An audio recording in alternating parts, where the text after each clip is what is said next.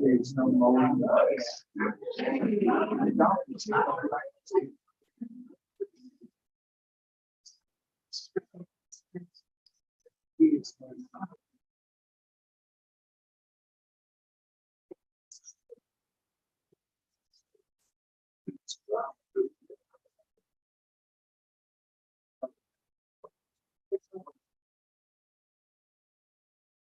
What's the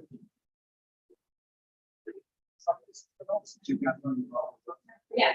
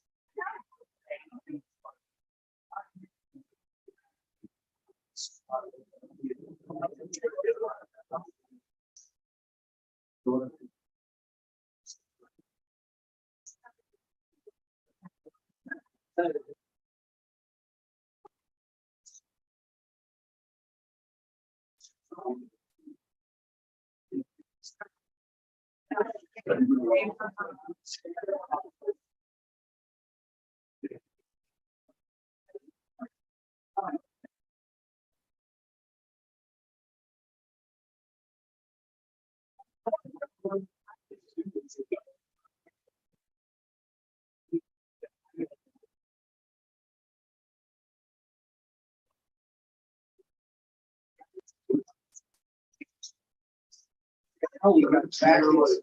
That's 4.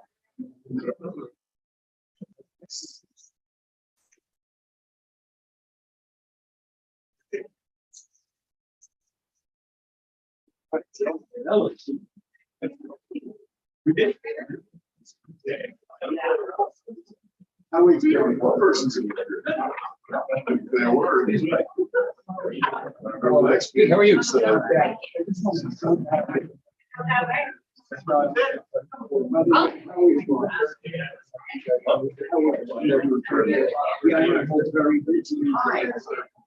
It's actually is on. I'm like a handicap right now. I hurt my hip. We don't have one. All right, they'll just have to deal with me banging on the door.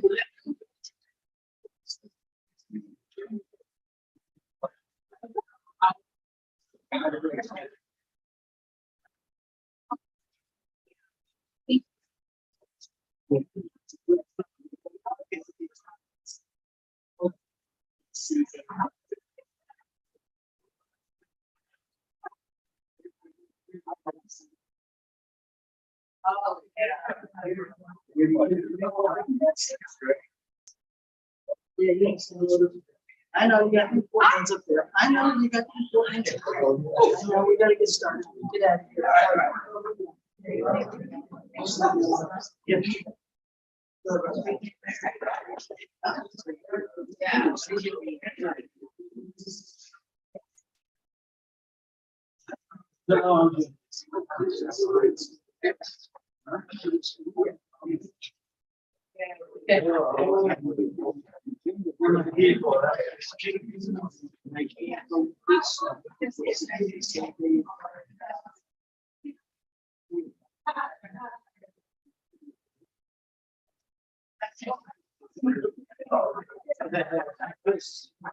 Yeah.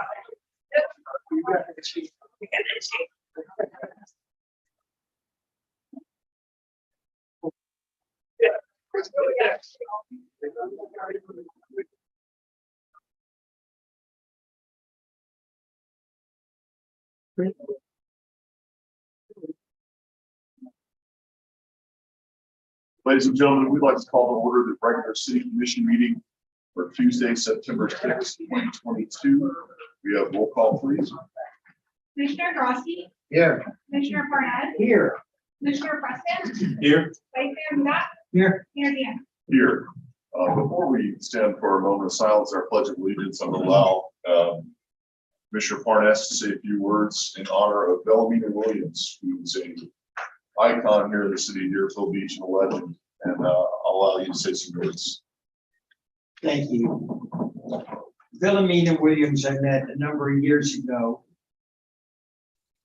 about the memorial park before it became a memorial park. She had told me that she had relatives and many friends who were African Americans who were buried on the site.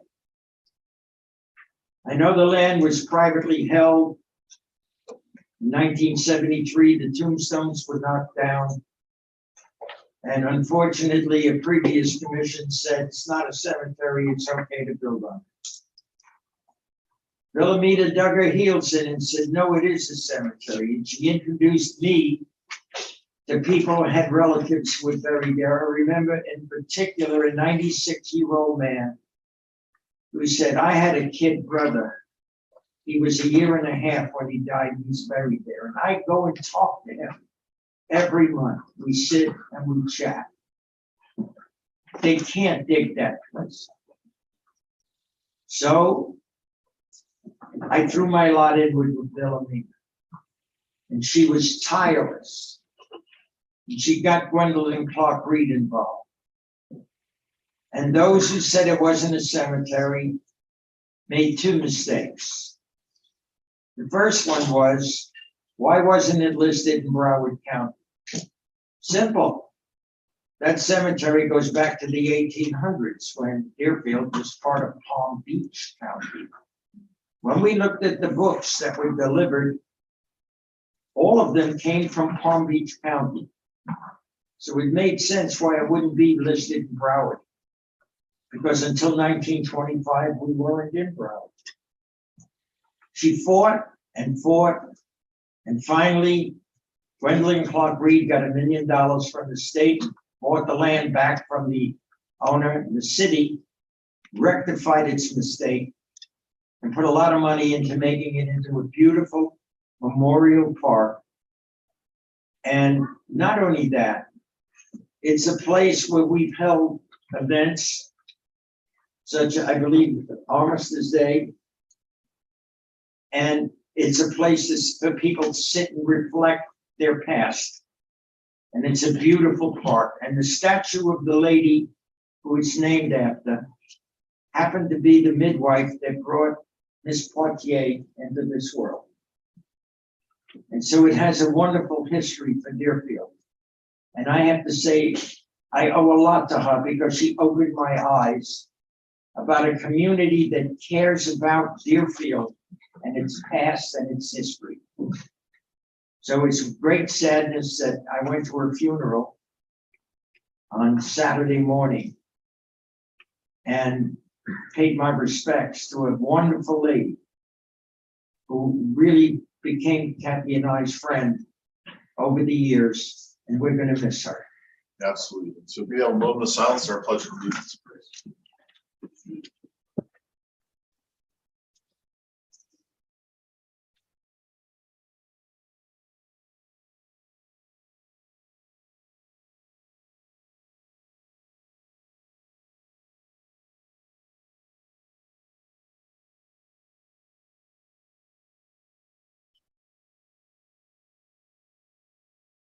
I pledge allegiance to the flag of the United States of America and to the republic for which it stands, one nation, under God, indivisible, with liberty and justice for all.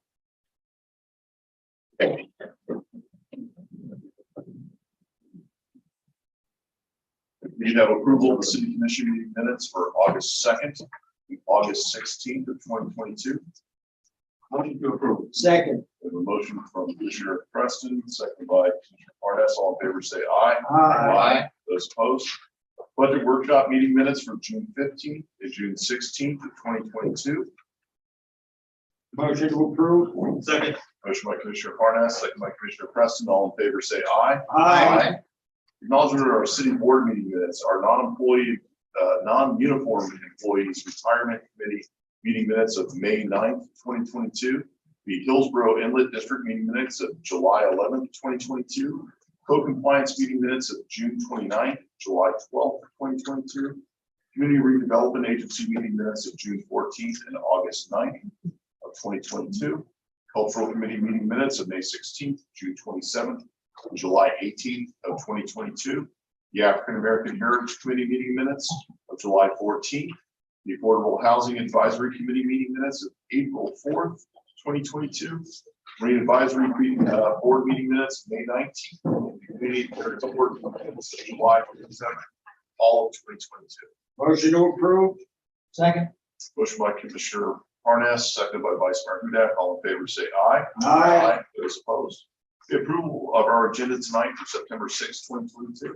Motion to approve. Second. A motion by Commissioner Preston, second by Commissioner Parnas. All in favor, say aye. Aye. Those opposed. Okay. Madam Clerk.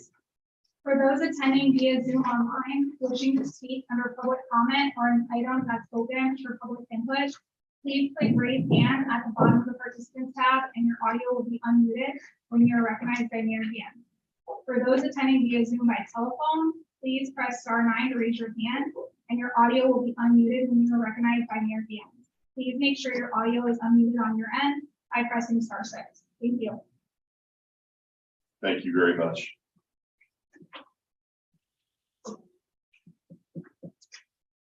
Our first proclamation tonight is in honor of the month of September is nationally recognized as Suicide Prevention Awareness Month. Over 40,000 Americans die by suicide each year. In Florida, a person dies by suicide every 2 hours on average, far outnumbering homicides here in the state of Florida. Firearms are the leading and most lethal method of suicide in Florida. Suicide is a national epidemic costing the lives of 6,000 veterans each year. It's a leading cause of death for first responders. Firearms are the leading and most lethal method of suicide in Florida. Access to guns triples the risk of death. It is critical to recognize the signs of depression that may lead to thoughts of suicide and must recognize the best methods to prevent suicide when a person is in crisis. Ask if the person is thinking of taking their life, keep them safe, and remove their access to lethal means and get them professional help. In Florida, dial 211 or the National Suicide Prevention Lifeline, 1-800-273-8255, or text 741-741. The City of Deerfield Beach enthusiastically supports the mission of Lock It Up and the League of Women Voters of Broward County Gun Safety Committee, as well as the Florida chapter of the American Academy of Pediatrics, by encouraging safe storage of firearms and removal of other lethal means to prevent suicide. Now, therefore, I, Bill Gantz, the Mayor of the City of Deerfield Beach, do hereby proclaim September 2022 as Suicide Prevention Month.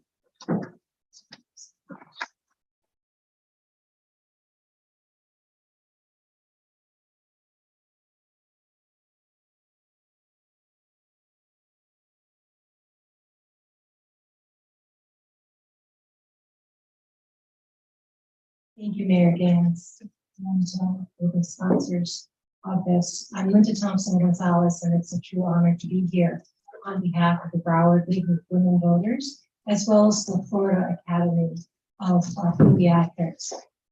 As we know, if anyone is in distress, it is really so important to remove any lethal means from the home, be it guns or medications.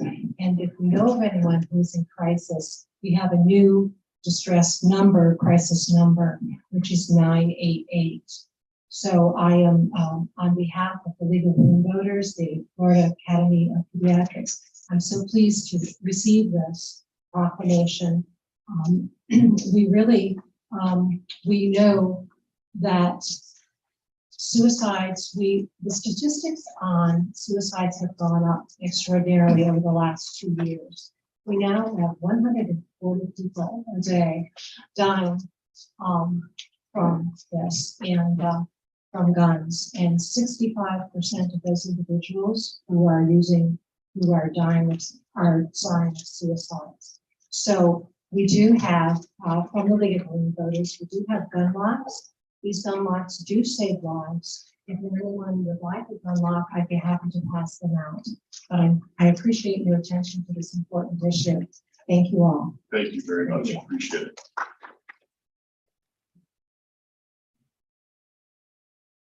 Well, we like them so much, we're going to do this twice. So it sounds like I said this speech last time we did. But fortunately, one of the things that you do when you throw a party, the most important thing to do is invite the guest of honor. And I think we may have missed that last time. So Dave Marantz has served as the Executive Director of the Deerfield Beach Economic Development Council for the past 3 years.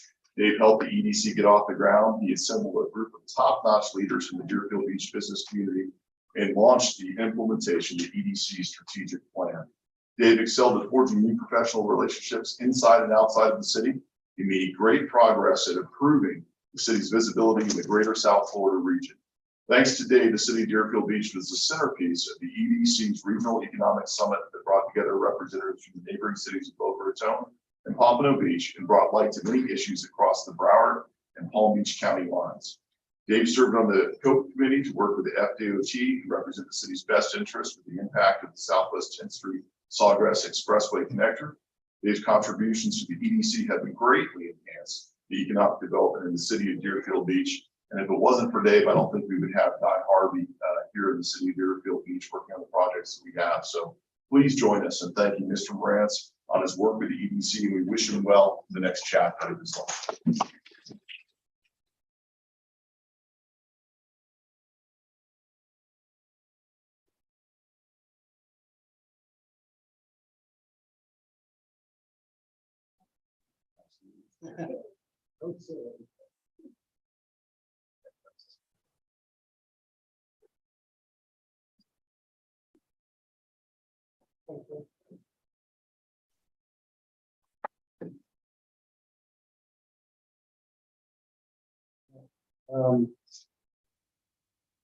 Having not gotten the invitation, I was going to take the time to get ask Commissioner Drosky to write a couple of jokes for me. And schedule them for that. I know I'm going to probably get more than 4 minutes, but my wife told me to keep it for 2 minutes. I'd like to say hello, Margie. Stay to my non-Drosky prepared comments here. Mayor, Vice Mayor, Commissioners, members of the dais, I want to thank you all for publicly recognizing my service to the city of Deerfield Beach. Some relevant, maybe ancient history. I was transferred to Deerfield Beach in 2010 and joined the board of the chamber. And thank you for joining for being here tonight. And back then, it was pretty tough financial times. And the chamber came together, and in 13, I was asked to be president, and nobody wanted to do it in 14, so I was asked to be president again. At that time, I chaired a task force to compel the city to do an economic development study. That study was adopted in 16. In 17, with the help of our friends at JM Family, I left banking and gathered the necessary resources to open, not to contradict the mayor's statement, but we opened up in 2018, which is 4 years ago. It only seems like forever. What I'd like to do is, in April 18, 20 private partners came together. We lost 4, 2 to retirement, 2 to whatever other reasons, but we maintained 85% of our original board, and we added 5 more. But I would like to take a moment to acknowledge the 7 members of our executive committee and their the companies they represent and the individuals. First and foremost, I think I can't say enough about Bob Birdsong of OK Generators, who was our board chair, member of the original task force. His career as a Navy lieutenant commander of a submarine and his calm hand on the tiller of our organization proved very valuable along the way, and I'm happy to call Bob a friend of mine. The next of our executive committee members is JM Family, represented JM Family Enterprises, represented by Rick Jordan, followed by Campbell and Rosemary Property and Management Company, represented by their CEO, John Price. People's Trust Insurance Company, represented by the Chief Legal Officer and Compliance Officer, Brett Frankel. Public Storage, used to be Storage Storage, represented by their CEO and President, Jeff Anderson. Those 5 companies were our biggest financial supporters, but they were joined by Oceans 234, represented by Daniel Rossi, our good friend, and Bank United, represented by Rick Hill. In looking back on my 66 years on this planet, all the friendships, the fun, the relationships I found here in Deerfield Beach is fun, as among my greatest values. I have no doubt that the future of the Economic Development Council is in good hands, and I remain at your service. that's so asked to do. Thanks. Thank you so much, David. Further embarrass Dave just briefly because he's certainly put his time in to be worthy of it. Mr. Birdsong, would you like to say a few words? I would. Thank you, Mr. Mayor. I just We might can't. need you to speak up. That's probably the only time you've ever heard that in your life. But we might have you speak up. First of all, I'm sorry that I couldn't be there tonight, but I can't tell you how proud I am of Dave Morantz and the thing he's accomplished and how well deserved this is. The connections he made, the collaborations he started, the initiatives and the partnerships will I believe forever leave his handprint on the city of Deerfield Beach and its economic development. So well deserved, Dave Morantz. I couldn't be any more proud of you, and this is your day, buddy. Thank you so much, Bob. Thank you. Next, we have a certificate of recognition. It's going to be presented to Robin Williams for her dedication to the city of Deerfield Beach for the last 16 years. Robin Williams started for the city of Deerfield Beach in 2006 at the Center for Active Aging. Robin has been a hardworking employee within the city of Deerfield Beach that always has put the residents and the seniors' best interest at heart. Our best wishes are to Robin on her retirement, and we sincerely wish her all the best in her future endeavors. Robin, are you here tonight? I don't believe you are. Robin, thank you so much. We will make sure you get this.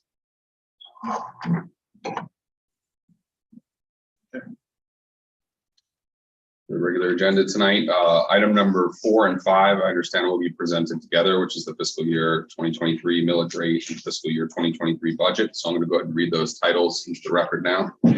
Item number 4 is an ordinance of the City Commission of the City of Deerfield Beach, Florida, adopting the millage rate to be levied by the city for the fiscal year beginning October 1, 2022 and ending September 30th, 2023. Stating the percentage change by which the millage rate exceeds the rollback rate is computed pursuant to section 200.065 Florida statutes, providing for conflict, severability, and an effective date.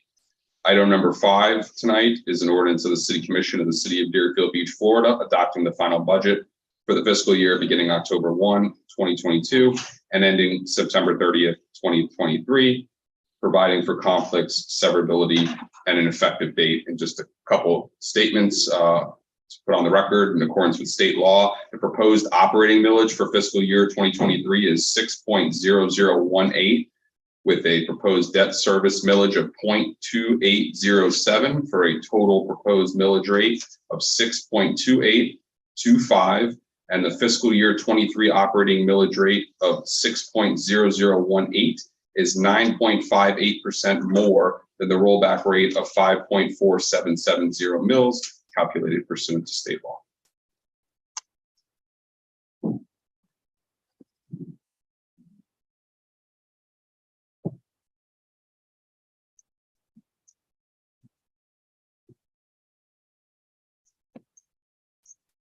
Good evening, Mayor, City Commission, residents, and staff.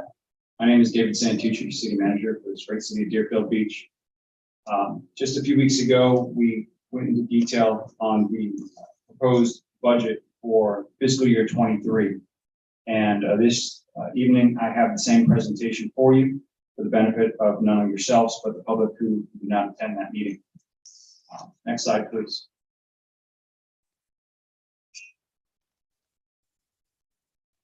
Just to give an indication of where we are today and some of the public input and commission input events that have occurred. We are now at September 6th, the first public hearing for the first hearing of the millage rate and the budget recommendation. On Wednesday, September 14th would be the final public hearing and the adoption of the fire assessment fee, the nuisance abatement assessment, the millage rate, and the final budget. The purpose, again, just for the benefit of everyone here, the reason why we have to do an amended schedule in September is because we cannot conflict with the budget proposals for both the school board and the county. Next slide, please. When we discussed what this budget would mean for the city at a staff level and building off of what we are doing this year, the idea came to be of driving boldly into the future. And how we do that, I think, is the most important piece of this budget and how we do all of our budgets moving forward. First and foremost, engaging the community, making them a part of the process, understanding what their priorities are, and what they see as added benefit, and making sure that we include that in that. Investing in our city. We have been very fortunate over the past couple of years coming out of COVID to be able to accelerate the city's capital improvement plan in a way that I have not seen in the city for quite some time, which is very important, I think, because we are able to take care of many of the deferred capital projects that we just did not have the ability to do previously. And again, you'll see towards the end of this presentation, the capital improvement program. It is very robust. But again, that is a testament to the fiscal responsibility of this commission for the past several years. Adapting to the market is also a recurring theme in this budget, looking at where inflation has been and the cost of products, services, raw materials, fuels, anything that you can imagine that we procure here in the city has likely seen a price increase, in some cases 30, 40, 50%. But a lot of what we've been able to do with this budget is absorb that market impact. Also planning for our future through study activities and other related activities to ensure that we're looking at what the city is going to be doing in the future and looking at the feedback that has come from this commission in terms of larger capital improvement projects like our public safety infrastructure, city hall, our parks. Those planning activities are underway and are an important component in order for us to be able to move those plans forward, not only from an operational standpoint, but from a fiscal standpoint as well. Next slide, please. So as Mr. Soroka discussed with you, the total millage rate for this year is being proposed at 6.2825. It is an overall reduction from last year as a result of a lower debt millage rate. The management recommendation for an operational millage rate remains the same at 6.0018. Next slide, please.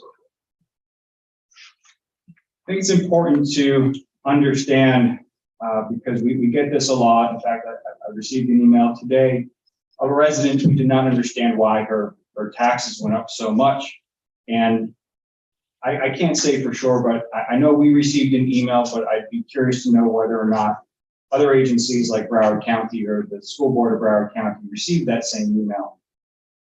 We are only about a third of a resident's taxes. In fact, while we lowered our overall millage rate this year, other agencies have increased their millage rate.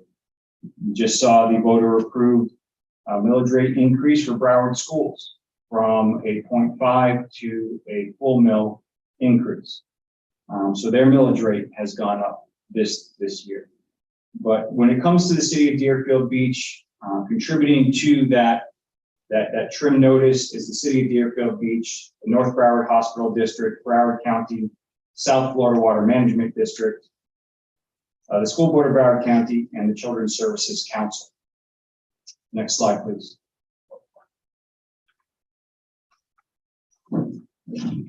When we look at the current versus the proposed millage rates for cities that we like to try to provide some comparison to, whether because of size, being located along the Atlantic Ocean, or other similarities, you can see that we are generally kind of middle of the road in terms of our millage rate. But this again is for comparative purposes to just kind of see what other cities are in terms of their millage. And in a few slides, or perhaps even the next slide, will show more of the why these millage rates may differ in different cities. Next slide, please. But before we do that, let's take a look at our millage rate history. Whereas in fiscal year 13, when times were really good, right before the Great Recession, the millage rate was fairly low, and 14, it increased quite dramatically. And as a result of that recession, and the city commission, along with management, has been able to slowly lower that millage rate over the course of about 10 years. Next slide, please. Thank you. Here's for more of the comparative purposes when we look at millage rates and why certain cities might have lower millage rates than others. And this is one comparative point, and I think it's helpful. There are, of course, others. You know, what was the city doing with its funding in the past?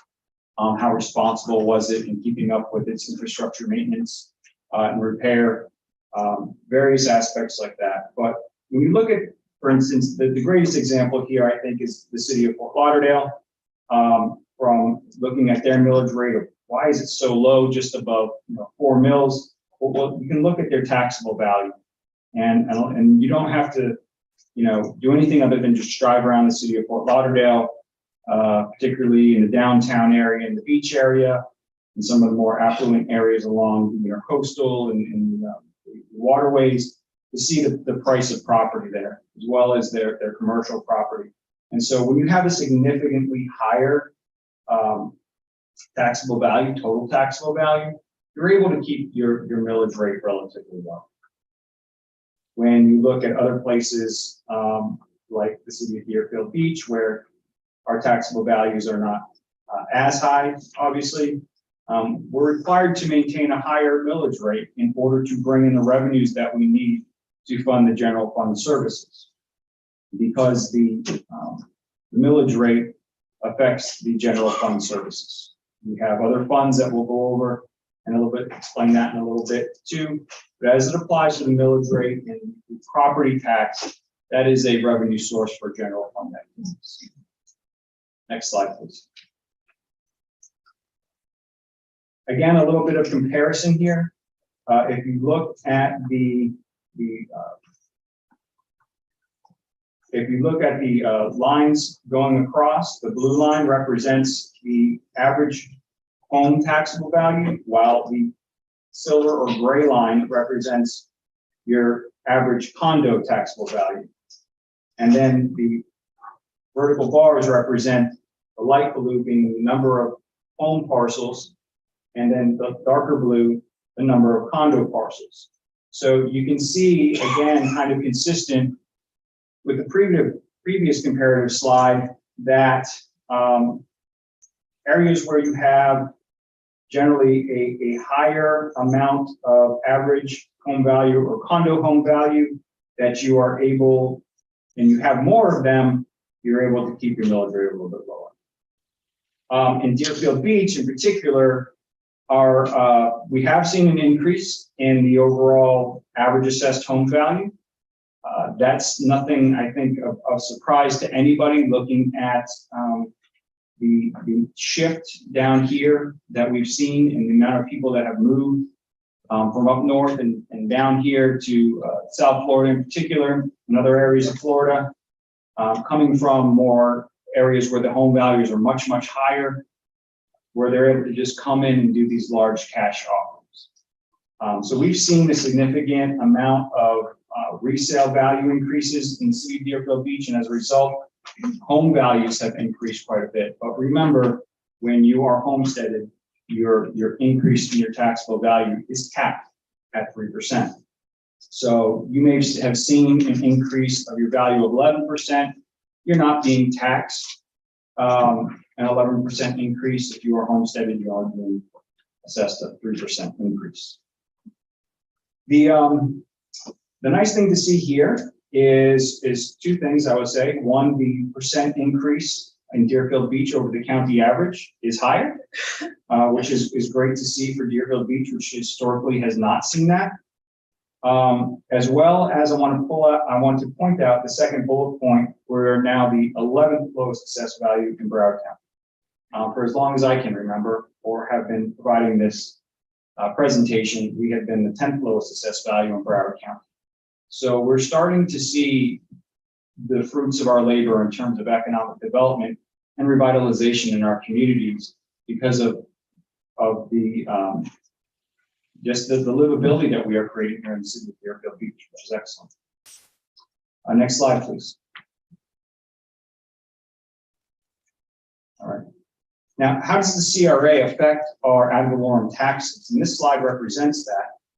We bring in a total estimated 55.8 million, but because of the CRA, that tax incremental revenue from the city, 2.4 million of that goes to the CRA, giving us a net of 53.4 million. 1 mil for the city generates 8.8 million of ad valorem revenue taxes. And we've seen a 9.6% increase in taxable values of properties, or 9.3 billion total throughout the entire city. So what does that increase look like over a time frame? Looking at that increase, you can see that this year, as we kind of talked about, the curvature of the line is a little bit more dramatic this year than we saw in previous years. That 9.7% increase over the ad valorem taxes is a result. So we can please go back to the previous slide. Make it the other way, please. There you go. Thank you. So since 2014, we've seen a steady increase in ad valorem tax over time. Next slide, please.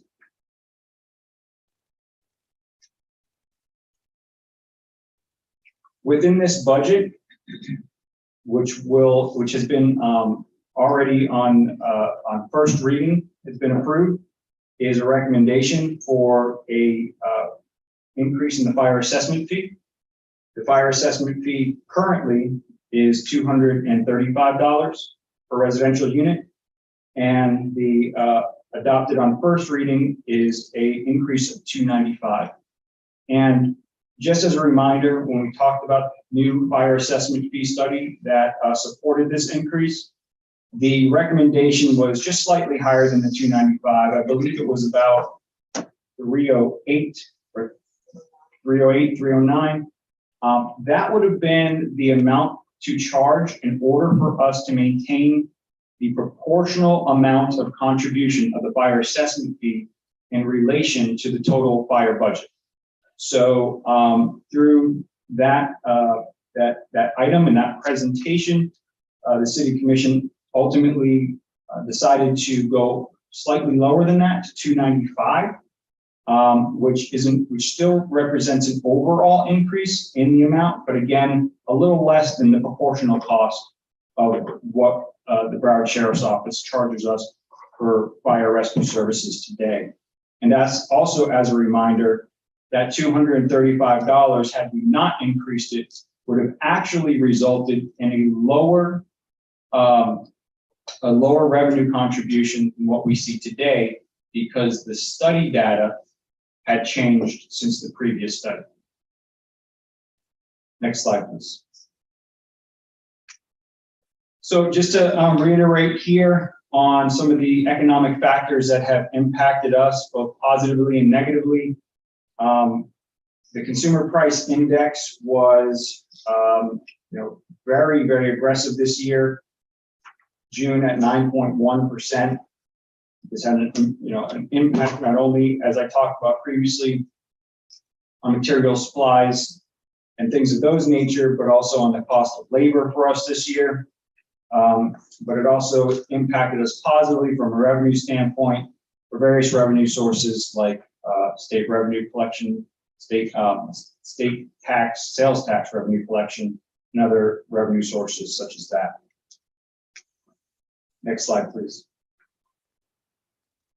Now I'd like to hand it over to our CFO, Ms. Stephanie Tinsley, to discuss with you some of the proposed overviews of the actual numbers within the budget at a fund level.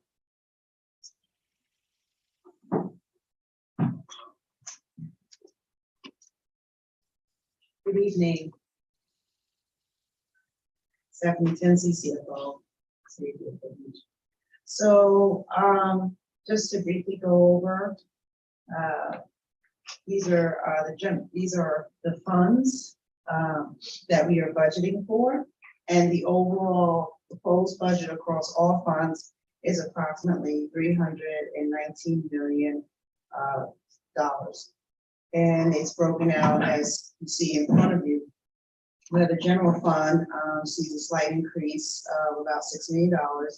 And again, as Mr. Santucci indicated, a lot has to do with the contractual services that have we've experienced increases with, as well as the compensation plan that is in the proposed budget. And so those increases in expenses are being covered by the increases in revenue that we're seeing through our property tax, as well as various other revenue sources that I will go over later. The other major change is the Road and Bridge Fund at $11.2 million increase, and that relates to the carry forward of a surtax that was not spent in the prior year or in this current year, and also a proposal to fund one of the projects via loan proceeds. And so that makes up that increase there. The decrease in the grant funds is generally the spend down of ARPA funds and movement of those funds over to the general fund and road utility funds. The utility fund, stormwater, and solid waste funds include both operating and capital, unlike the other funds, like general fund, as they are enterprise funds. And so those increases are primarily due to the investment in capital, as Dave indicated, stormwater, AMI, chlorine conversion. Solid waste is investment in their capital equipment, replacements and such. The debt service fund, a little bit of an increase primarily for the capital lease proceeds that we're budgeting for in FY23 for to again address the pent-up demand for replacement of equipment. Also, the debt service fund includes our newest fund that we've created, which is the debt service fund, along with which captures all of the debt service that was being charged across various funds, and including in the general fund. This way we have more clear line of sight to our debt service. The capital improvements includes not only the capital project fund that was first initiated in FY22, but also the bond funded projects, the construction projects. And so that is in those amounts there. And so again, the $6 million increase is the investment that we are making and proposing as part of the FY23 budget. And then other funds relate to the budgeting of the various impact fees and target area trust fund, the law enforcement trust fund, taking the initiative and working with the departments to fund, to estimate and fund those funds in advance and as part of the budget. Next slide, please. So the major use of fund balance. So there, after our discussion last time, and wanted to address some things related to the fund balance. And so there's slight change from last time, and there's also additional slides. So I'm gonna go through those individually. So here, the general fund originally was at 11.4 at the top. And in order for clarification and to go, when I explain further, we removed the ARPA indirect projects, and set it as a separate line at $4 million, leaving the general fund at 7.4. The 7.4 is listed there for what it's being used for, of course, the capital projects, as I indicated, for public safety, parks, sustainability, things like that. The emergency reserve at 1.5, the use of the unassigned fund balance to, basically you're moving it from one account to another. So you're moving, just because we call it emergency reserve fund. So we're going to increase that from the 3 million to close to 5 million. So, and then just a little bit for contingency at, and the so far the FY 2022 carry forwards at 0.6 million. The ARPA indirect will sit in the general fund, but I just wanted to pull that out since it is an in and out of dollars that are coming in that we'll be using. The other funds, the utility funds, stormwater, solid waste, again, there's some usage there related to various initiatives. So as Dave indicated, the stormwater capital project for West Deerfield Beach, the utility fund is going to loan funds to the stormwater, and stormwater will pay them back over a period of 3 to 5 years or so. And then also the capital projects and operating budget was expected that the utility fund will be using some of its reserve in order to fund its operating, balance out its budget according to the rate study plan that was completed. The stormwater solid waste is carried forwards for various equipment, and the capital related fund, the 17.9, again relates to utility capital funds, general capital funds, and road and bridge, various off, and some of it's related to all direct. Other funds as restricted for very specific use is at 1.5. Okay, so then the next, okay, my time's up. No. Next slide, like, yes, that's, thank you. Based on the questions that you had and trying for me to understand and translate better, we worked together and developed the status of general fund unassigned / reserves slide. So basically the fund balance ending per the act for 2021 was $40 million. It's broken out into 3 subcategories. So non-spendable is 0.4, assigned, which includes the emergency reserve, is at 4.7, and then the unassigned, or what everyone basically was calling before, just the reserves, is was at 35 million. For FY22, we have budgeted use of that unassigned reserve at 5.2 million. And then for FY23, we are proposing use of unassigned fund balance of 7.4 million. Of that 7.4 million, 1.5 is basically being shifted from unassigned up to assigned to fund the emergency reserve and bring it up to close to 5 million. So for transparency purposes also, what this slide does not include, it does not include what are the results going to be for FY22. So when I indicated prior to was that I am, from what I'm seeing through the financials so far month over month and projecting out for the end of the year, I'm seeing that the end result is going to be a positive increase. And so then therefore we're thinking that the unassigned fund balance, it would be little or no change. So we would have to support there for the increase of 7.4 million usage for FY 2023. Next. All right, so this slide breaks down the general fund,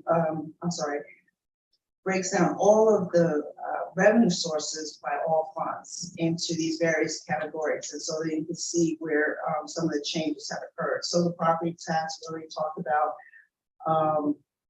And part of that increase was also the inclusion of the delinquency collections prior to from the meeting that we had in June. I did not include that because the first year that we actually budget for was FY22. We get it in the end of July.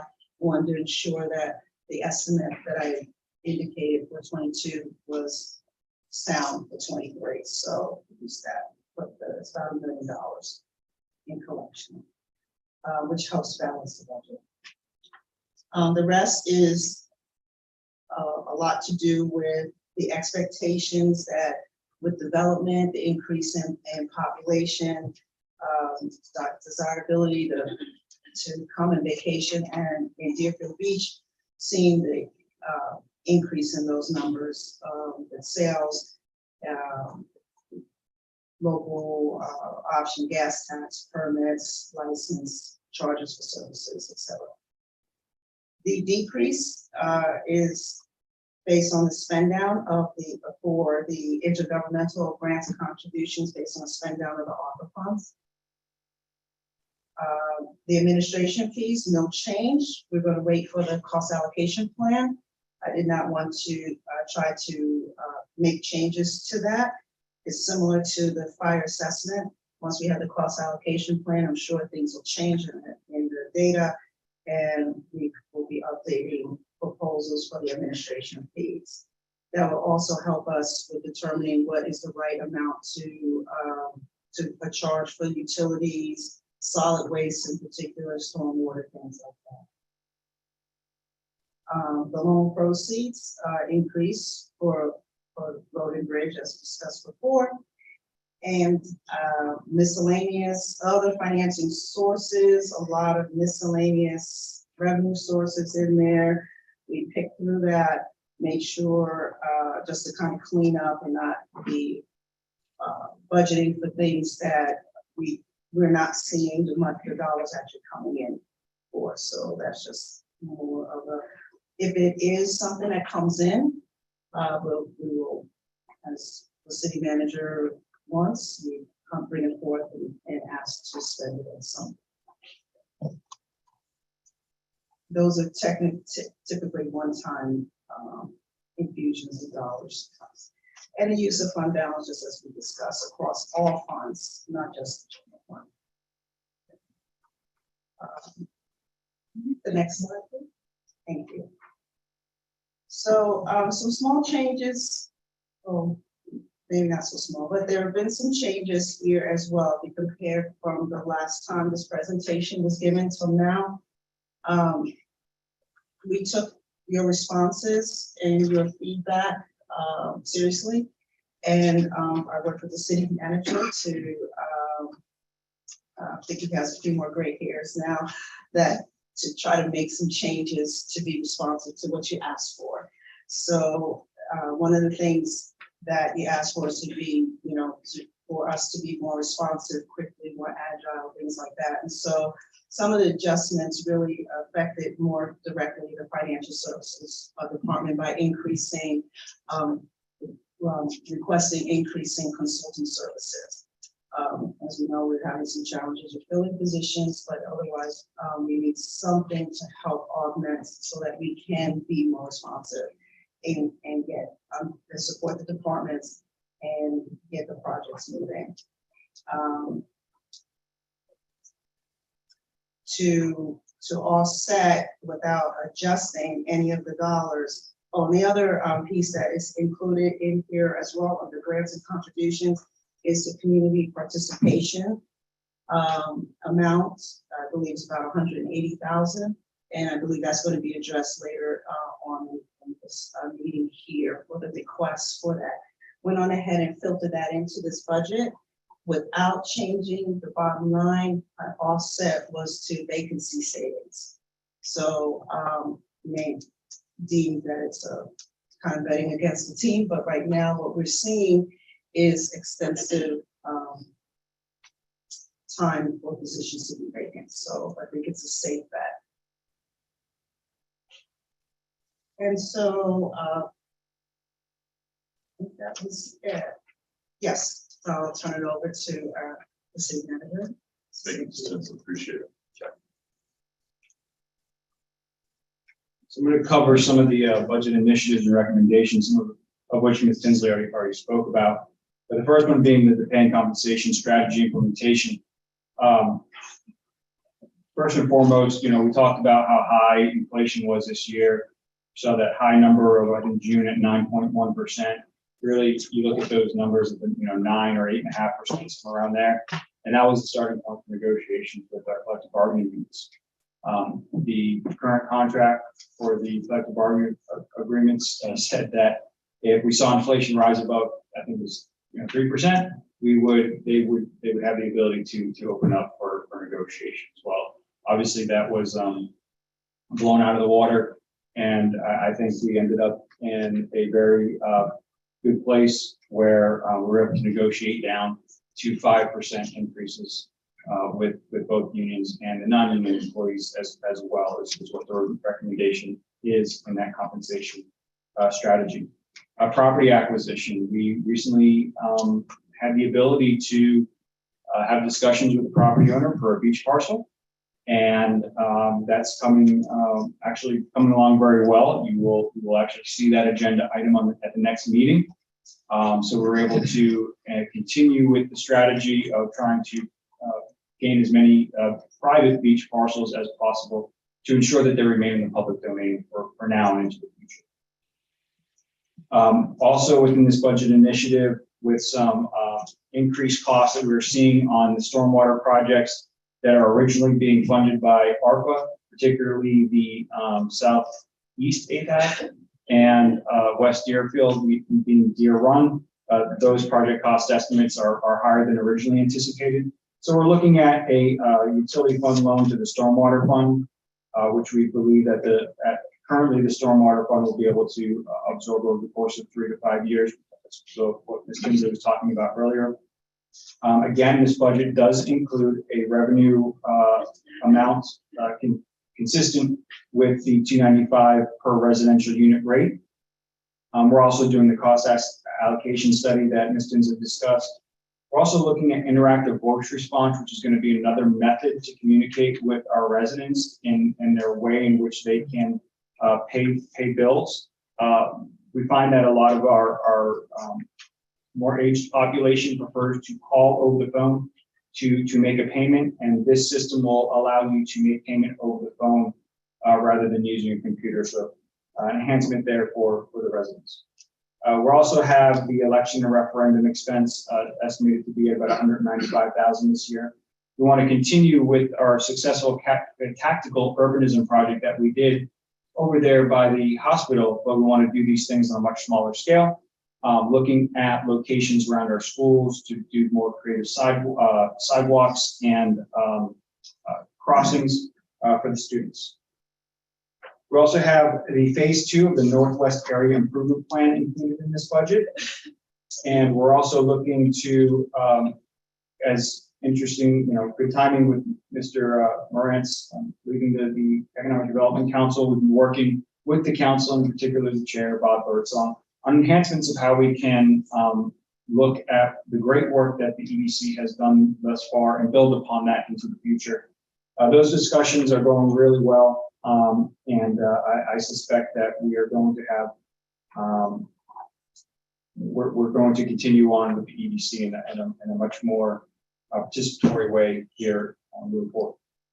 We're also looking at the implementation of ShotSpotter. We're able to pick that up through a federal appropriation, funding that program for 3 years. So this will be a great free initiative and test for us. So we have that coming our way. Next slide, please.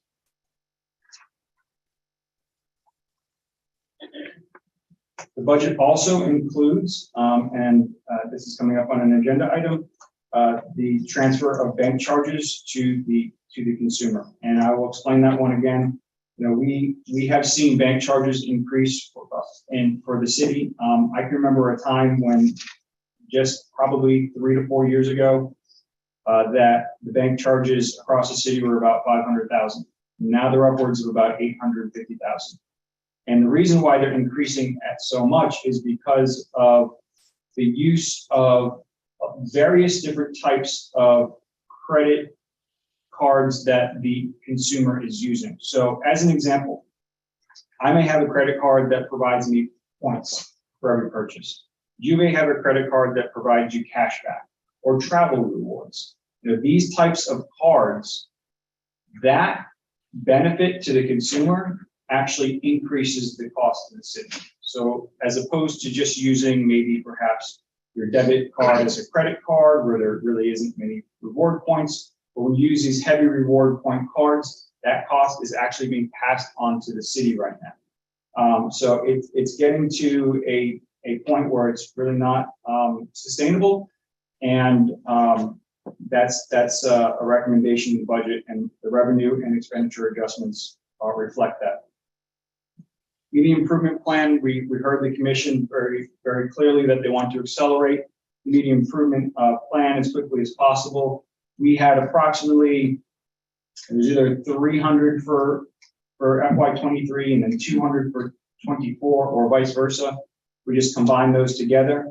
We're able to accelerate hopefully that capital expenditure in FY23. We already have the design going on right now as discussed. Going through on these FDOT roads can be as much as a 6-month process. So if there's any delay in that, we would likely see it within permitting through FDOT. I don't think I just said FDOT, but I'm saying FDOT now. It's FDOT. And, but yeah, we accelerated that program right there. We're also looking at improvements to our cemetery. We have the beach renourishment hopefully coming up this year. Partnership with our town of Hillsborough Beach and hopefully the city of Boca Raton. And that is an ARPA funded project. We talked a little bit about the community participation grant program.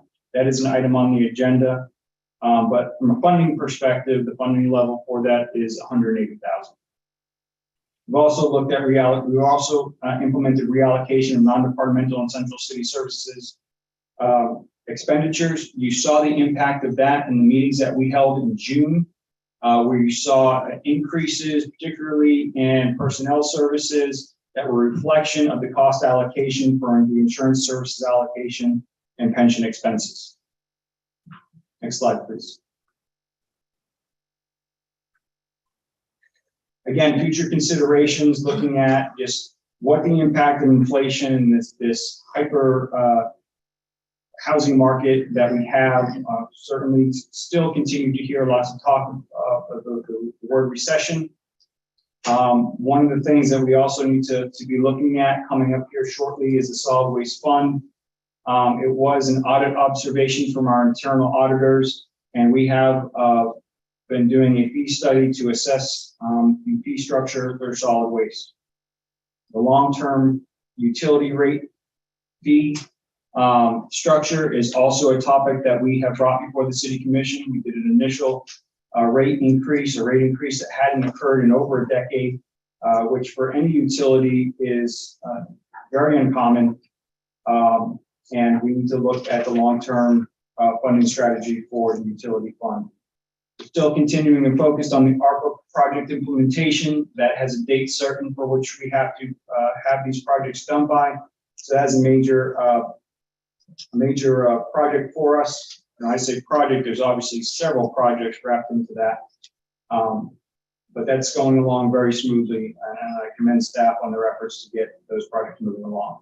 ERP implementation is well underway in terms of the solicitation, and we are moving forward expeditiously on that. The paying classification study analysis, the paying classification study is going on right now. And what that does is it looks at the positions within the city, it looks at the grades in which they are in, it looks at compression issues, and it makes recommendations for a short-term and long-term classification analysis for future budgeting years. We expect that will be done sometime in the late fall or winter. We're also working on our public safety master plan right now. I will be sending staff to look at some of the more recent public safety facilities that have been built here locally and through Florida. So we can get hopefully some great ideas of best practices and maybe some things that other agencies would have done better. That is going to be followed up by the study and should be the impetus for having a discussion with the city commission further on down the line about a funding strategy for those. Next slide, please. This is the personnel summary that we discussed. The one caveat I will give you is that on ocean rescue, this really isn't an impact on personnel per se, as it is so much on the hours attributed to the type of personnel. But for ocean rescue, on the part-time, we have 30 there. Previously, we showed 32. We just had further discussion with the chief, the ocean rescue chief, and determined that he can maintain the 30 will call equivalent hours that he had for the previous years. We just reduced that back down to 30, which actually brings the total FTE change down 1, because that was 2 part-time positions with 1 FTE. So it was showing a -2, now we're at a -3. But that's the one change on this slide. Other than that, all changes that were relevant to the discussions that we had in our budget workshops, both in June and in August, are reflected. Next slide, please. I will not really kind of go into a lot of detail with the capital improvement projects, but I just will ask that we just go through these slides briefly to give an idea of the large capital investment that the city is making in the city and in its residents. These projects right here are a result of the general obligation bond, as you know. Been an enormous amount of street resurfacing. We have city hall renovations generally on hold, with the exception of the hazard mitigation grant program activity, which is related to hardening of this building. I think it's important, as I've been saying, that we wait to see the outcomes, the final outcomes of the cost of both the Center for Active Aging and the Senior Center before we have discussions about City Hall, which both projects are underway at this time. Next slide, please. Several large projects in the CIP program throughout the general fund.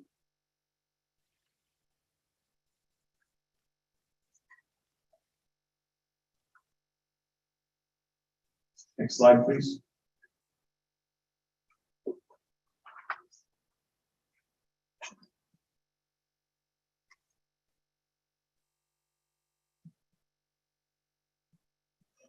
Next slide.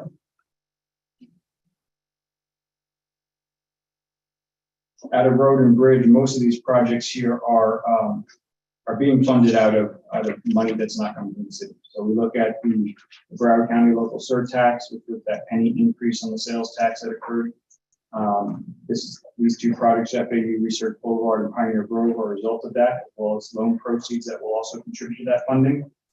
And then we have a Safe Routes to School grant that we also have from FUT at $500,000 for Deerfield Elementary, as well as some vehicle purchases. Next slide, please. Out of the utility fund, the capital improvement program is consistent with the capital improvement plan that was presented to you as part of that assessment that was conducted and resulted in the rate increase. The rate increase, as you can see, is going to result in major capital improvements for our utility, both throughout the distribution system, but also at the water. Next slide, please. In terms of solid waste, most of their capital equipment or capital is from equipment and vehicles. That's reflected here. Next slide, please. And then stormwater, we already talked about the 2 major projects that will be occurring out of 8th Avenue and West Deerfield. The rest is vehicles and equipment. Next slide, please. And that concludes the presentation of the budget. I'm happy to take any questions that the commission may have. Thank you very much. Commission.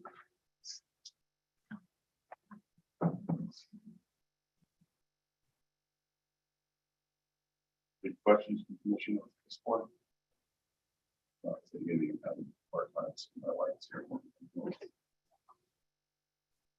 Thank you, Santucci, and the, well, we have Fisher, President. The shot spotter. Did you do any research on that to know its effectiveness? Yes, I've had conversations with law enforcement about ShotSpotter. In all honesty, the technology's gotten better, okay? If it hadn't have improved, I don't even think we would have sought this funding, but it's gotten better. But let's talk about what ShotSpotter is and what it is not. It is not a remedy for gun violence. What it is it's a way in which law enforcement can be made aware of when a gun is shot and where it came from. So in terms of keeping in mind that this funding came from the federal government through an appropriation, and therefore was not funded directly by the city of Deerfield Beach residents. We felt that this was a great, dart to throw at the wall, so to speak, see if we could get the funding, implement it for 3 years, and see how effective it will be. Well, I'm glad that that's the case. The reason that I asked you that, approximately 3 or 4 years ago, there were a rash of shootings on Southwest Third Street, and of which there were people that were killed. And there was a suggestion coming from some of the residents in District 2, Wayne Adams, specifically Darrell Adams, was talking about ShotSpotter. At the time, the technology was such that maybe it may not have been effective, or at least deemed effective then as it is now. So so one of the things that I asked the residents to do is to have some accountability about how you would like to have safety measures implemented into the city. And they brought this up like 4 or 5 years ago. So I'm really glad that technology has improved as such that the city is embracing this, so that we can see some differences in our city as it relates to safety. Because those shootings was actually at one point very regular, and people were dying. And so, I'm excited about this. I think this is could be an asset. Good thoughts. I will, just a few things when it comes to financial services. One of the things we talked about during the budget was to make sure that we had the right people in place in order to resolve some of the issues we've had with CAFR and the repeat problems that we've had, any potential things that may come up in our audit that we've been waiting for. We have that in this budget in order to tackle these issues. We do. We've budgeted for the correct resources needed in financial services to ensure that they have a successful audit and not the repeat finding that you are concerned about, and myself, to be quite honest. I hope so. Yes. When it comes to ocean rescue, I know extending the hours are there, and maybe I didn't quite catch that, but I'm assuming everybody's in sync on this, but the concern is that is an industry that has a very unique profession, and it's hard to fill those positions, with the positions being very coveted by other cities. And I want to make sure that we're competitive. We have the ability to make sure that we have the best, continue to have the best ocean rescue in South Florida. Actually, I think we're national now, so the best ocean rescue national. Is that what we've done? Yes, we have. Okay. Talk about Commissioner Preston talked about ShotSpotter, and it's true. It is a reaction. It's not a proactive measure that you can take with ShotSpotter. Essentially, once the event has occurred, it helps you try to locate where it has occurred, from my understanding. I know one of the issues that we talked about back in those shootings that occurred was potentially putting cameras in the neighborhoods to help locate that. I know that becomes problematic because it's a lot of it's private property. A lot of people are concerned about putting cameras on the private property. But it's something, again, we should look at that and see that's in there. That is approved. So that's a good thing. One mill is equal to 8 point, how many? 8.8. 8.8 million. Thank you. Is there anyone from the public who care to comment on the presentation? Yes. Please come on up. Your name and address for the record, please. Mayor, Vice Mayor, Commissioners, my name is Darlene Swaffer, and I am a resident of Deerfield Beach, Florida for 3 years.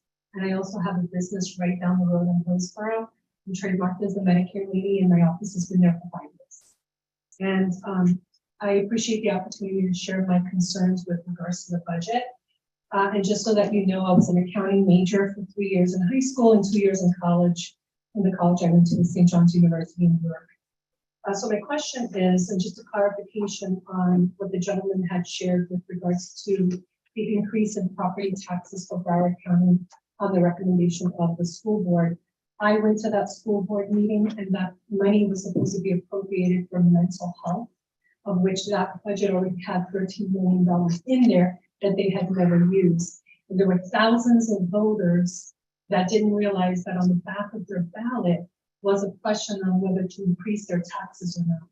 And so I wouldn't use as an example. And also 4 members were just removed by a grand jury decision. And they also talked about in their decision a misappropriation of $800 million. So I wouldn't use Broward County School Board as an example.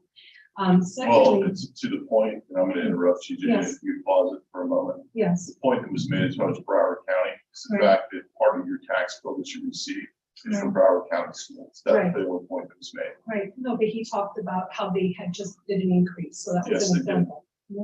So as far as the capital outlay of 37 million, I would like to make, improvements into my home, but I can't afford that right now. I'd like to buy a new car. I can't afford the manufacturer's cost as well as the dealership cost.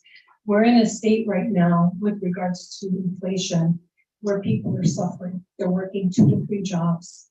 And, the cost of gas, the cost of groceries, cost of goods sold. We have a population in Deerfield Beach of a lot of low income residents, would you agree? And, many of them are struggling right now just to pay their property taxes. So my question, I have a couple questions. One is, have you considered all the properties that were sold this year? Have you worked with the property appraiser's office, Marty Chiara, to determine all the new sales this year, which are 100,000, 200,000 more than what the homes went for a few years ago, what that tax revenue will bring in next year? Have you accounted for that anticipated income revenue next year in your current budget? So that's my first question. The second question is, the Biden administration had passed an infrastructure bill. So some of the items in your budget included infrastructure improvements. Have you applied for grants towards that infrastructure bill to perhaps alleviate those line items? And, I feel like if you're going to focus on the budget, especially with this Would kind you of like one more economic minute? time, Would you like 1 more minute? yes, please. Just one more item. When you're dealing with the inflation that we're dealing with, if you are going to have a budget, then that budget should focus on income producing items. So income producing items would be, promoting the city of Deerfield Beach to be an tourist destination. So improvements to beaches, improvements to parks, help for our small business owners to prevent them from going out of business. They're the ones that need your help the most, because that can help maintain a very stable economic force here in the city of Deerfield Beach. So if you're going to make improvements to your budget, maybe make those line items a priority over building or infrastructure. Like I said, I would love to renovate my kitchen. I can't afford that right now. So that's all that I wanted to share, and I hope you take all that into consideration. And I'm in your district, Mr. Preston, and I know that you have a lot of residents that Thank are you, very ma'am. low income. Thank you. Appreciate it.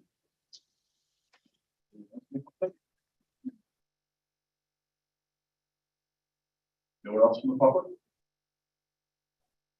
Check online. Yes. Ms. Freitag? Katie Freitag, 418 Southeast Second Street. I went through the 258 pages, 274 pages of the budget. And I do have a couple of questions that I don't know if they can be answered tonight, or if I need to send an email to the. Well, go ahead and ask them. We'll see if we can find out. Okay, one of them, just a minor thing, on page 52, there's a pie chart. It just needs to have the captions redone. They're not completely lining up proper. But on page 58, the boat ramp parking fees, I noticed that you guys are anticipating a very large increase on the boat ramp parking fees to $90,000. So I just wanted to figure out, get a little background on where that income, that the big chunk of new funds are going to come from. What the background is on that. Also, under program activities, both program activity fees, taxable and non-taxable. I just didn't know what that what those two individual funds were. It's revenue. So wasn't sure what those two are. So I would just like a little clarification on those things. Thank you. Thank you very much. Is there anyone else? Anyone else? Yeah, come on up.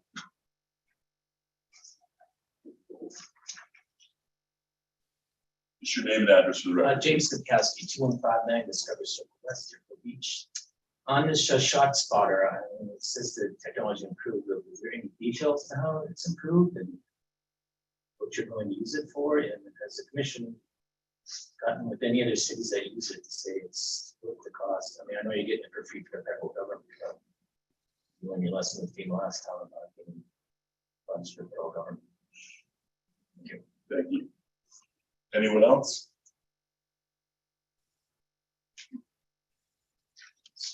Also, I'm going to close it to the public then. Mr. Some of the questions. All right, I'll go ahead and order, and I believe I've captured all the questions that we have here. Not only do we work with the property appraiser in determining the values come from the property appraiser. So they tell us how much the ad valorem revenues are. In terms of the infrastructure bill and our receiving funding, absolutely.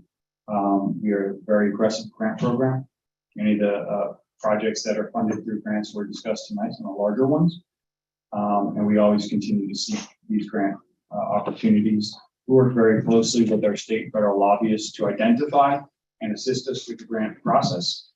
And we're still waiting to see a lot of the monies that in the programs that are come through for the actual infrastructure bill. But when we start talking about ARPA funds and those sorts of things, keep in mind we did get $16.2 million of various projects and programs that are included in this year's budget and last year's budget related to those.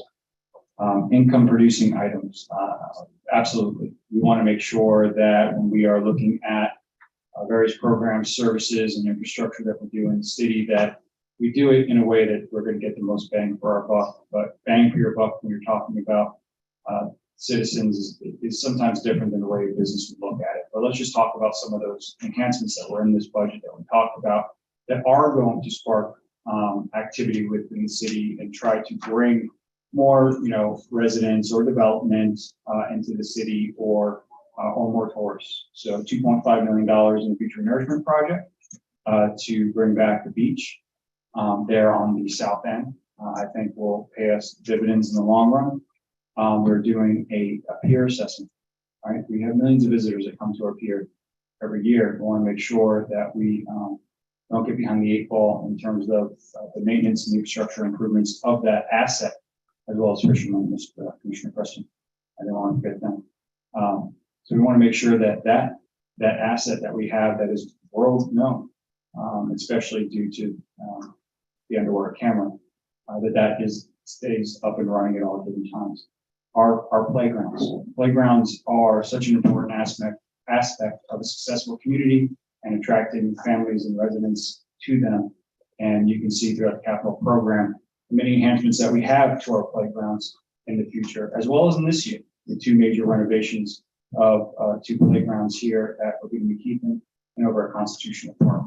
That's just to name a few of the, and let me also mention, I will try to, I will disagree that when we talk about infrastructure, that's not economic development. You look at the two projects that we talked about here with FAU Research Boulevard and this road right behind us on Second, and the impact that we're going to have, that brings the infrastructure to the community that will allow the business community to build upon it. In other words, when we do these infrastructure projects, whether that includes roadway, water, sewer, stormwater, you combine all those things into one, then you're able to support the development that the development needs to build around. So that is the focus of what we do when we talk about capital projects.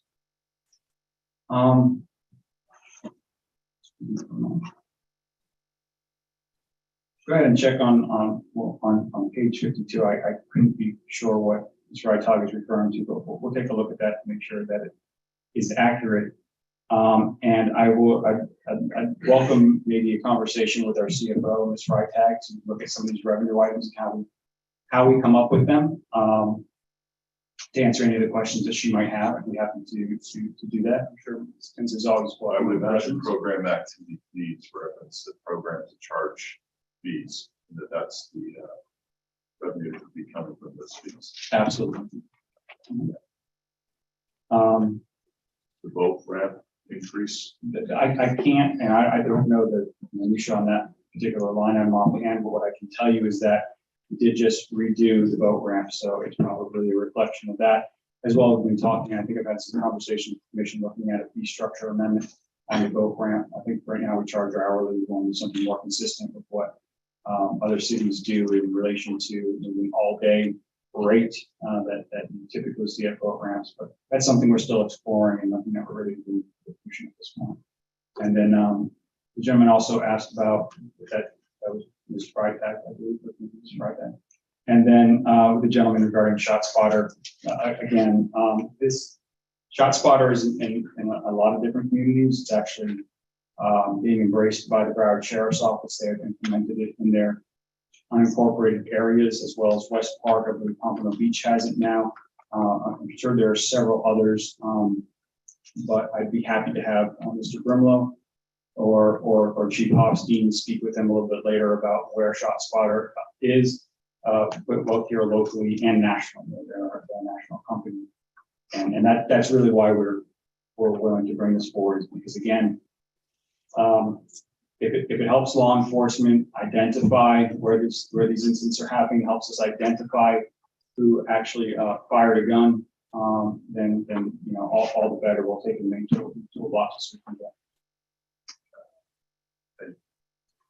I will say this about ShotSpotter. I know it was first presented, I want to say about 5 years ago. There was a reluctance to get involved with it because it's such a new technology. And if I'm incorrect on this, please straighten me out, and I'll ask Chief Hofstein on that. This is a soundtracking device that's able to pinpoint where the gunshot occurred. Is that correct?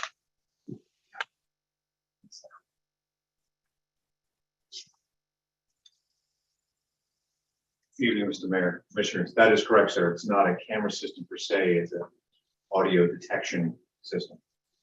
And that attaches on the helicopters, or that attaches in other areas? Right now, the current technology, they're fixed points throughout the city. So they're land-based acoustic detection devices. I believe the original ShotSpotter was attached to the helicopter when it went through. Is that correct? Correct. There are aerial versions. There are mobile versions. The version that the city would be implementing are fixed. So those are strategically placed throughout the city to form that mesh, that overlapping network. Excellent. Thank you. I think that was one of the concerns originally that was presented, was it was only an aerial technology that if the helicopter was going over and there's a shot, you can fire. That's where I'm saying about this one. First, excellent. Thank you very much. I will also say this, and I'm really glad that some of you spoke out on this, and I can tell that perhaps maybe you haven't been following along with some of the meetings we've had before or workshops or things that we've talked about. But the investment as far as the city has done on infrastructure is mainly because we don't have the luxury of letting some of this slide for a few years. These aren't necessarily luxury items. We have a 50-acre park we would love to develop. We just don't have the money to develop. We have land given to us for free for years. We haven't had the ability to put money into that because, quite frankly, we've had other needs. When you're in government, you don't have the luxury of running like a business. And the reason why is because a lot of the socially redeeming things that you want to provide to your citizenry aren't necessarily profitable. And things that are profitable aren't necessarily socially redeeming.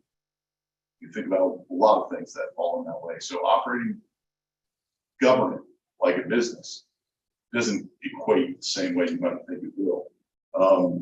The money we've invested, we honored Dave Morantz tonight for his work for Economic Development Council. That's a seed that was planted many years ago to get that off the ground and to make an investment in our business community, help direct us in what they do and how do we help craft our budgets towards developing that. We have worked very hard for years. I see my former colleague, Commissioner Miller, out there in the audience. We worked really hard years ago to start working on a nautical destination in the city of Deerfield Beach.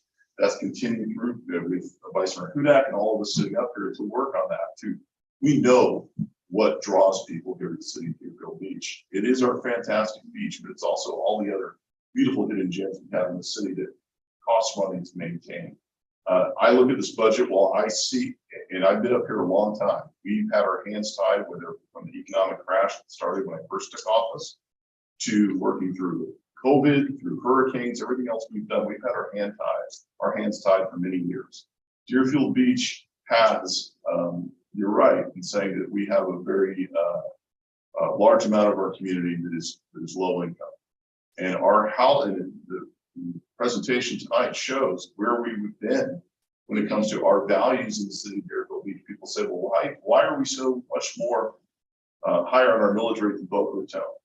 Go into the Cove, take that house in the Cove, go a couple miles north. Tell me what the values are of the house that's over there in Boca compared to the house that's in Deerfield Beach, just a few miles to the north.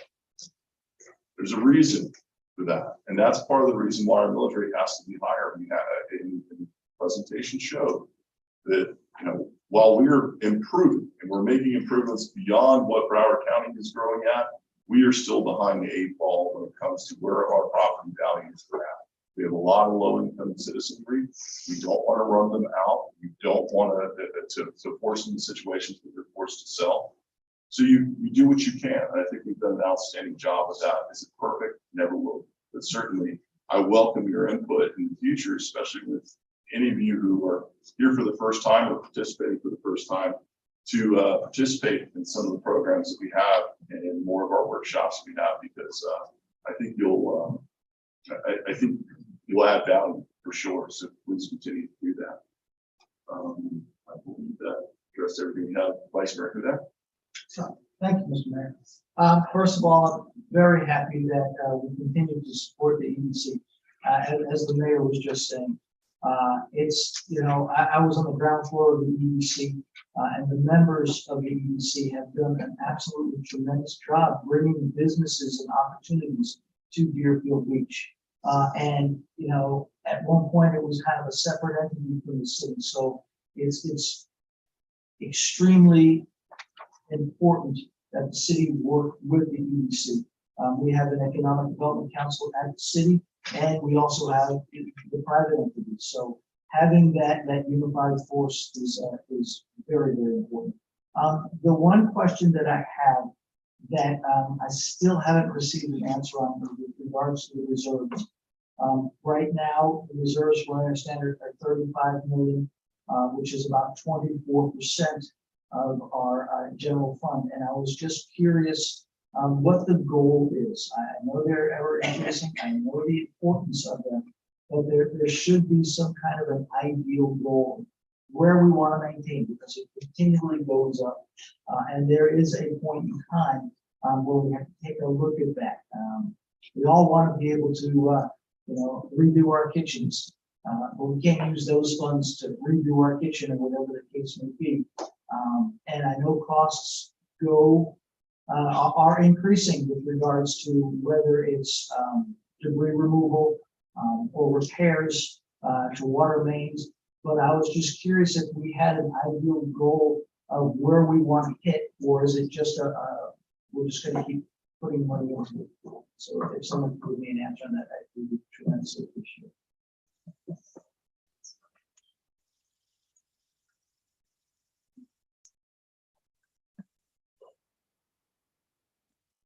Thank you, Vice Mayor.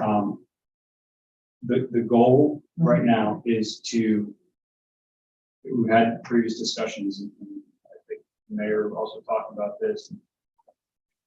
Where should we be with our reserves? Currently, the policy says 10%. I'm going to tell you, I think that's very low.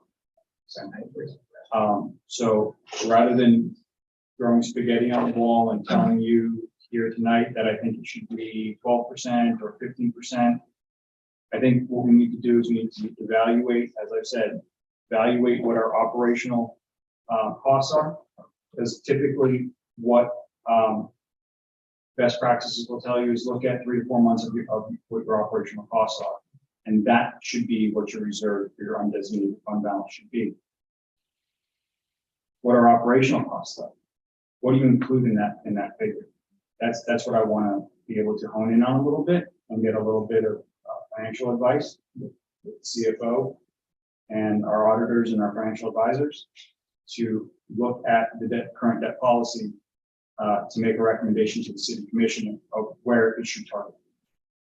I just think that this is important. I mean, it's great that we're spending away money for the future, but it's not happening. There's a point in time where we've got to have a game plan. So I would appreciate us focusing on that game plan so that we have an idea, so we can also let the citizenry know, hey, we're in good shape, or no, we still got to save more. I mean, we were hit, 3 hurricanes in a row back in 2003, 4, and 5. How much did that cost? Well, if we had those same issues now, what would the cost be? And that's one way of looking at it. We've got, look at Fort Lauderdale and see all those water mains working every week. What are the costs then? That's why we're doing, the master plan and investing in our infrastructure. But yeah, I think it's important right now. It seems like we're flying by the seat of our pants, because that's what we've done in the past, and we're kind of nervous about, right now we haven't had a hurricane in the month of August, but who knows what's going to happen in September, October. Completely understood, but I still think it's important that we have some kind of a roadmap so that we know, are we in good shape? Are we way over, or are we way under? But I think it's important that this commission is understandable of that, as well as our citizens. Thank you, Commissioner Preston, Commissioner Drosky, and Commissioner Parnas. I just want to say to everyone out there that this commission has been very progressive in certain consideration as it relates to infrastructure, and that revenue generating infrastructure. This commission took a bold move in increasing the size capacity to the Tigner Center, which now makes us competitive with Doubletree or any other place. The city of Deerfield will be able to host larger gatherings, which it did not have the ability to do before. So when you talk about how the city looks at itself in generating funds as it relates to infrastructure, that is an example of how the city will be able to generate funds. And it has always been the concern of this commission to be able to put itself in a position that it can generate those kinds of funds. So, and there are other things as well to our parts, to look at the small business person and to look at their needs and to say, here decisions that are being made, here's how they should be held. There are actually programs in the city that we had that when small businesses were in trouble, there was the application process, but there was a process in place specifically that was targeted to small businesses. And there was a plan that came from this commission. In terms of policies of making it easier at a time when things were tough, this commission did so many things to make it easier for the business community. So this is not a commission that has looked over the business people or taken them for granted, but rather have made decisions to welcome them and to also let them know, anyone as far as it relates to business, that the commission is business friendly. Thank you. Commissioner Drosky.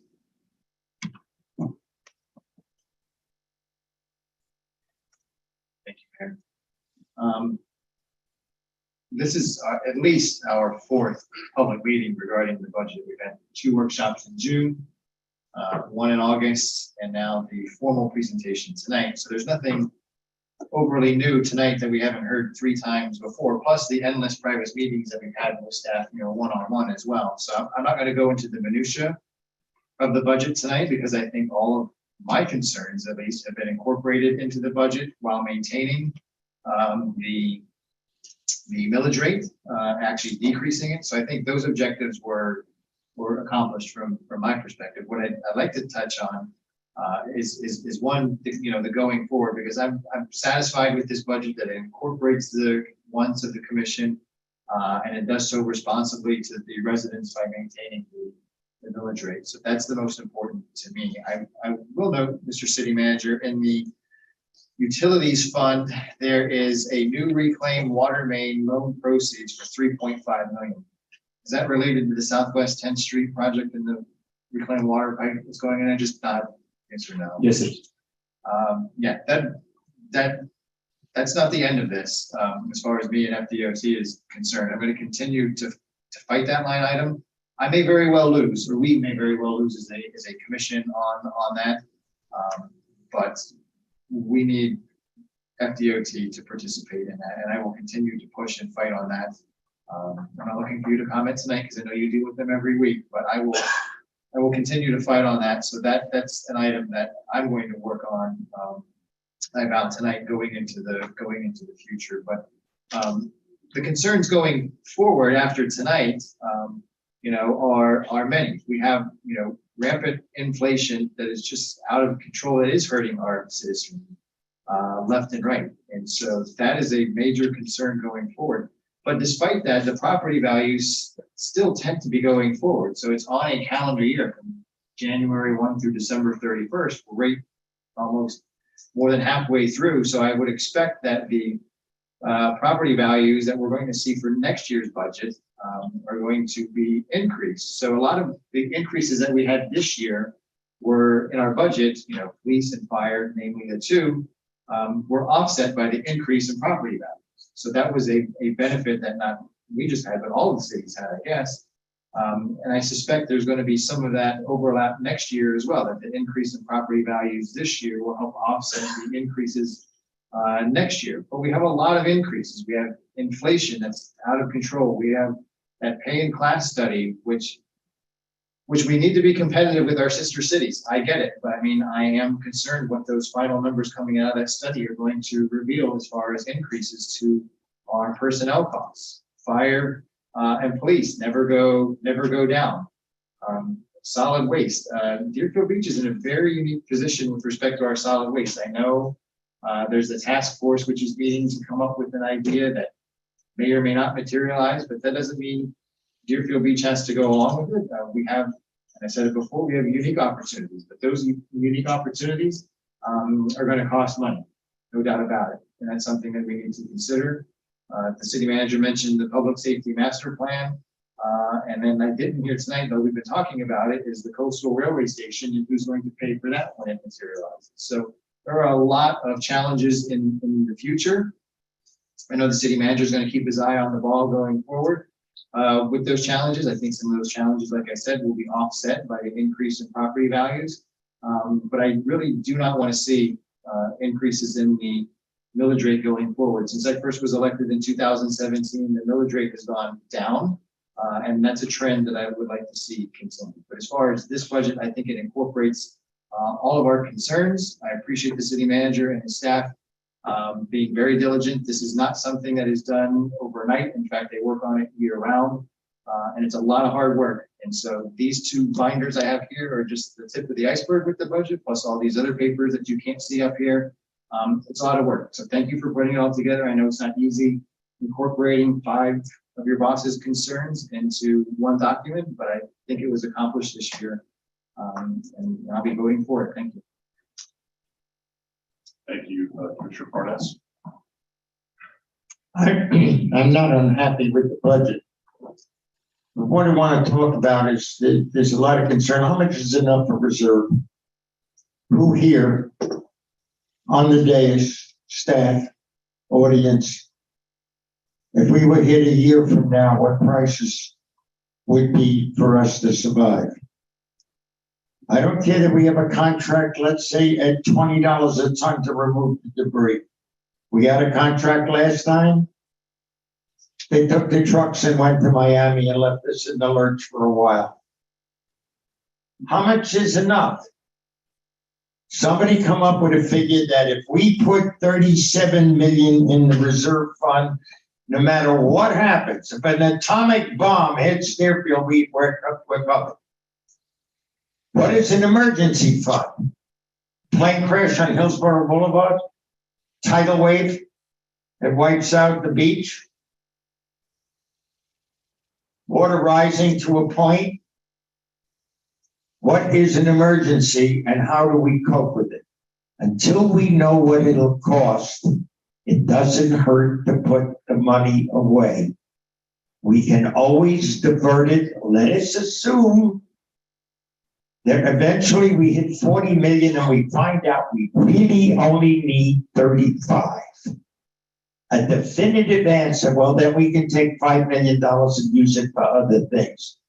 But until we know what it's going to cost us to survive, it may mean bringing water and food to our citizens, redoing sewers that erupted due to whatever. Until we know the cost, we have to be prepared. If we're unprepared, the disaster gets worse. I would rather err in the side of caution. I've been through disasters. I remember in New York when I was a kid and there was a hurricane and everything stopped because hurricanes didn't happen in New York City. Well, it did. It did in the 40s when I was a little kid. The only way to get across the street was to walk on a log, a tree that was knocked down. It was so deep and moving, and the sewers didn't work. Nothing worked. The subways were flooded and stopped.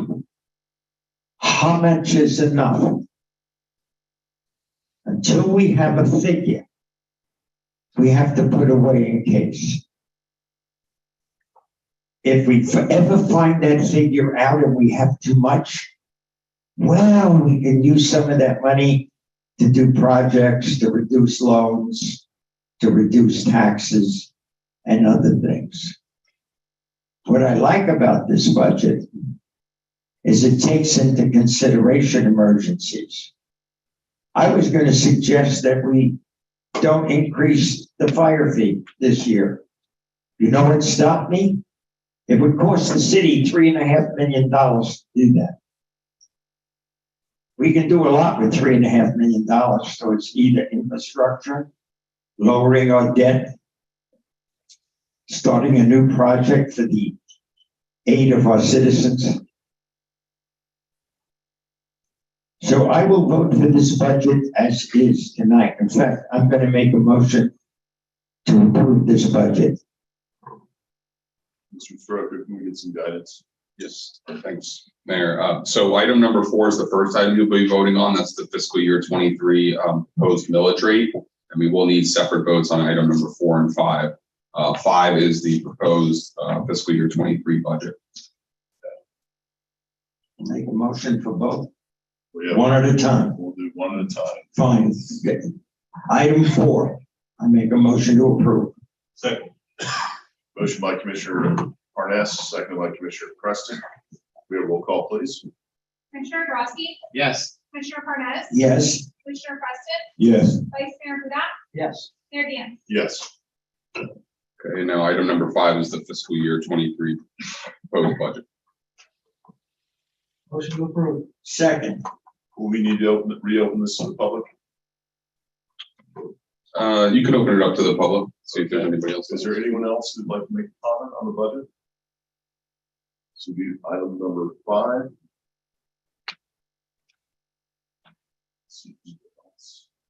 Mine, I'll close it to the public commission. Motion to approve. Second. Motion by Vice Mayor Hudak, seconded by Commissioner Preston. Roll call, please.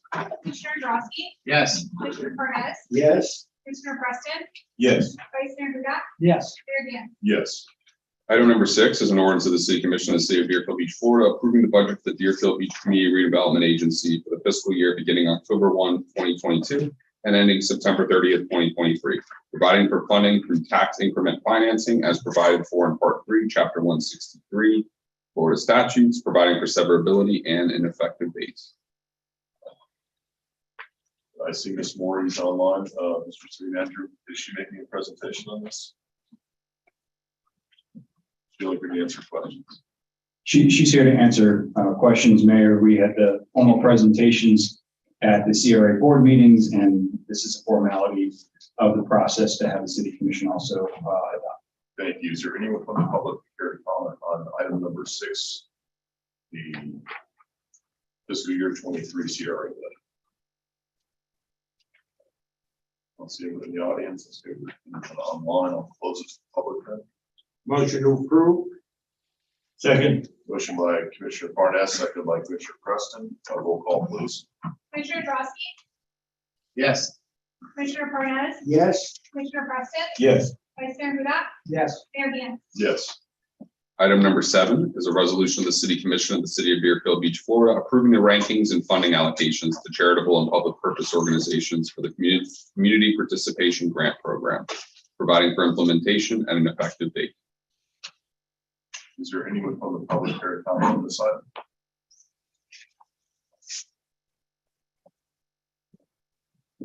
Close it to the public. Commission. Motion to approve. Second.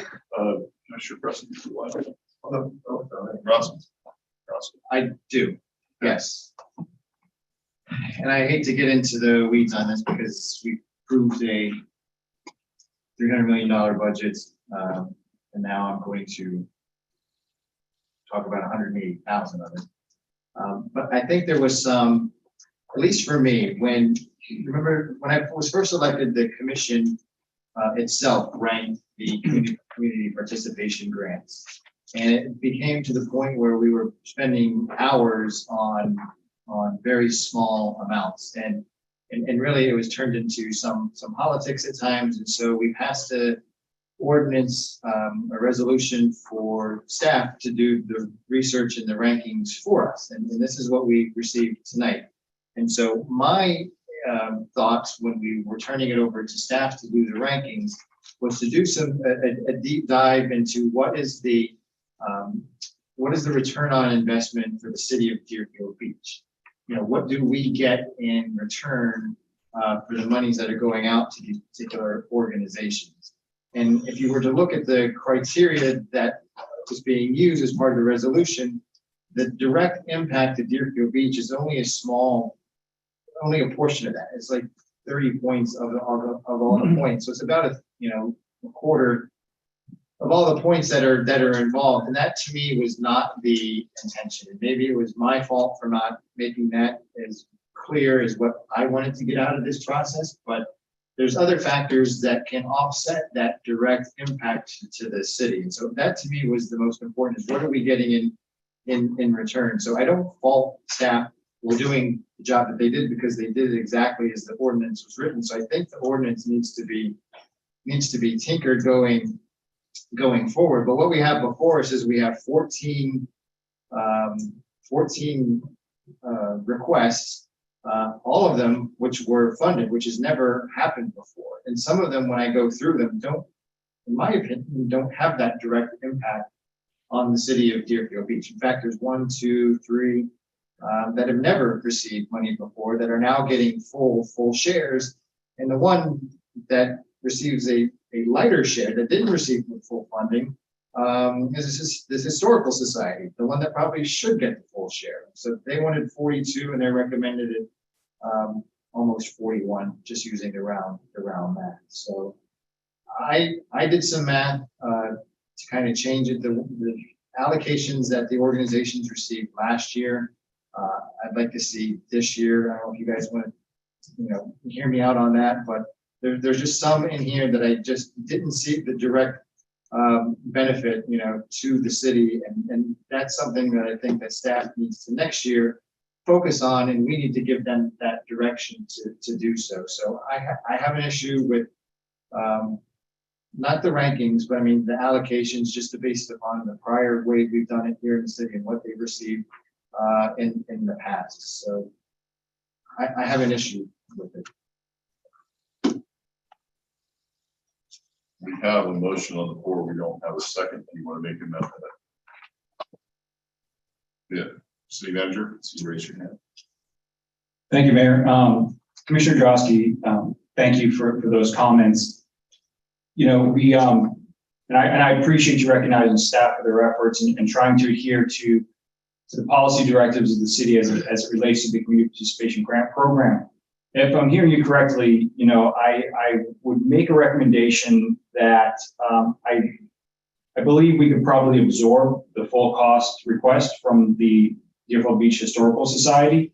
And I believe, as long as I don't give Ms. Tinsley heartburn, that I can make that adjustment between first and second reading without any real impact to the budget. And that, well, let me include Mr. Soroka in that conversation. I'm not going to heartburn. But then subsequent to that, I think based on the comments that I've heard from Commissioner Drosky tonight and in private conversation, I think we can work to make some adjustments to this program to meet more of the intent that I'm hearing from him and the rest of the commission, quite frankly, so that there's more direction to staff on how to do this going forward.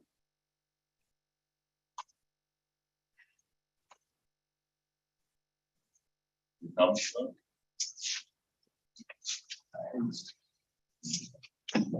mean, I would like to, I hear that, but I mean, just, I think between the lines I'm hearing, just approve it for the sake of approving it because we can absorb it, but that's not really what I want to do. I mean, I did my own math on this.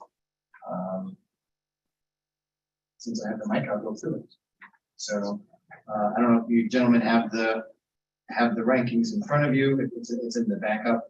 But I took everyone that received something last year. Women in distress last year received, I'm just going to go straight down. They received 10,000 last year. The funding request is 10,000 this year. So that's okay. Voices for Children of Broward received 0 last year. They're requesting 5,600 this year. And the recommendation is to give them the full 5,600.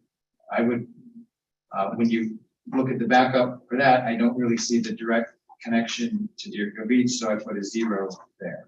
The Earning Low Coalition of Broward, we gave them 15,000 last year. This request is 15,000 this year. That's the recommendation. Okay with that. Kids in Distress, same 10,000 last year, 10,000 this year. That is the recommendation. Gateway, 25,000 last year, 25,000 this year. That is the recommendation. Family Central, 10,000 last year, 10,000 this year. That is the recommendation. Lighthouse of Broward, 4,000 last year, requesting 8,000 this year, recommended 8,000. I would keep that at the same 4. The World AIDS Museum and Education Center, 0 last year, almost 5,000 this year. Recommendation is almost 5,000.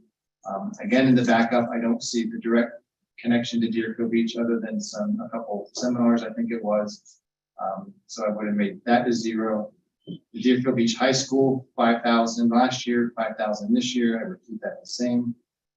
Junior Achievement, 5,000 last year, almost 15,000 this year, which is the recommendation. I would keep that at the 5. There is a tie to Deerfield Beach, but I don't think for the full allotment. The Historical Society is the one that I said I would increase from the recommendation of almost 41 to their request of 42. Jewish Family Services, nothing against them, but again, I didn't see the direct connection to Deerfield Beach. They were a 0 last year, 12,500 this year. Center for Hearing Communication, 4,000 last year, 10,000 this year, and lastly, Deerfield Beach Community Cares, which wasn't around last year, is seeking 8,000. So I would focus them more on the organizations that directly benefit the citizens of Deerfield Beach. I didn't see that with all these organizations. There's nothing, I don't have anything against any of them. They all do great work in Broward County. But if we're giving money to Deerfield Beach, I'd want to see the return on investment for Deerfield Beach. And that's why I would, tinker with these numbers a little bit. So I came up with 138 instead of the 180. Commissioner Preston, and then Commissioner Parnas. And I opened this up in my own journal. Well, we had an issue with it a few years back. And commissioners, this kept us going round and round. We made a decision to put this in the hand of staff. Now, from my perspective, we either trust staff or we don't. If we want to take it back, let's take it back, and then we'll rank them and give it to staff, and then we'll go from there. But once they come to us with a recommendation, if we beat it down, it's saying that we're not trusting their ability.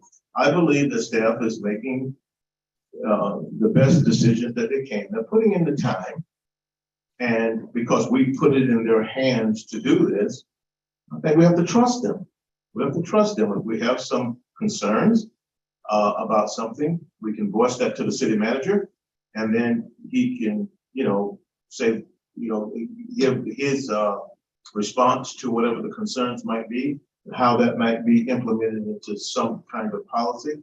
But in the end, at the end of the day, we would trust them to do it, and it was a nightmare for us giving this, and we could never agree, and we thought that we'd give it to staff with the idea that staff would do a good job. I'm satisfied with the job that they're doing, and I trust their ability to do the job that we've asked them to do. Now, if the commission doesn't believe that, then let's take it back from them, and we'll do it, and that'll solve the problem. Thank you, Commissioner Parnas. Again, we gave the job to staff, smacking them in the head, saying, I don't agree with you, so we're going to change things, to me is not the right thing to do. Either we bring it up as a item to take back the decision, or we stand with what we voted on. When I say we, the commission, to give it to staff to make the decision. That's like saying, okay, staff, you make the decision, but we can overrule you anytime we want to, because maybe 1 or 2 people on the commission disagreed with you. I think that's wrong. I think it shouldn't be policy. And we have a decision in the future to bring it up if you choose to, Commissioner Drodsky, as an item to remove it from staff and bring it back to the commission, and then we can vote on it, if that's your choice. But my vote would be, right now, we gave it to staff. I don't see anything wrong with the choices they've made.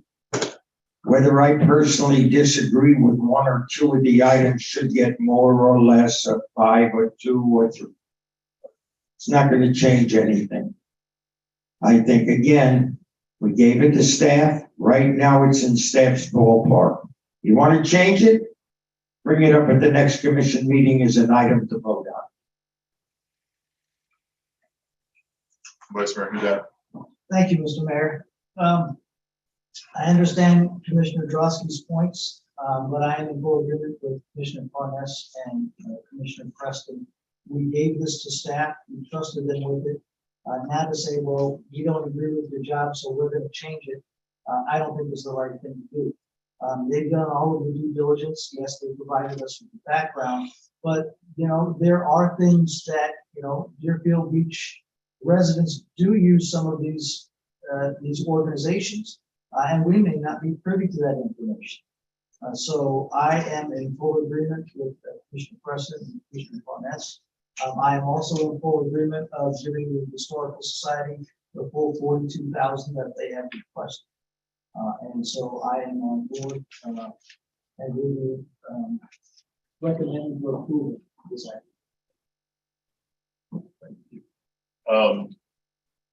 I don't have a problem saying that I disagree with staff. We're the ones that vote up here. Whether we give a job to staff or not, we're still the ones, it's our decision. It's made. We do that when we do the budget workshops and we ask for what is our return on investment. If I have an event that's costing me $5,000, an event that's costing me $10,000, I'm drawing this many more people, we're bringing in this much more revenue for doing something, we make those decisions. Staff can make the recommendations, but we're going to come in the end, it's our vote. It's what we have to say. I think the point of this was for staff to go in and take a look at it, vet each one of these organizations, which from what I understand, looks like they've done that. Make a recommendation as far as what the highest priority was to the lowest priority, which priority ranking seems odd this time because they pretty much are getting everything they've asked for. I don't believe that just because they didn't get money last year doesn't mean that they didn't request it. Am I incorrect in that? Correct. Okay, so they may have requested, but they got zero, because some of these that you're saying got zero last year are getting some this year, actually requesting money and rejecting, because I remember that, because we were pretty tight where we were at with the budget last year. I think what's lacking here, and if I'm the general public, like all of you sitting out there, I'm looking at this list, looking at the numbers, and says, okay, well, what's the justification? Where's the backup? If I go online, go to the City of Deerfield Beach website, click on it, I see the ranking, I see what was requested, I see the recommended funding amount, but I don't see what we're getting in return for that money. And I think, and correct me if I'm wrong, is that right? Because that seems to be all they can see. I will have to double check what is publicly available, but we do have the complete packages that were, hopefully each one of you have received. Yes. But I will have to verify that. So it's probably confusing for the public to take a look at this and understand where the debates arguments might be on this. If we have if we disagree with something the staff has recommended, I don't have a problem with us voicing that and saying, look, I don't necessarily agree that the return on investment in the City of Deerfield Beach warrants that money. Yes, we've had a $319 million budget approved here, and we're fighting over 100,000, which is what we always end up doing. But I think the whole point of this is staff makes a recommendation, disagree with it, certainly have the right to say you disagree with it and what your reasons are, and then we vote on it and see where we're at. So to take your recommendation, if you have a suggestion, you've made a motion. I think there was a previous motion even to that, which we're going to entertain first, follow the rules, and see if there's a second to move forward with it as it is. Yeah. You're gonna have to wait till I'm done. I'm still running my mouth, but thank you for that, because I can't see these lights tonight. I position myself wrong. So that's where I line up on it. I appreciate the research into it by staff. I appreciate the input from the commission. In this case, one commissioner on what he feels. So, Commissioner Grosky. I can certainly count, so I'm not going to belabor this, but my reason for speaking on this tonight was not to belittle staff. I don't know where my colleague came off with. That was my intent tonight, because that certainly was not. They did an admirable job with the information that they were given to them, and they ranked them according to the criteria that we gave to them. But my point is, I think we gave them inadequate criteria, at least according to what my thought was when we turned this over to staff. So that was the point of speaking, is that I had an issue with, the process that needs to be tweaked. It's nobody's fault, but to lay blame on me for speaking out, I think is a little unfair. When I'm the elected official, I get elected by the voters, not staff. So if anyone's going to complain that I'm misspending the residents' dollars, they're going to come to me and yell and complain. They're not going to go to staff. And so it is our job to oversee and to critique staff and not to rubber stamp everything that we do, because we are ultimately responsible. If you want to make staff ultimately responsible, then that's up to you. But I am responsible to my voters, my district, and I take full responsibility, and I'm a steward of their dollars. I'm a steward of their dollars. These people work very hard for these dollars that we are spending. And I think it's responsible that we at least look at it and give it an overview instead of rubber stamping it, which seems to be the onus tonight. Thank you. Mr. Crosby, I never used the word, nor did I insinuate that you belittle staff. What I said was this: if we give staff a task, and certainly we are in a position to give them a task. And I said that we must trust them to do that. We are all responsible to the taxpayer. And this is a job that we didn't want. We didn't want it. Okay, if you want to be really responsible, take it on and hold on to it. But we didn't want it. Because we didn't want it, here's what we did. We said, let's give it to staff. I'm saying that if we say that as a group, as a board, then we must trust them to do so as the voters that you're talking about, that you represent, that we all represent. Trust us to do the job. So that same trust must be instilled to our staff as well. What message would we send if we say that the very people that are working for them and working for us as well, that there's always discrepancy? It's not a thing of belittling them. I'm just saying to you, and I say it again. If we're not happy with what they do, let's take it back. We certainly could do the ranking ourselves. Not a big deal. If that's what you want to do, if that's what the commission, if that's the flavor of the commission. But I still say that whenever we give a task to our staff, we must trust them to do so. And as the mayor said, if it's something we don't like, we certainly are in a position to say, well, this part of it needs to be fixed, or this part of it needs attention. But that I think that trust is something that we should show first, and it should come from us out into the public, that they trust their staff and their staff is there to do a good job, because it's a thing where everybody's looking at everybody, and we can be assured that the best job is going to be done. And I want to just if you thought that I meant that you were belittling staff, and I apologize, because that certainly was not my position, because you are speaking out. You have to speak out in this situation. So do I, because I can't call you and you can't call me because of the sunshine law. So guess what? Sometimes it gets a little tough up here because we have to talk in the open. But that was not my sentiment. I didn't say that you belittled anybody. And if that was somehow absorbed in that manner, then I apologize, because that certainly wasn't my position. It might have been the slapping in the head comment. I don't think it was yours, so that might have been it. But we had a motion on the floor to approve as is. Do we have a second to that motion? Second.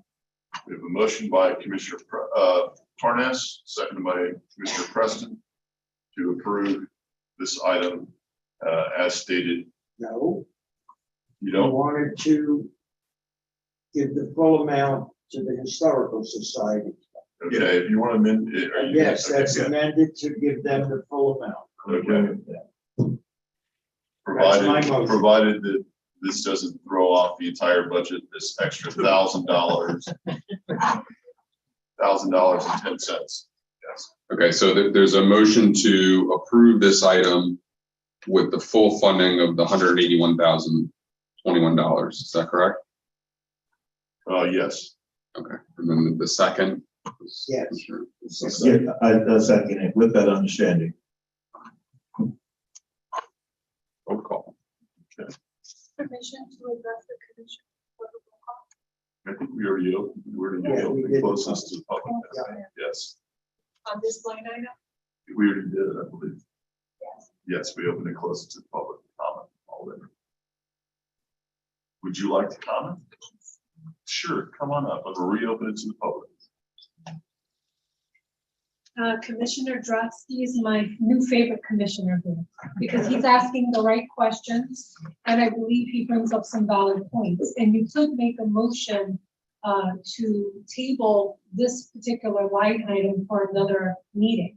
It doesn't have to be approved now. He brings up valid points. If you're gonna be providing charitable grants or donations, it should be to an organization that's providing a service to Deerfield Beach citizens. So I do appreciate you bringing that up for each. Thank you. Thank you very much.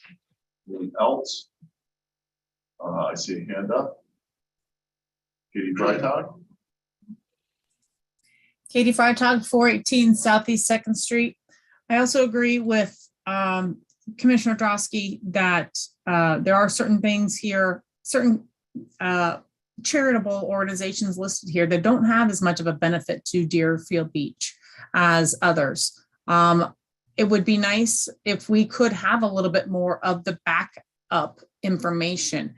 For example, the Jewish charity, I don't know whether that's a Deerfield charity, whether that is a Broward County charity, whether that's a Florida charity. There's not any kind of information. All we're given is the name of the charity itself.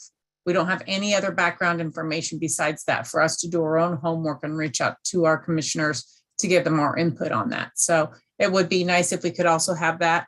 As this is the first reading, I'm assuming all of this can be brought up again at the next commission meeting when we do the final reading. Please correct me if I'm wrong. I cannot remember if that's the case or not. Thank you. Thank you very much. Anyone else in the public? Then close it to the public. Okay. So everyone spoke their piece. We have a motion and a second on the floor. Let's go ahead and do roll call. Commissioner Drosky, No. Commissioner Parnas, Yes. Commissioner Preston, Yes. Vice Mayor Hudak, Yes. Mayor Gantz. No. Go to the second reading. One reading for that one resolution. Okay, the next item is item number 8, an ordinance of the City Commission of the City of Deerfield Beach, Florida, amending section 50-2 definitions of the City Code of Ordinances to add definitions for dive, diver, underwater breathing apparatus, and vessel exclusion zone. Amending section 50-108, recreational activities at park facilities and beaches, and section 50-112, municipal public beach regulations to modify and provide for additional municipal beach regulations, providing for conflicts, severability, codification, and an effective date. This is second reading. City Manager. As this is a second reading, I'll just recap what this ordinance is. It's really an update to our beach ordinance. It provides for various restrictions on where and when, or excuse me, I shouldn't say when, but where certain activities can occur along the beach, specifically various recreational activities on the beach and in the water. It also restricts certain distances from the pier in terms of stopping, standing, and sitting to increase the safety in the pier area and some of the congregation that can occur underneath it. Chief Brown did give a presentation during first reading, and myself or him are happy to address any questions that the commission might have. Is there anyone from the public who care to comment on this item? Not seeing any from the public. I'll close it to public commission. Motion to approve. Second. We have a motion from Vice Mayor, second by Commissioner Parnas. All in favor, say aye. Aye. Those opposed? We're now at the public comment portion of tonight's agenda. Persons addressing the commission shall state his or her name and address and may speak for 3 minutes unless extended for 1 additional minute by the mayor. This is the time on tonight's agenda for public comment on items that are not on the agenda. If you have an item to comment on that's on the agenda, the time to do that is after I read the title into the record, and the public comment portion period is open for that item. No comment shall be made related to the personal life or personal qualities of any person, and no language which would offend persons of ordinary sensibility shall be permitted. Okay, is there anyone from the public? I see a couple people standing. Come on up.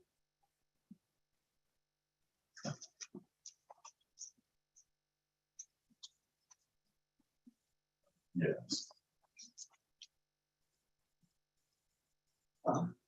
Marilyn Lucano, 2121 Discovery Circle West. I just wanted to say that last week or whenever we met before, I spoke about my roofing project, and Eric Power gave me his card, and it said that they would get to the bottom of when we're not getting a permit. And so anyway, I just wanted to say that we paid all 4 installments. So now it's $8,000, $2,000 each. The job was actually supposed to have been like done by now, much less hasn't even started yet. And anyway, I just wanted to let you know that that's still a problem, and they still haven't started yet. And I know that Eric Power said they were going to look into it. So I just wanted to make sure that you know that it's not resolved and it's still a big problem. Thank you. Excellent. Thank you very much.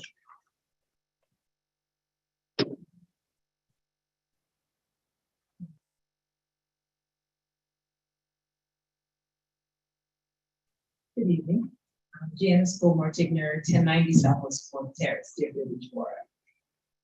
I just have a question regarding, I know they had spoke previously a few months ago, or a month ago, better ago, about the work that's doing in the communities with the fiber optics and the AT&T cable work that's being done.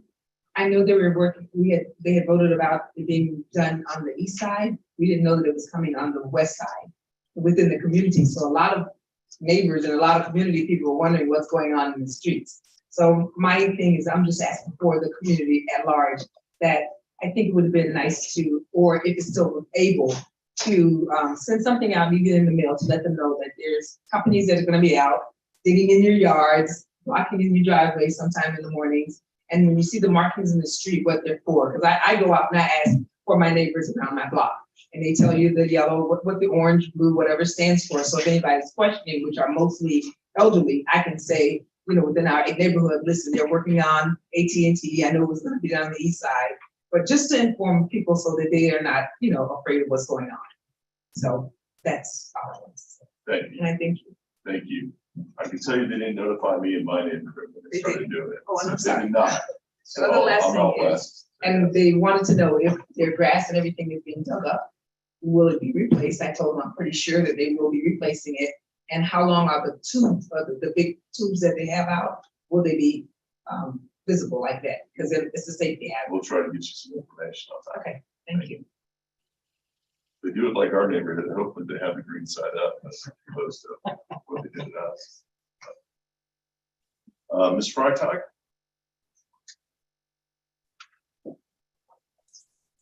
Katie Freitag, 418 Southeast 2nd Street.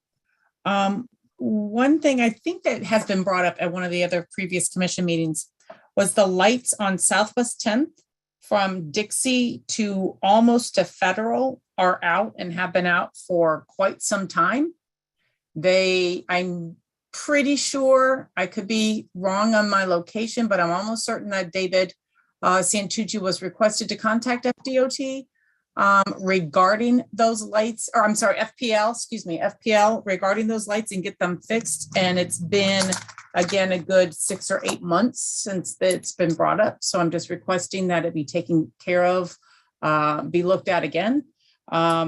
Second, I wanted to also call attention to the brand new billboards put up by Clear Channel and in District 1 and Pompano. And I want to thank the city commissioners for I want to applaud you for not choosing to allow them to install the hideous sign on West 10th.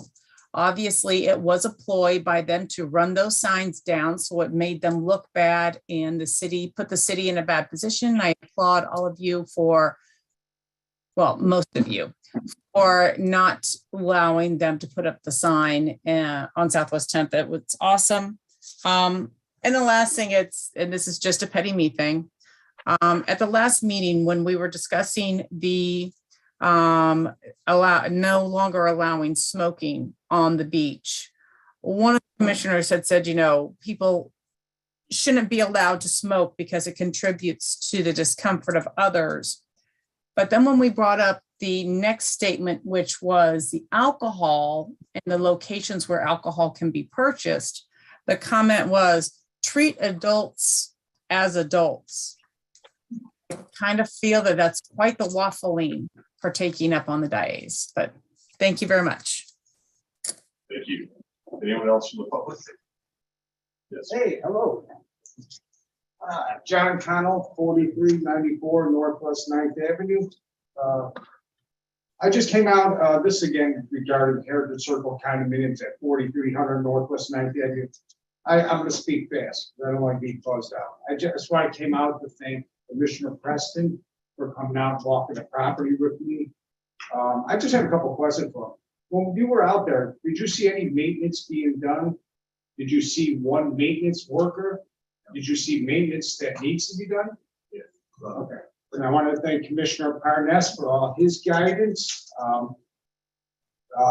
And he made me read 86 pages of section 719 of the law. 81, or I don't know. 7, 8. Okay. And I fully understand the city doesn't get involved in legal issues. Okay. But they do get involved in criminal issues, correct? Because we have a police department we pay for, right? Okay, even if they're suspicious. Say I was working for a company and money was missing in Deerfield Beach, and the owner would call the police, maybe investigate, so question me, correct? Okay. Okay, anyways, this stuff, I have paper here showing that this was reported all the way back to 2017. Okay, all these things. I'm gonna leave this with you guys, okay? So it would have been nice to do that, speaking of inflation, but inflation is down. There's paper showing also here that one of our board members owns a company that's contracted to do the landscaping and the maintenance there. The budget, I asked for the July and August budget today to see where the $409,000 in special assessment is being allocated. Our president said he doesn't have it. He doesn't have that for July and August. But I did give you some for just to look at, just keep on file, January, February, March. March is the last one you put up. But it's just interesting if you want to look at it.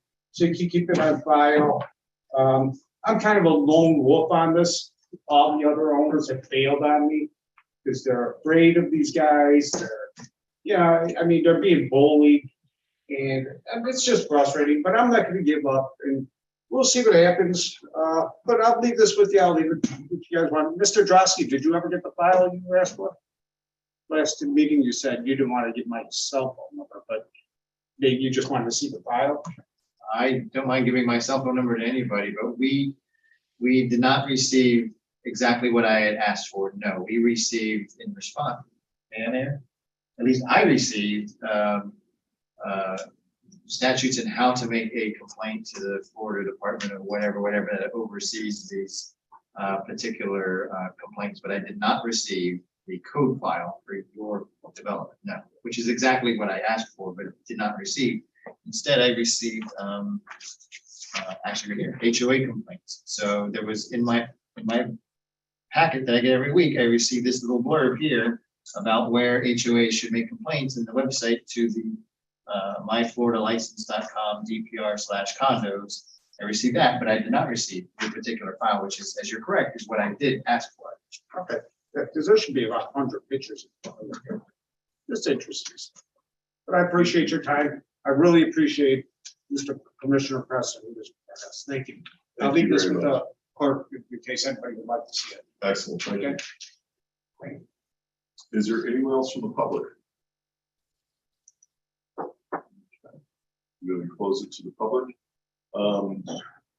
City manager, I would imagine with this building, the roofing project, is that something that we're able to do any more on?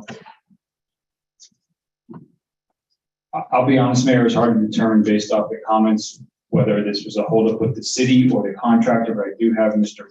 Power here who can speak to the resident and try to get some clarification And I'll follow up with him on where we're at and what we can do to assist. Okay, thank you.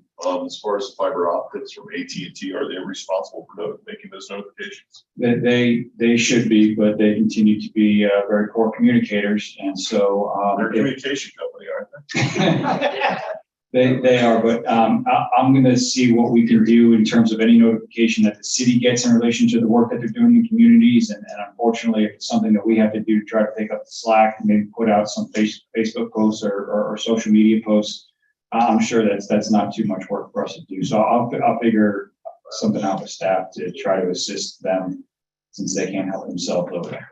Any equipment they leave out, certainly will hold them accountable, make sure that it's not a public safety issue.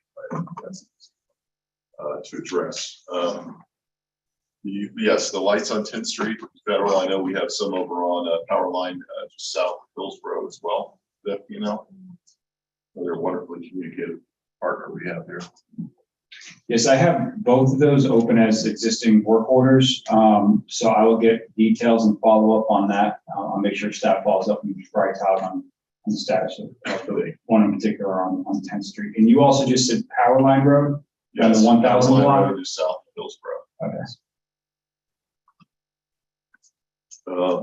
And as far as, yes, we don't get involved with civil matters. We certainly don't get involved with arguments amongst HOAs. It becomes tricky when it comes to criminal activity as far as embezzlement of money. I believe when it comes to this, that might be more of the civil legal issue. Is that correct, Mr. Attorney? It could be. I mean, if you have evidence of a criminal action, yes, report it to the Broward Sheriff's Office. But the city is not the prosecutorial entity for that. It would be the state attorney, and they would have to make a decision as to whether the evidence would be, sufficient to proceed. Right. Thank you. Mr. Connell, I did not get an email from you after the meeting, the last meeting. So these guys got you covered. We're good. So that's perfect. Thank you. All right. Proceed. Okay, items 9 and 10 are on consent for their board. I'm so sorry. I have Mr. Preston as white eye. I'm sorry. Along with the fiber optics, just the fact that that's going on, I would just like to make the public aware, as well as my colleagues. There are people going through the community that is soliciting and saying that they are actually a part of projects that is aligned with the city that allows them to do that. And they're selling programs. I've had Impact Windows type thing come to my door and said that they are with LPNL, but then the city has approved them. And when I questioned them about the approval, so who gave you this approval? Well, we work with the city. I said, who in the city gave you permission? Well, of course they could tell me, no one. And the young lady said to me recently, would you like to speak to my boss? I said, absolutely. And she disappeared. Of course, she come back. She never saw her again. So just be aware that those things are happening in our community. Be very guarded, be very careful. The fact is that, so many scams go on. There's no way that you can just know. I mean, a car drives up and drops off 4 or 5 people and they cover a certain area. That's the beginning of it right there. So there's no way that the city or BSO or anybody could stop that. Just be aware that it is taking place. Be very cautious to anything that you sign or any information that you give out. Vice Mayor Huda. There is actually a specific badge that they do have to wear if it is approved by the city. So if they're not wearing that ID badge, then it is not something that the city has approved. Am I correct with that, Mr. City Manager?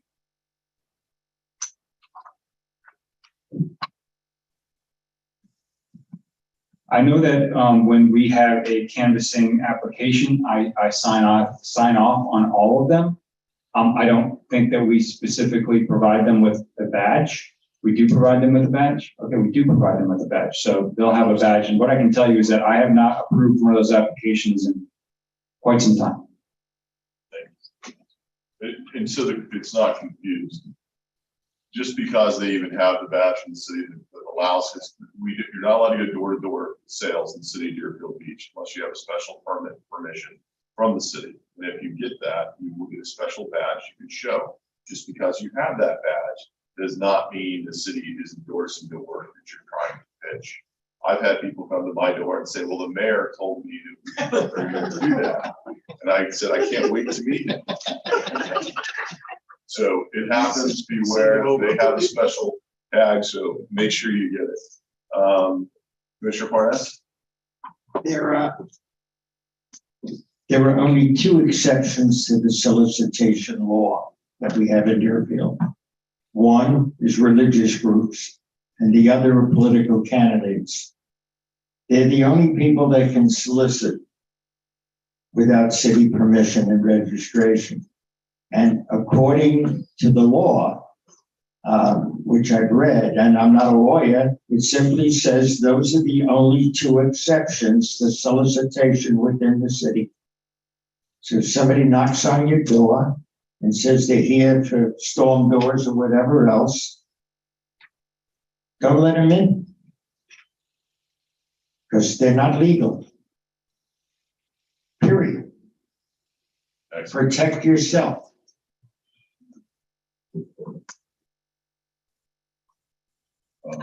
City Attorney, sorry.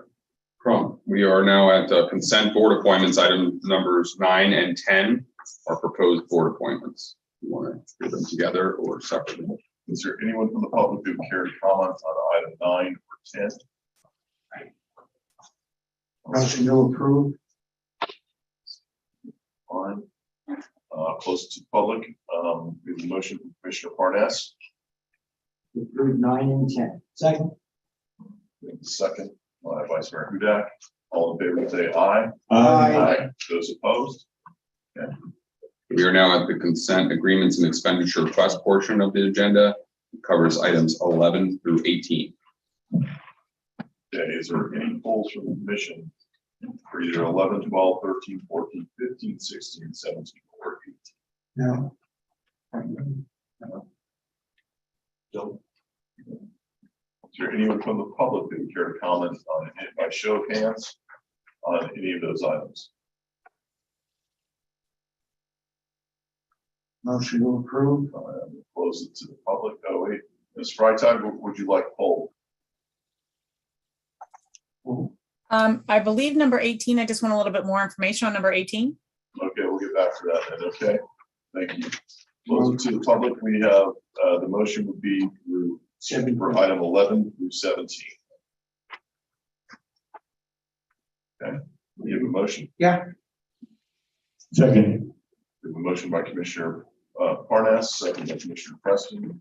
Roll call, please. Commissioner Drosky, Yes. Commissioner Parnas, Yes. Commissioner Preston, Yes. Vice Mayor Hudak, Yes. Mayor Dan. Yes. Ms. Freitag, I'm over to the public. Your comment for item number 18. Mayor, shall I read the title of the record Please. first? Thank you. Item number 18 is a resolution of the City Commission of the City of Deerfield Beach, Florida, accepting a grant award from the U.S. Department of Justice through the Bureau of Justice Assistance FY22 Burn Discretionary Community Project Fundings Grant Program in the amount of $595,000 for the Deerfield Beach Security Technology Enhancements ShotSpotter Project, authorizing execution of the grant agreement, providing for an effective date. Yes, Mr. Freitag. Sorry, Katie Freitag, 418 Southeast 2nd Street. I would just like to have a little bit more information regarding this particular project. Is this grant 100% coming from other people's money, federal money? Where is the grant money coming from that the $595,000 entails? Okay, thank you. It's from, as stated, U.S. Department of Justice through the Bureau of Justice Assistance FY22 Burn Discretionary Community Project Funding Grant Program supplied by them to the city of Deerfield Beach for $595,000. Did I get that right? Yeah. I hope that answers the question. It is not coming from the city Deerfield Beach taxpayers, correct? That's correct, Mayor. This is the project we talked about extensively. Well, it probably does, but collectively from everybody in the United States.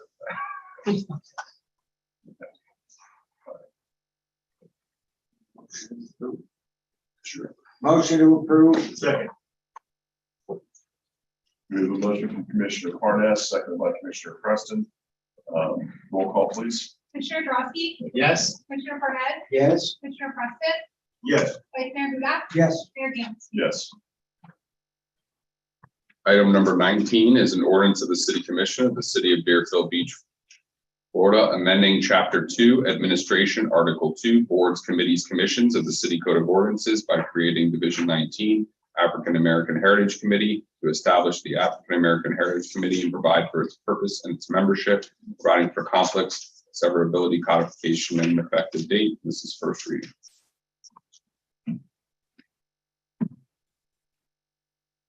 City Manager.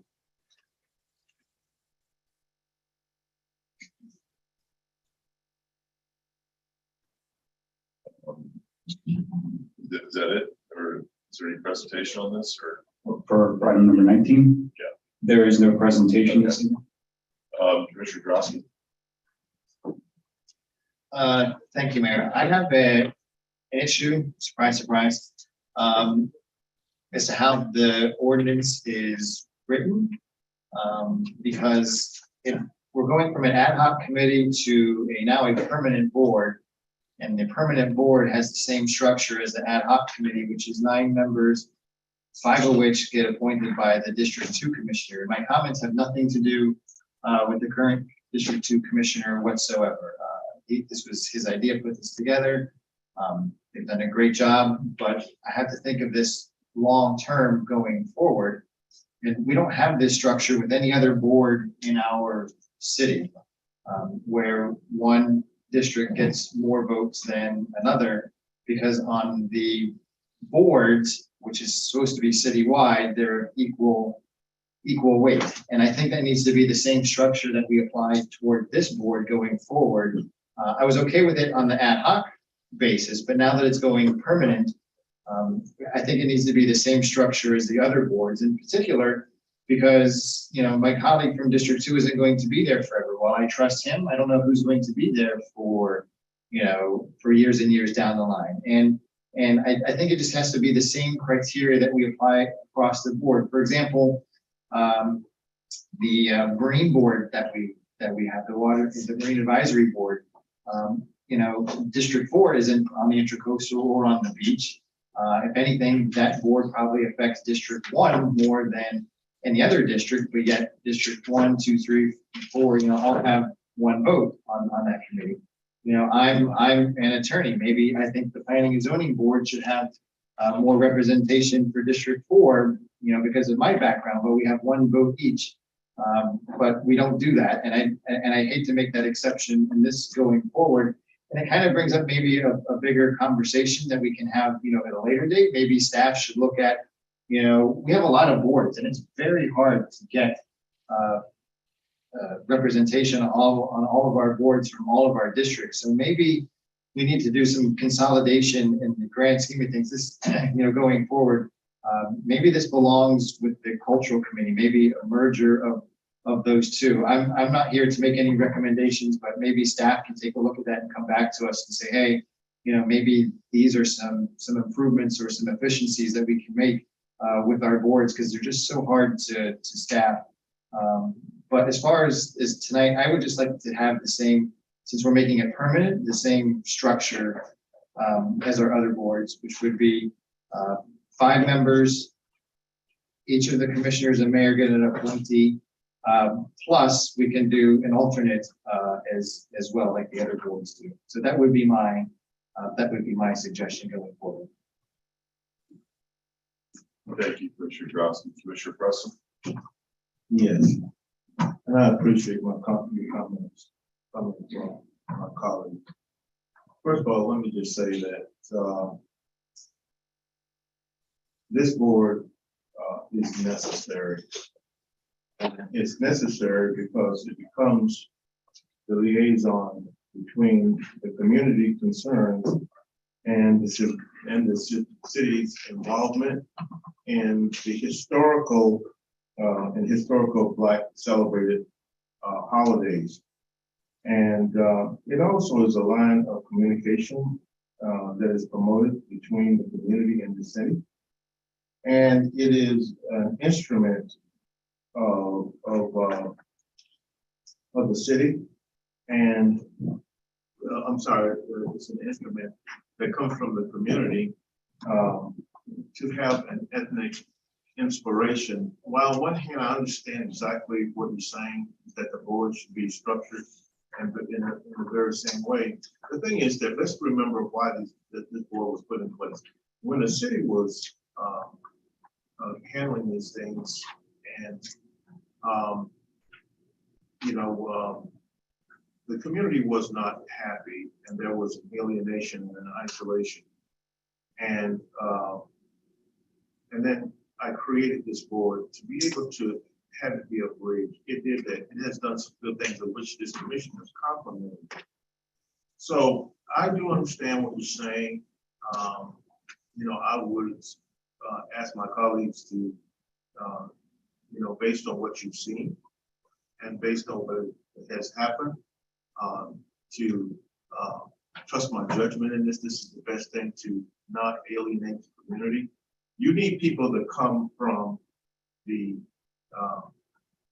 community who understands exactly what they're dealing with when it comes to whatever the event is, the sensitivity of the community, and having the concerns of that community be meshed with the concerns of city staff, become an advisory in such a way that whatever event that is held does not end up isolating the community, but using it as a bridge rather to bring our communities together.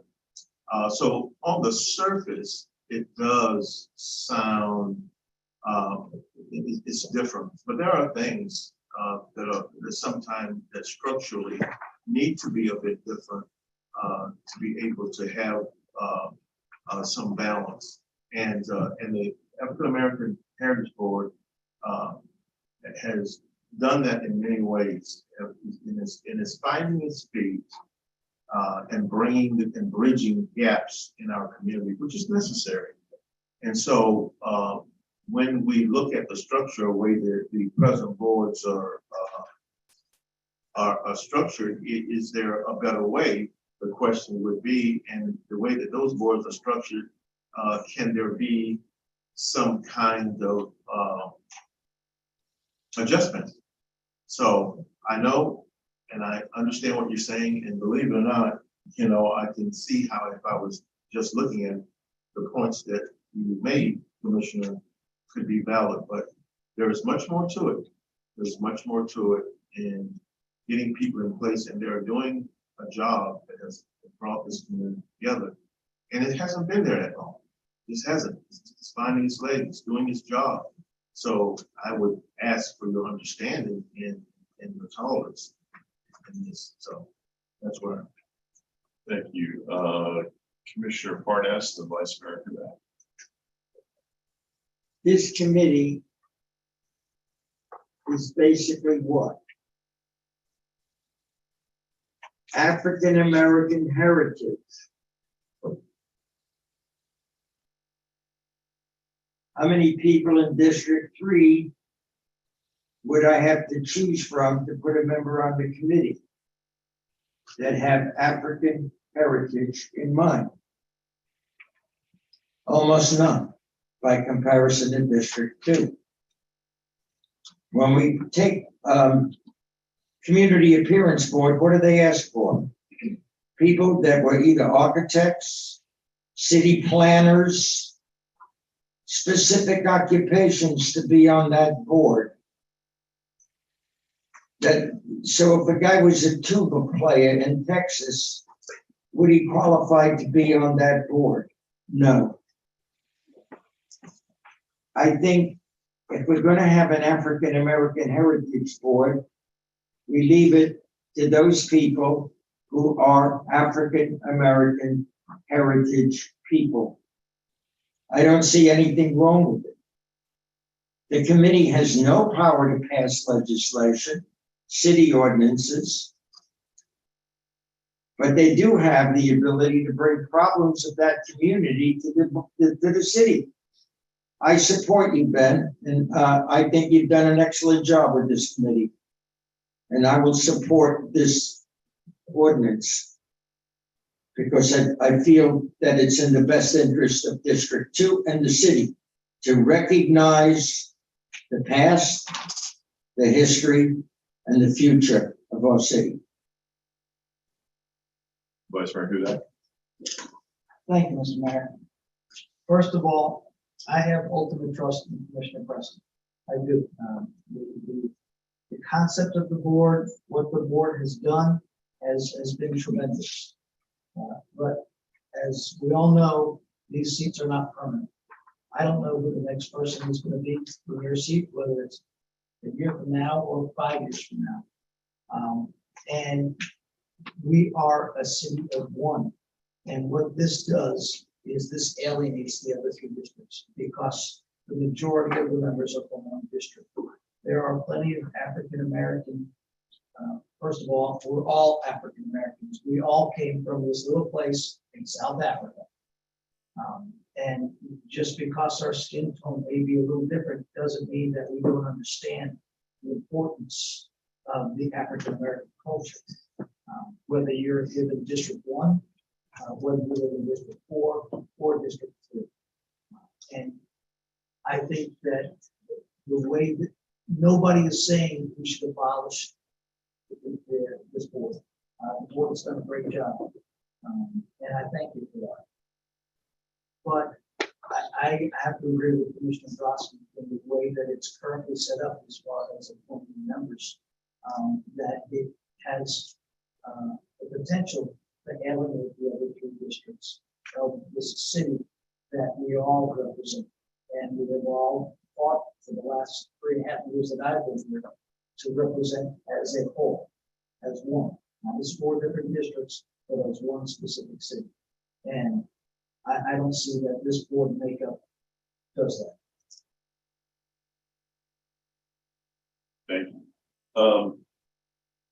I agree with Commissioner Preston that there is a need for this board, and I disagree with Commissioner Grosky that it should be enveloped necessarily into the cultural committee, because I think there is some sensitivity to it. I think that it's a unique perspective, and I think it deserves, and certainly based on performances, Commissioner Preston's point is that it's worthwhile having this individual committee.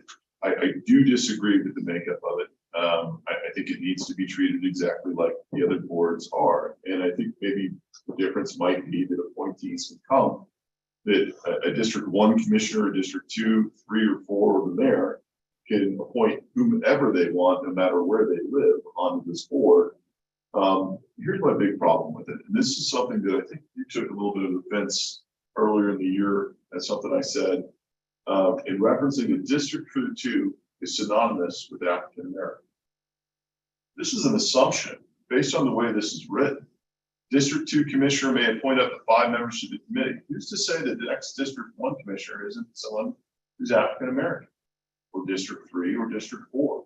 Historically, that hasn't been the case, but that limits us. And essentially what this does is put in writing that District 2 is synonymous with African American. And maybe you're comfortable with that. I didn't think you were comfortable with that when I insinuated that based on everybody's comments, that that's what everybody was insinuating. But I don't think it needs to be that lopsided that one district gets to make that call. And I think it needs to be treated like every board as far as its structure. I think it needs to be individualized for sure. I don't have a problem with that at all. But I think the appointees can come from anywhere. A District 1 commissioner shouldn't go to just District 1, and to Commissioner Parness's point, it should just be limited to District 3. I would hope there would be some sensitivity. As to his point, I'm not putting that tuba player on a banjo committee, but yeah, you have some sensitivity. But to limit it like this and the way to word it, that it's a District 2, that to me, I have a big problem with. So I'll support this as the board continuing on. I love the fact that it's now a formal board as opposed to ad hoc. It certainly has value, but I think it should be set up the way every other board is, with maybe the criteria a little bit different, and the appointees can be made by each person in the district, including the mayor, and they can come from anywhere in the city, not limited to their districts. And I think that, you know, that's a discussion that we can have, and I think with some of the points that you're making there is good. Now, presently, I only actually have 3 appointees right now on that board that are from District 2.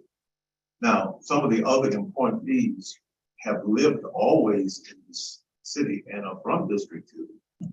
And so therefore, it may appear that I have 4 or 5 people. I actually have 4 members right now. And the idea, as I said, you know, and I think this is why we all need to talk about it, though in nature it may be somewhat sensitive, it's important that any board that we have like this, that in the end, it should be something that enhances our city and brings about in communication and establishes that as well. And sometimes the journey in getting there can be somewhat difficult to understand it, but before, there was a distancing that I tried to challenge and to eliminate, where we were having holidays and our city was alienated. And what did I hear is that people from the community, and though I understand what you're saying, but Commissioner, but when they were talking about, let's take for instance, Martin Luther King, it has to be a sensitivity of people who, although we may have a kinship as people, but a lot of people from the other community doesn't know that experience like certain people, simply because it's not part of their experience growing up. And a lot of people in our city were saying, you know, you're having these events and we don't have any say so. So really, how do we do it so that, you know, that we can continue to elicit, you know, some add-in and buy-in from the community, so that the community is happy with it, and at the same time, it establishes a balance for what we're trying to create in the city. Because, like I said initially, I understand what you're saying. If you remember when it first came out, it was that I had a member, and I said right away, without hesitation, okay, everybody gets to a point. So somewhere in there lies the answer. And, you know, if you want to take away some of my, you know, the people that I might be able to choose, you know, maybe we can talk about that. But I think that you have to keep in mind the sensitivity of the people that are chosen, that it sounds fair on the surface, okay, we're doing this, but then the community is alienated. And that's what we have to prevent. But you can count on me to be open-minded and to do whatever I can to promote this so that it is a betterment for the city. But what I had asked for my colleagues, which is not uncommon, for you to understand exactly what I'm trying to accomplish here and to, you know, to have some measure of tolerance. Vice Mayor Hudak? No. Okay. Look, I think you've accomplished your goal, quite frankly. I think you did a fantastic job with this, Commissioner Preston, but I do think we're limiting ourselves here. Wow. I think the intent is not to. That's exactly what we're doing. And I would, my support for this is with you on the fact that there's a need for this individual board. But I think it needs to be set up like every other board now, with equal appointees, because the dynamic up here is what it looks like now. And we're essentially putting in a board that keeps District 2 synonymous with that American. Something I'm comfortable with, but I think it limits what the possibilities are for District 1 or District 3 or District 4. So what you're proposing is that, you know, each commissioner has one member, is that what you're saying? I think the setup would be, I think we could appoint, would be one member and then an alternate. A lot of your boards are set up where each commissioner appoints one regular member and one alternate. Now, when you say a lot of the board, is that every board or a lot of the boards? You said a lot of every board that I'm aware of, yes. Yeah. Marine Advisory Board, So every Planning board and Zoning has a a regular member, and an alternate member, correct, appointed by each commissioner. That's what every board is set up. So that, and that's what I would be supportive on for this. And then, you know, here's one thing I will say also, I don't think there's anything wrong with publicly having any commissioner, when you know appointees are coming up, advocating up here while we're all in front of each other saying, I have a couple of volunteers who like to be board, I'm looking for recommendations to shoot for. I don't think there's a problem for any board to have that. So I hope that, you know, that continues on, and there's some thought process there, whoever gets it. But I think just limiting it to District 2, to me, I have an issue with. And I will say this about any board that we have, none of these boards, these are advisory boards. To Commissioner Grosky's point earlier tonight, it's on us to make the final decisions of what happened. We can take these recommendations, we can take them, we can accept them, or we can reject them or come up with an alternative. That happens with P and Z. P and Z approves something, and we come back and we might say, no, we disagree with you. You know, we have the right to be able to do that. I think a lot of times these boards kind of feel like they have the say on things. I've seen it with cultural committee. We used to have, what was that beautification committee we used to have years ago that had their own little fight. Every board is an advisory board. So, you know, to Commissioner Parness's point, there is no, you know, no one's writing laws or rules or anything like that, but it is an advisory board. And I think for that, I think this needs to be set up. It deserves to stand on its own, but I think it needs to be set up like a Commissioner Parnas, anything to say for it? Yes, I would propose approval of this with the change that the mayor suggests. If that's acceptable to you, then I'll make the motion. Well, let's open it to the public. First, sure. Yeah. Ms. Freitag? Katie Freitag, 418 Southeast 2nd Street. As you know, Mayor Gantz, I, per you, have been appointed to the Cultural Committee. The Cultural Committee has 2 people appointed from each position plus 1 alternate. And if you check the regulations regarding the appointments, I do believe that if somebody else from a different district would like to be on that board and there is a vacancy, they merely have to appeal to the commissioners that are sitting on the dais at this time. I believe that is the regulations that are part of the Cultural Committee's makeup, structure as it stands. I do want to make a comment. I kind of am taken aback by this, that Commissioner Preston's request is that the people that serve on this board have African-American background. Being a member of the Cultural Committee, it's okay. Being a member of the Cultural Committee, we are working on a Kwanzaa. We're doing a predominantly African-American holiday celebration coming up that we're planning. Maybe that's something that actually should be turned over to this other board, or maybe as a Cultural Committee, we should continue with it. There's a lot of things that we should work together with between these 2 boards in making sure that these events do go off with the right, as much fanfare as we can possibly put together. I definitely think having 2 specific appointees from each commission, as long as 1 alternate, would give you the board positions that you're looking for without giving any specific district a majority, and that everybody is all represented. Thank you. Thank you. I'm gonna let Commissioner Preston say, but just to correct you, Ms. Freitag, you never once said that the members of it need to be African American. Is there anyone else from the public who care to comment? I'll close it to the public. Commissioner Preston, you want to respond to that? Well, you actually take care of it.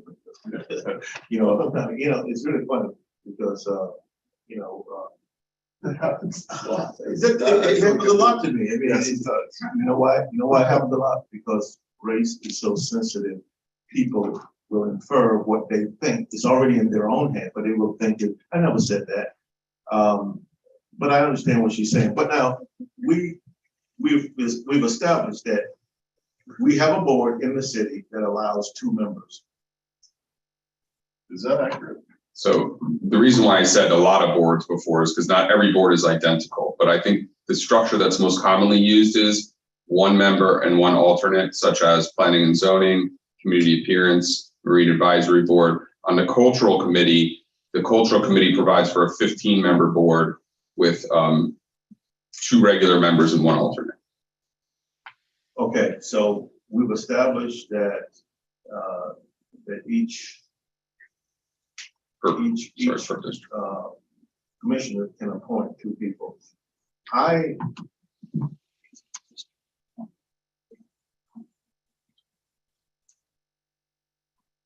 And what's the total number of the It provides for a cultural committee. Yes. It provides for up to 15 members. Of course, that doesn't necessarily mean that you've all made 15 appointments, but the board provides for up to 15 members. I would ask my colleagues for the reason that I've already stated that would you be permissible? Because we've already established that we have 1 board that has 2 members per commissioner. Would you consider this committee, which would give us still 15, 5 people, 3 people per commissioner? I'm fine with that if you think that's, I don't have a problem with that. It keeps it consistent with other boards. So, yeah, as long as everybody, each district and the mayors all have the same amount of appointees. Okay. Commissioner Drotsky, are you okay with that, sir?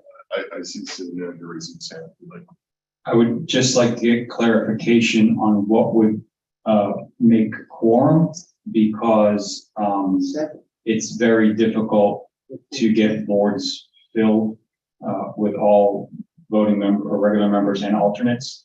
So I would just be concerned that getting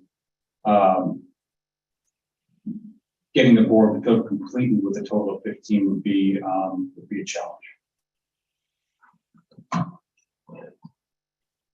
And if I could, while you're thinking about that, the way the ordinance is currently drafted, it provides that a majority of the committee members appointed shall constitute quorum.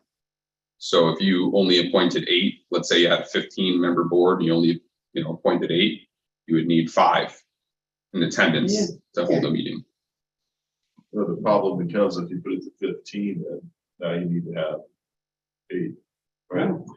If you make the board up to 15 and you appoint 50, you actually make the appointments. Correct. Okay. Based on Majority of I the hear you. appointments. the existing, right. You got it. That makes sense. Commissioner Grosky.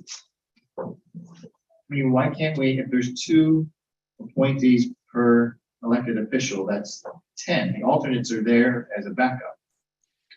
So the quorum would be 6.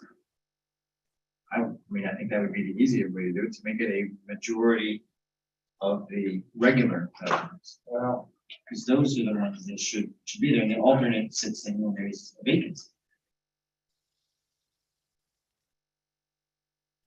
Question mark. Yes. most boards should be an odd number, otherwise, if you have 10 and all show up and you do 5 and 5, nothing's accomplished. And that happens when you have even amounts.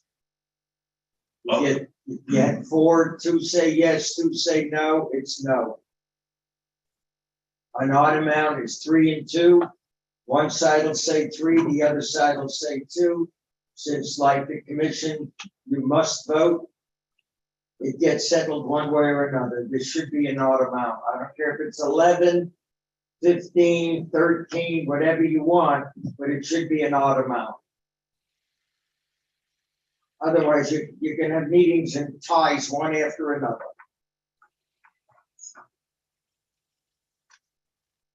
We have 5 on this commission, a mayor and 4. We have an odd number. We're definitely on. Yes, we are. Vice Mayor Hudak, So I'll make a proposal that each commissioner has an opportunity to appoint 2 people and the mayor has the option to approve.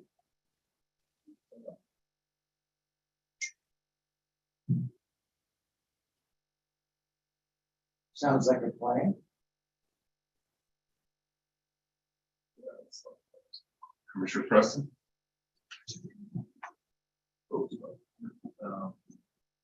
But actually, his idea does solve the problem. I would have liked to get a position that I've asked the commission to allow a person, but Commissioner Parnas is right. No, we gotta have the odd number as we are. So I can live with it. I can live with it. 4 times 2 plus the mayor gets 3. I don't want to take my shoes off the count. You guys want to help me with that, make sure this is right. And I'm not It's looking 11. for asking, that's for sure. That's 11 people on the board. We're kind of doing this on the fly, which we don't like to do. So I mean, how about we table this?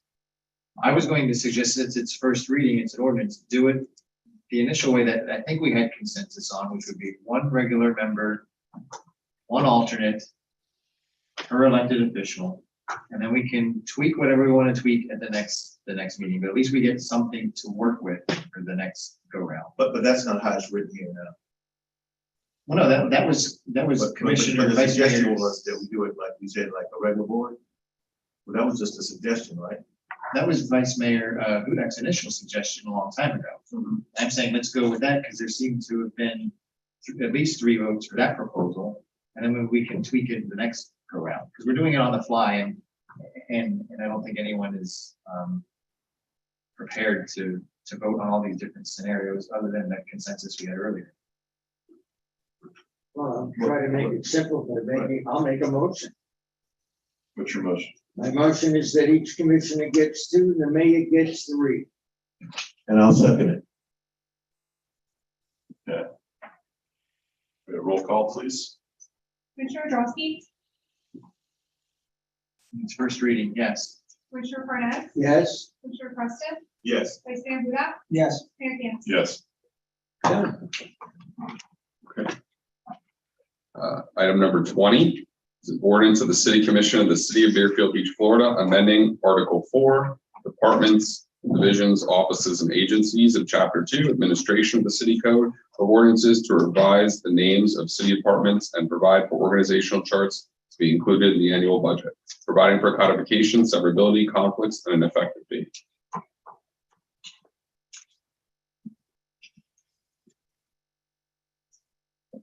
City Manager. Thank you, Mayor. This item is really just to clean up an existing ordinance that's been there for a very long time. In my opinion, it does not make a lot of sense to be within an ordinance.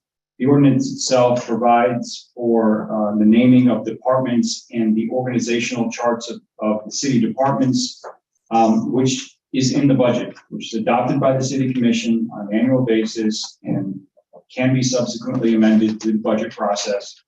Names of the departments, the organizational charts, all reside within the budget. It just seemed strange to exist as well in a separate ordinance. And so I'm asking for the City Commission to consider removing that from this ordinance and to rely on the budget to be the enabling legislation to provide for departments and organizational charts. So this is considered really some housekeeping. So we should look at this as, okay. Is there anyone from the public that would care to comment on this item? I'll close this public. Motion approved. Second. We have a motion and a second. All in favor say aye. Aye. Those opposed? I, 4 and 1.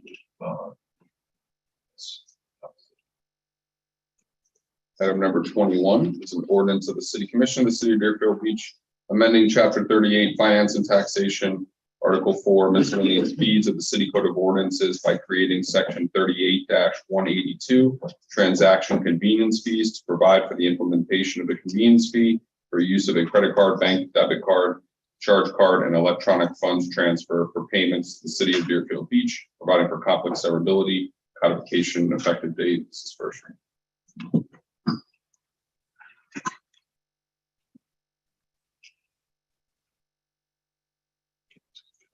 Yes, so this item is what we've been talking about through the budget process. One of the items that we talked about in the budget process, which is the convenience fees or surcharges, whatever they're typically referred to, one and the same. But this would transition that fee that is charged and imposed upon the city onto a customer who's using a credit card for the city. Credit cards are not the only option provided for payment within the city. You can also do automatic ACH. You can do check. You can also come into City Hall with the cashier. But as I did mention in the budget presentation, these fees continue to rise. They continue to rise based on some of the creativity that these cardholders have in terms of cashback options, and those additional fees get passed on to the city for payment. So this ordinance would change that structure and include a surtax onto a customer who uses a credit card in the same amount charged. In other words, the city would not be making any profit on this whatsoever. It's the exact charge that comes from either the Visa or MasterCard. Whatever they charge is what is passed along. Thank you. Is there anyone from the public that would care to comment on this item? Ms. Freitag? I have a couple of quick questions. One, does this include water bills? That is also a city fee because of water bills come through the city. If that's the case, there's a lot of people that are struggling to pay their water bills currently, and they have to tack on additional funds, additional fees because they're having to pay the water bill already. I think that's a little much. I don't think water bills should be included in this. The other aspect of that is also permits, fees. People rely on being able to use their credit cards to be able to pay for their remodeling across, 6 or 8 months. Attaching a fee onto that for using a credit card for those kind of different payments, like I said, the permitting, I don't think should be included. One aspect that you might look at and consider is if people pay with cash or a check, unless this includes a check as well.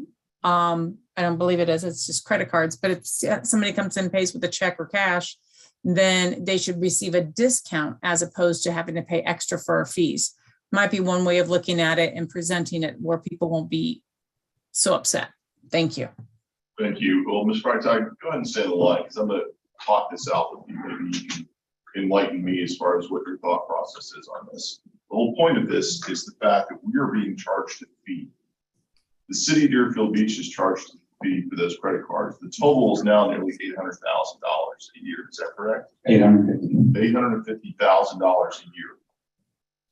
To give a tax break or to give a break if you're using cash or check, in other words, your break is the fact that you're not going to get charged that fee because we're not getting charged that fee.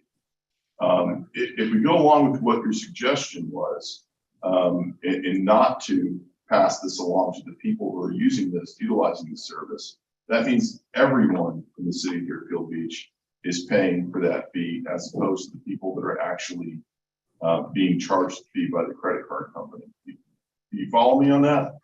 I do, but so let's check this out though. Are we including water bills in this? Because Yes. you guys are asking all the water bills to be currently you're asking everybody to go paperless, so you don't have to send out the water bills. And you're asking people to do auto pay. So if you're taking the convenience of not sending people bills and then doing auto pay so that they're convenient and your bills are getting paid, now you're going to charge them for the convenience of not sending them a handwritten bill. We are charging Check. them, so we are being charged by the credit card company for that convenience. And you don't think we should pass it on to the individual, it should be passed on as the city as a whole. Is that what you're saying? When it comes to the water bills, I do not. And again, Okay. one of the things that people, if you are going to do that, then people, I would say, you're getting your bill now and you need to write your check. A lot of people don't write checks anymore. Unless you're a business, most people write maybe 2 to 3 checks a month at most. A lot of people do. Ms. Wright, you answered my questions and I appreciate that. Thank you. Mayor, if I could clarify, Yes. those customers who are on ACH scheduled automatic payments will not be charged this fee. What's ACH? Auto pay with your checking account. Okay, with the checking, that's if they set up the checking account, as opposed to giving you a card on file. Right. Okay. Yeah, I agree, my goods now. Is there anyone else from the public? I'll give you extra time like we did. Come on up. I knew that was the base there. Extra time.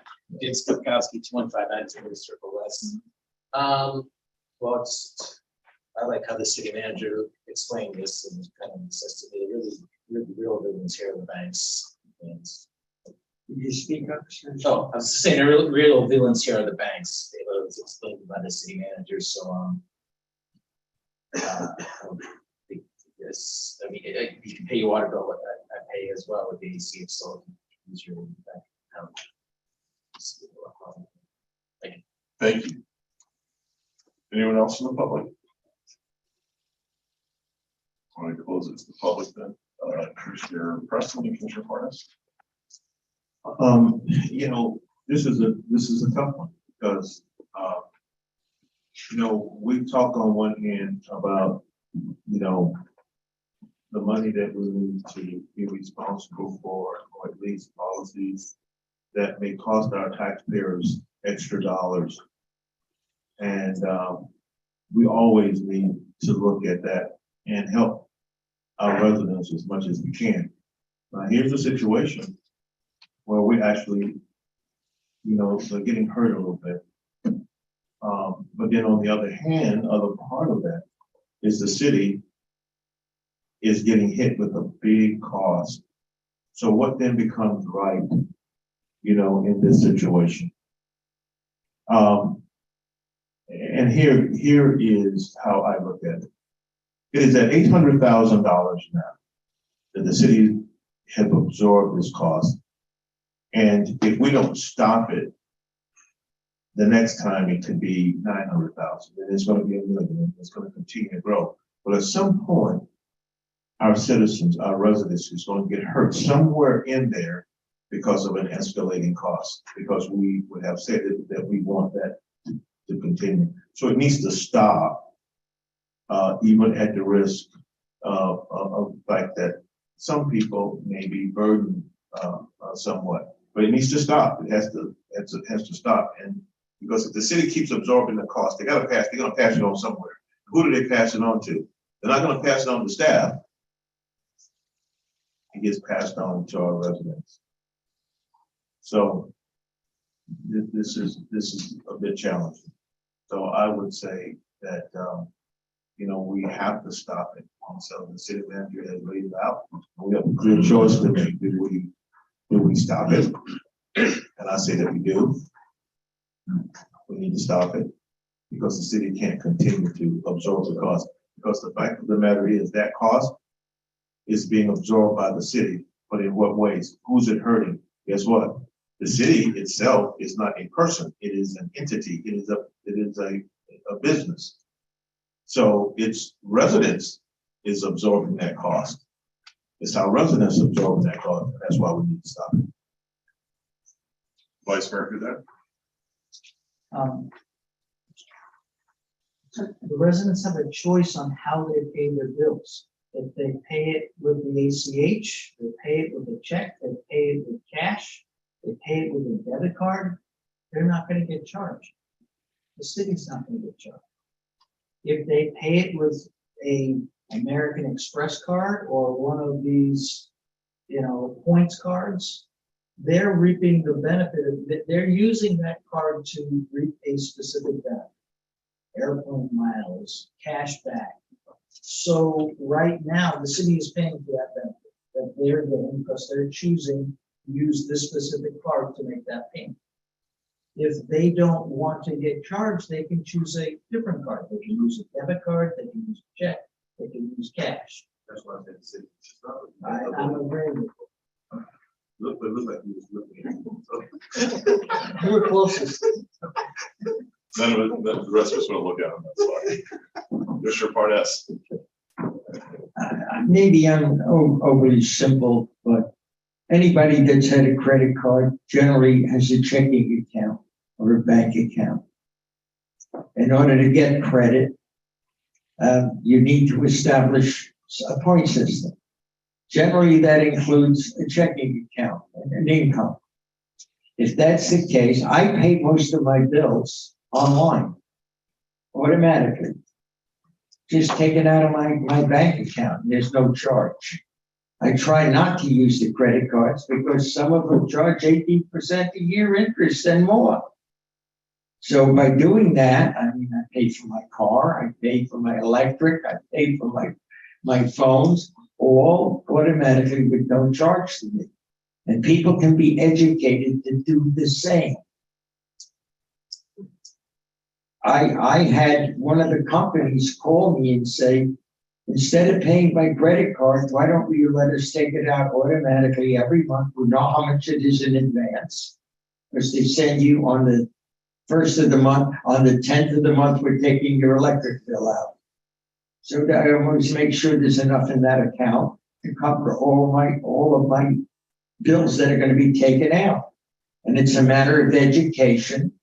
And they save money and the city doesn't get the cost. So if we do this, and I'm going to support it, I think we need to do an education to the city on how to save money by not using the credit card. There are other ways. Send a check, set it up with your bank to automatically pay it, and be done. And then everybody benefits by it. The customer and the city. So I think I will approve this, but I do suggest we put in an education program to educate the public how to do it at the lowest cost to them, as well as to us. Mr. Santucci, what percentage of this 850,000, where does it really come from? Do we have a breakdown as far as, 400,000 of it's coming from water bills, it obviously it's going to apply to permits. It's going to apply to anything you use a credit card for, because that's where we get hit, right? That's correct. The utility bills is I don't have the exact percentages on me, Mayor, and I can have that for second reading, some percentages, but a lot of it actually comes from the parking system. And through the utility payments as well. The utility payments, we process approximately, I think, 6,200 a month on the utility payments. They also are for use of permit fees, parks and recreation, anytime a credit card and credit cards are used throughout our entire business model. Yeah, and this goes back to the point the gentleman made. The bad guys here are the banks and credit card companies who are fleecing us with this. And it's a usage fee that's just kind of unfair. But to go to Ms. Freitag's point, I think the carve out here, there is a level of convenience that is applied to the city by doing that. And it gets tricky, especially with water bills. Water bills seem to be carved out because you can have it automatically taken out of your checking account. Most people would do that. but I would like to see the percentage in numbers. But the great point is the parking system. There's a convenience in that parking system to do that. We don't have the expense though of having someone go around taking coins out of them here doing that. Is it just the cost of doing business? It's one of the few times where you're actually targeting the citizenry who's using the service, as opposed to having everybody foot the bill. Because having everybody foot the bill right now is costing, let's say we have 85,000 people here in the city of Deerfield Beach. Probably has that much out for the July Beach, but we got 85,000, almost 85,000 people living here. $850,000 at $10 a person per year. It's costing our citizenry to be applied across the board. So it's a tough one. It's tricky. I like the idea of the carve out, but it depends on what makes sense. Think about it. You're a mom, or a father, or whatever. If you got your kids, you're trying to sign up for preschool, whatever it is, or sign them up for the league. And if you know what it's like to try to wrangle small children, and you got to pay it there on the fly, you're gonna use your credit card. You're gonna hit the fee. You know, there's a convenience for everybody with that, but in the end, it's, you know, the ones that make out are the banks and the credit cards. So I don't know where to apply it. Apply it to the citizens or they're using it, or apply it to all the citizens as a whole. I'm not sure where that falls, but I think we're gonna have to make a decision. You have a motion that you wanted to make and support it as is? Yes, I'll support it as is. I made a motion to approve this. You make a good point, and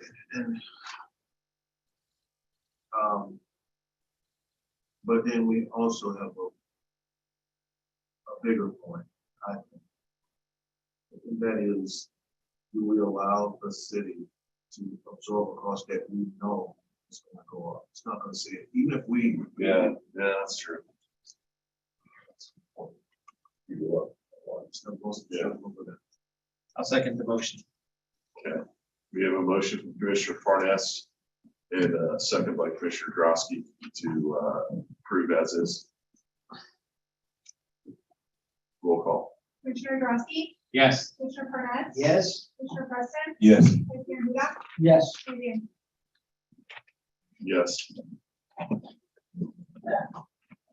We are now at comments by administration and legal. No comments tonight from legal. I don't have any comments this evening, Mayor. Thank you. Okay, we are now at item 22. I'm sorry. Okay, we are now at item 22, city manager's annual performance evaluation.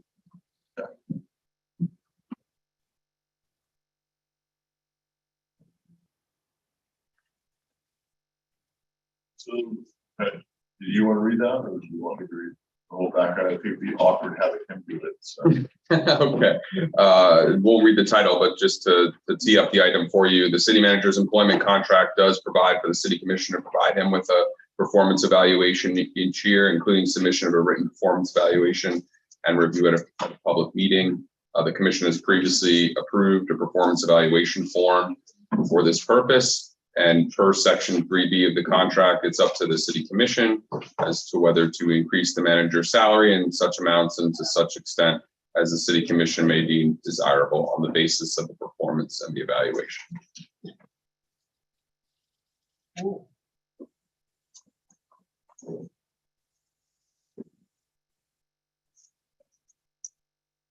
Who'd like to start?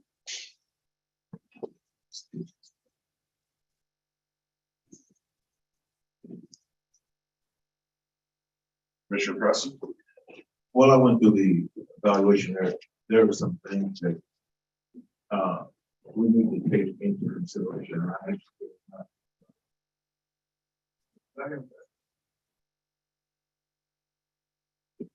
For instance,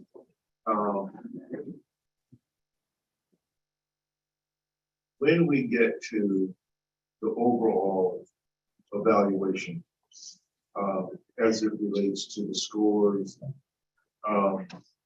actually, when it gives some values, and as those values go up, as the numbers go up, the evaluation gets worse. And so that's a clear error. So I didn't put anything in there because, you know, for instance, if you look at 4, it gives a set of values. And then if you look at 4 and look at the first value in excellent, it's actually the last number in the 4. And when you look at average, it's above the excellent. And so it's a bit confusing. I think that the evaluational process needs to be tweaked. And but I will tell you,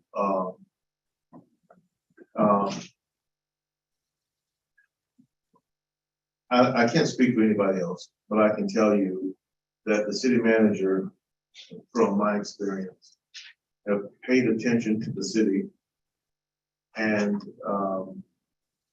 have really, I think, challenged himself and staff to make decisions in the best interest of the city. I see that our city is trending and going in the right direction under the leadership. Is it perfect? No, it is not. Well, I have some concerns. I do, but I have to look at, you know, his job description. Is the city of Deerfield Beach, is it getting any better under his direction? Not really what it boils down to. And those things that have been brought to his attention, have they gotten any better? He showed himself to pay attention to those things, and did they get better? In my opinion, they have. Do you have your overall evaluation total numbers? I do. I couldn't give the whole number because of something that I just said. You're right. So I'm gonna ask that maybe some of course, we're ambushing him as he walks in back in, but we're gonna ask the city attorney for a little bit of guidance on this. On the city manager. Commissioner Preston gave some points as far as what his overall valuation would be. He's got some concerns with the numbering and how it works out. Are we to go through each number during this public evaluation? No, you don't need to go through each number. I think you need to submit, you know, your written performance evaluation and just generally give them a review in public. Okay. So you don't need to go through each number. It'll be available as a public record. Okay. Sounds good. So I think we covered it. So, District 3. I gave the city manager a high rating for the following reasons. A, he keeps me informed with what's going on. B, if I need something to get done, it gets done. Sometimes maybe not as quick as I would like, but it gets done. I understand the complexity of his job, overseeing the whole city. And like everybody else as a politician, you always expect your things to be put on top of the list. Can't always happen that way. But overall, I think the city has improved under his tutelage compared to what I've seen in the past. And I think it's, how can I put it? It's a job one has to grow into as one becomes more acquainted with the necessities of the job. Nobody comes into this job with every answer for every question, and one has to have the ability to grow. And I think he's shown that ability to me, and I hope he stays with us a long time. Thank you. Gleisner? Thank you, Mr. Mayor.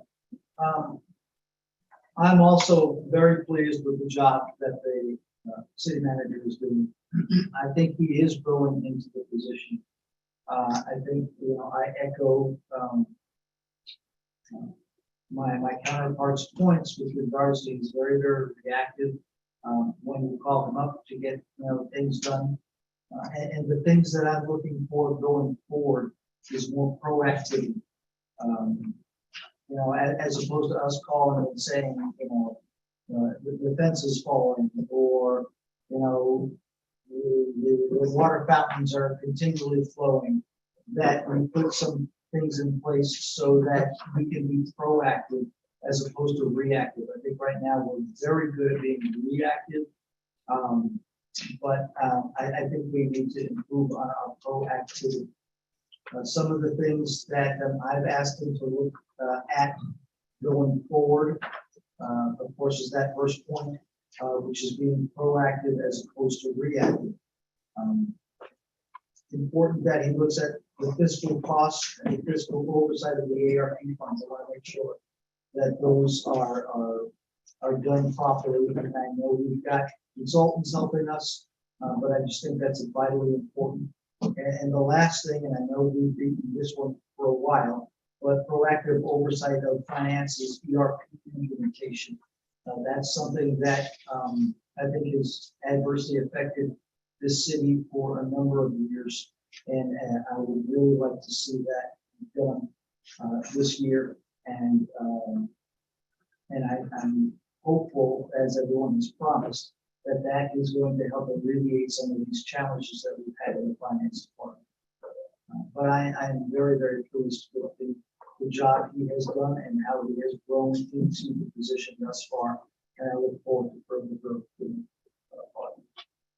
Thank you. District 4. Thank you, Mayor. I'm going to start out by echoing Commissioner Preston's comments that the process needs to be tweaked, in my opinion, going forward. The form doesn't provide for the city manager, it doesn't provide for the true evaluation that we should be giving him, because some of the categories that I complained about last year, I'm going to complain about this year, is, and I'm a very tough grader by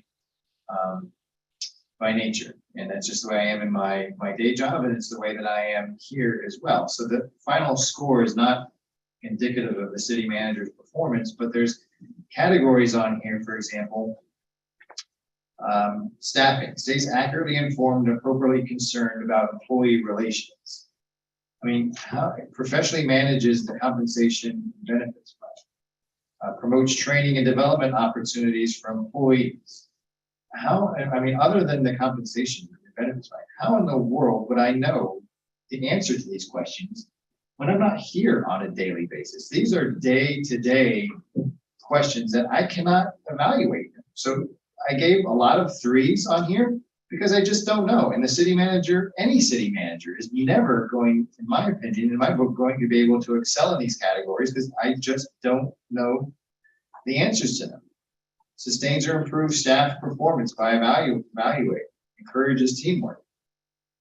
These are all 3s, and it's to no detriment to the city manager because I cannot give a fair evaluation. So when you look at my final score, yes, it's pedestrian, but that's because I think the form leads to a pedestrian score based upon the way that I grade and the way that it's written. So it's not a reflection on him. Now, I will say my score is better than last year, but I mean, it will never improve that much. So my true evaluation of the city manager is in my verbal comments. And I think, like the mayor has said for many years now, we evaluate him every day in our conversations with him, in our interactions, in our tasks that we assign to him. Do we timely hear back?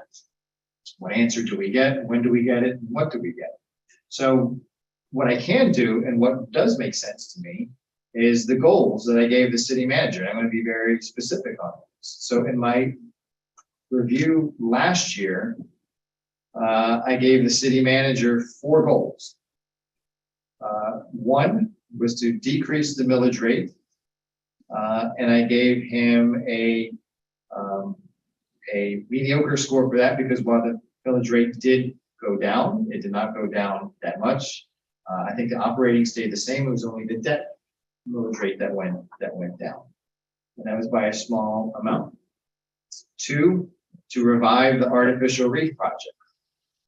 I gave that in the partially achieved category because we're working, it's more complicated than it sounds, because if it wasn't for that stupid boat coming ashore, we would have had that artificial reef by now. And as a result of that, we have the beach renourishment with the town of Hillsborough, and there's a lot of, so it's really tied into that. There has to be some underwater mapping of the project.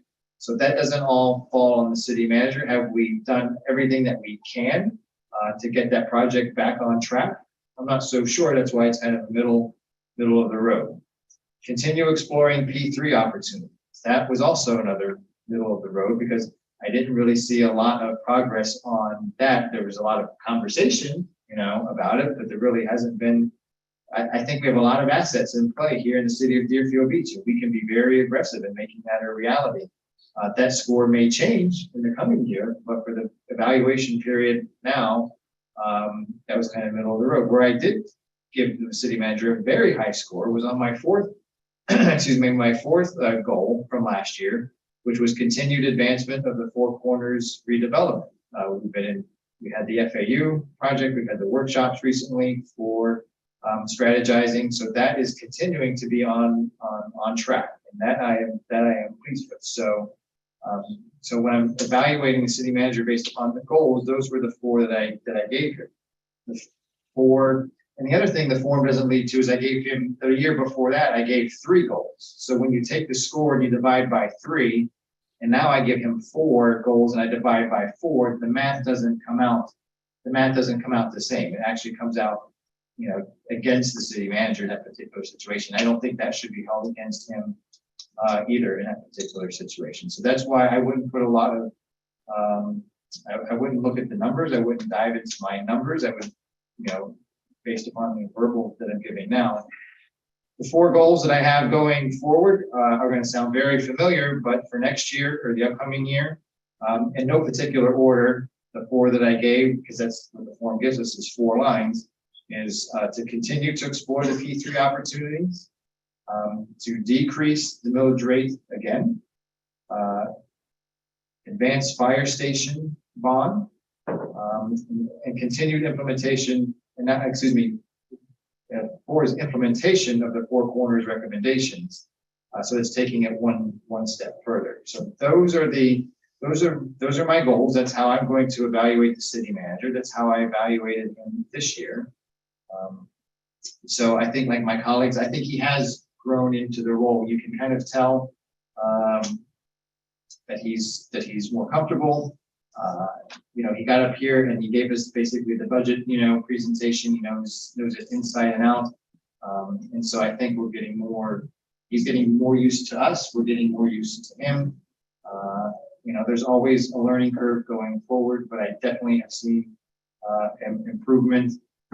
But as far as if you're going to ask me to, hold his feet to the fire, I have to evaluate based upon I wrote down a year ago, and that's basically what I did on this form.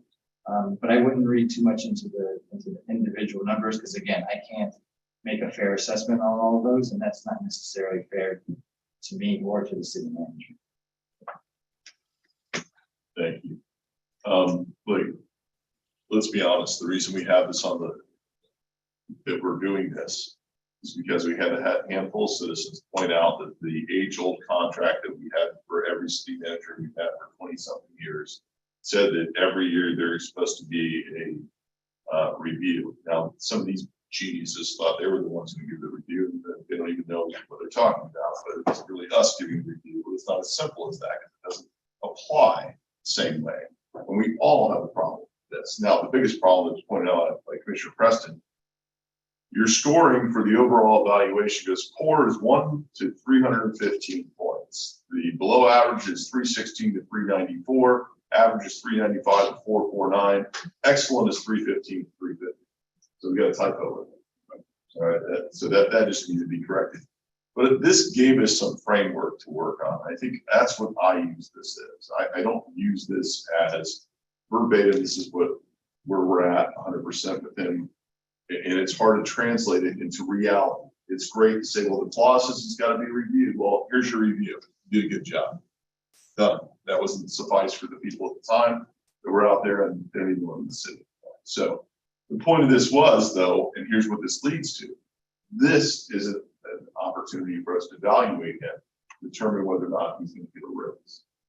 Because that's something that wasn't done historically with past city managers. Maybe going back to the Larry Deachin days is a little bit different because I think he just wrote the rule book. But I think what happens is this sets it up to look at, are we evaluating to determine whether to give a raise? I believe last year we did not give him a raise. Is that correct? Okay. And I've told the city manager this. Look, overall, my scoring for him, based loosely as I use this as a guideline, is that there has been definitely some improvement. If you were to total it up and we want to really stick by the numbers, it still puts him right at the edge of being above average. He's just below above average. But I think he is growing. He gets better and better. He's had a lot of challenges that he's dealt with, and I've seen improvement. And I evaluate him almost every day, sometimes twice a day. And I think that's unfortunate for him at times. But the truth of the matter is, we know when things are going to go bad. I think we all give him direction as far as like things are working, not working, where we're going to go with this. Overall, it is definitely an improvement over last year. Last year, I said that I didn't feel that it warranted an increase. I don't agree with that at this point, but I'm not looking to make up last year. This year, I think it needs to be consistent with what our employees just agreed to, which I believe is 5%. 5% is where I would feel comfortable with. I believe it is at 5%. Is that where we're at? Okay. I'm comfortable with 5%. If somebody wants to do something different, that's okay. But I will say this: I think there might have been only one or two areas in which the numbers drop, and everything else is there's been a lot of things that have gone up. And David, I think you're doing a good job. I really think you're doing a good job. The 4 goals that I have, and I want to say this on record, because this will hopefully give you some guidance of where I want to go with. One, I do want to reduce the millage rate. I do want to do that, but I want to do that, fiscally responsibly. I don't want to just say do it blank across the board, but a general reduction in the millage rate where it can be would be something that is a goal that we should be striving for and looking to do that. I want to complete our large projects. That includes any of the bond projects that we have in our AARP, our money that we've got coming in to work on those projects. I know you're not going to be able to do them all within a year. But as long as we have a goal to try to get those done, I would really like to see them done before I get out of office. That would be nice. So, especially something that I approved 4 years ago. Improve the beach, the city's overall maintenance and curb appeal. That's something that is a constant issue that I have seen some really big improvements on. There have been times where I'll walk the beach and I'll call David.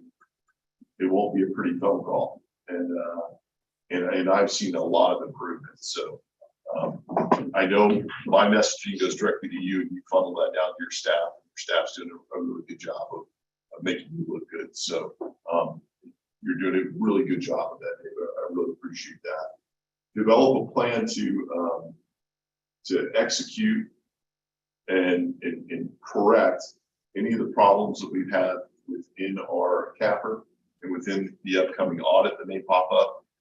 If we can't address it right away, let's make sure we have a plan on what we're going to do to address it. So if we can do that, that's a big goal that we need to make sure that that's taken care of.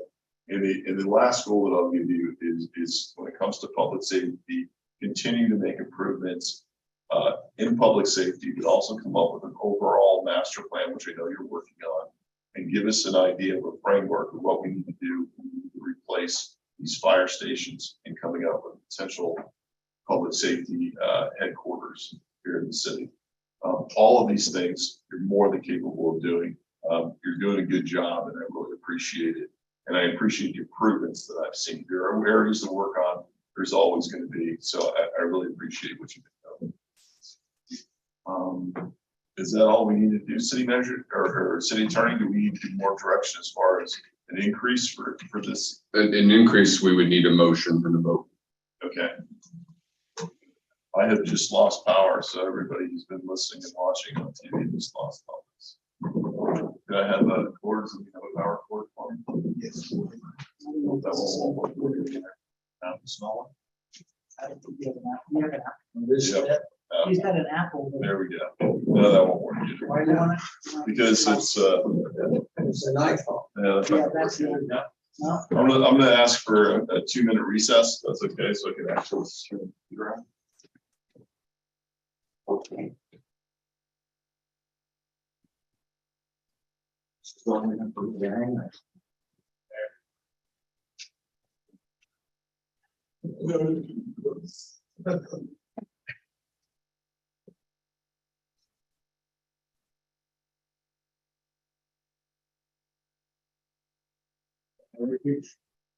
Two meetings with them. Okay. He's the rest of you. Here's what they told them. Now, A, download 7, 8, okay, you're looking.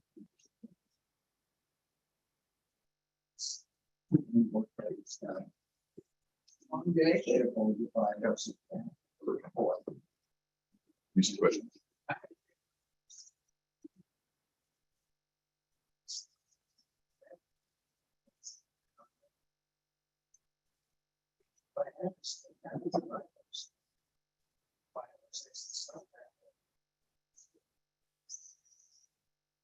Somebody's in the real estate business illegally. Nobody cares about that.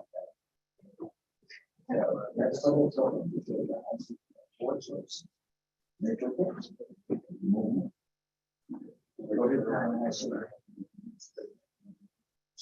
You took question before check. Or 5.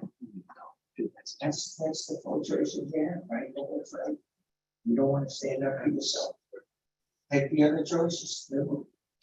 I'll move. And I tell that to all the people that come. The president, the good, so do something right now. Whatever one, it's like that one. Then they say, I gotta fight with them. Well, then, who do you want to fight? Exactly. Go hire a lawyer. Who's got that kind of money? So what do you want from me? I can't solve your problem. I can only direct you into how the problem will get solved. Now, last year I had a building two. I told them. There are 7 of the building. They didn't specify, but they didn't specify. Then this is in the content, right? And the content.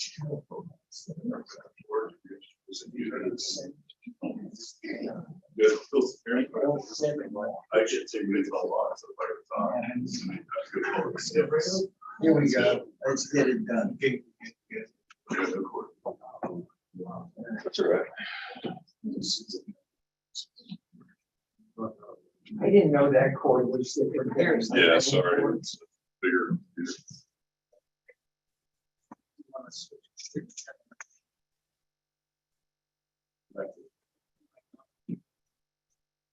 Okay. That's all right. Everybody can hear me, right? I'm gonna let you give me some guidance when it comes to if there's anybody who wants to speak. I'm gonna resume. We'll wait till Commissioner Dawson comes back. There he is. Let him in.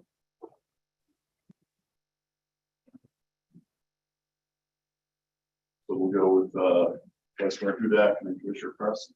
Thank you, Mr. Mayor. Last year, we did identify the challenges with the form. And I asked the city attorney to get with each commissioner to try to revise it. I don't know if that was able to happen. But again, earlier this year, I have sent a proposal new form to the city attorney. And I've asked him, once we're done here, because we use the same form, to review with each of you, just to make sure that, to get your input as to what would be, what you'd like to see in the new form. I think the most important aspect of this form, though, is the very end where you give direction to the city manager, what you would like to see, your 4 or 5 goals in a year. I think that's vitally important. But other than that, whether it's a scoring system, whether it's just a couple of questions, I'm going to defer to the commission and the city attorney. But again, the form was a starting place. and it definitely needs to be revised. I think we agreed with that last year, and hopefully this year we'll be able to get a revised form. So, thank you. Excellent, thank you. Can I ask you what percentage you're looking to do for increase? I also agree with the 5%. That's what staff, that's what the union and the non-union got. I think that's a fair increase, and that was actually what I put on my paper. Commissioner Preston? Yes. I think that when we do any type of an evaluation, we have to not just look at numbers and not just look at categories. Okay, on this specific evaluation, it says for below average, excellent. And I think that there should be another category, and that should be above average. Now, here's what I will say, to the city manager. Mr. City Manager,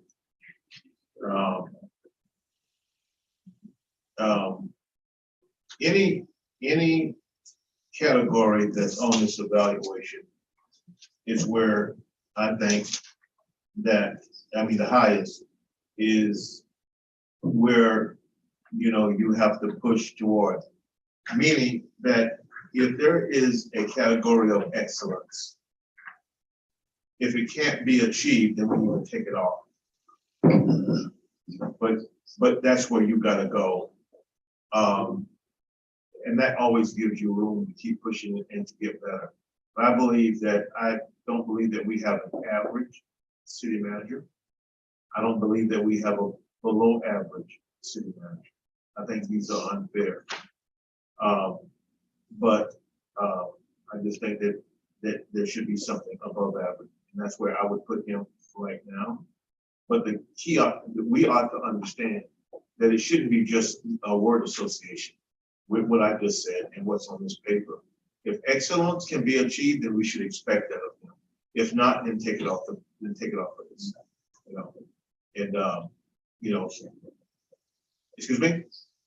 I'm talking to myself, I'm sorry, I was thinking out loud, I'm sorry, Ben, didn't mean to interrupt. Okay, but we gotta believe that these measures can be achieved, and we should give him the support and everything that we can do to help him to be able to get that. This city has grown under your leadership, Mr. Santucci. And I personally am thankful and grateful for what I see around the whole city. And so there's a lot of positives. There's a lot of positive.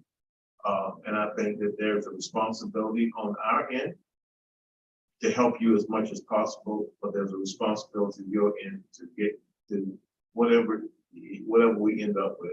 And if there is a category of superior or excellent, that ought to be there. That should be, where the goals ought to be. We talk about giving him goals. Well, you know what? One of the biggest goals is to be able to get to the highest level on the evaluation of which we will hold you accountable. Then we ought to see that you're going in that direction. I think from all of my colleagues, that's what you heard tonight. You heard, some very positive things. I too agree with the 5%. There's no reason to hold that up. I don't think. And, so I'm in agreement with that. So however that needs to be done, I don't know if that needs to go by motion or what. Commissioner Parnas? As far as the increase? 5%. Okay. Mr. Grosky? I'm fine with the 5%. I mean, this is gonna sound ironic coming from me, but I probably would have done, higher actually. I mean, to put him in the group as the other employees, I mean, he's the leader.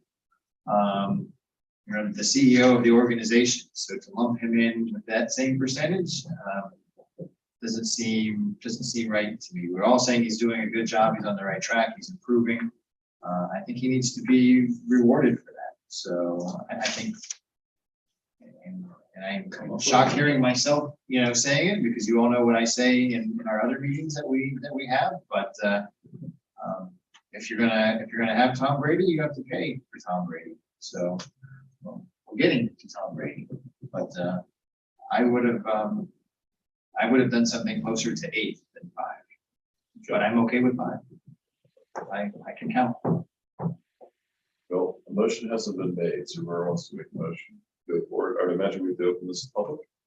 If you are taking action Yes. with an increase, yes. Is there anyone from the public who would care to speak? I'm looking at the clerk to give me any guidance on that.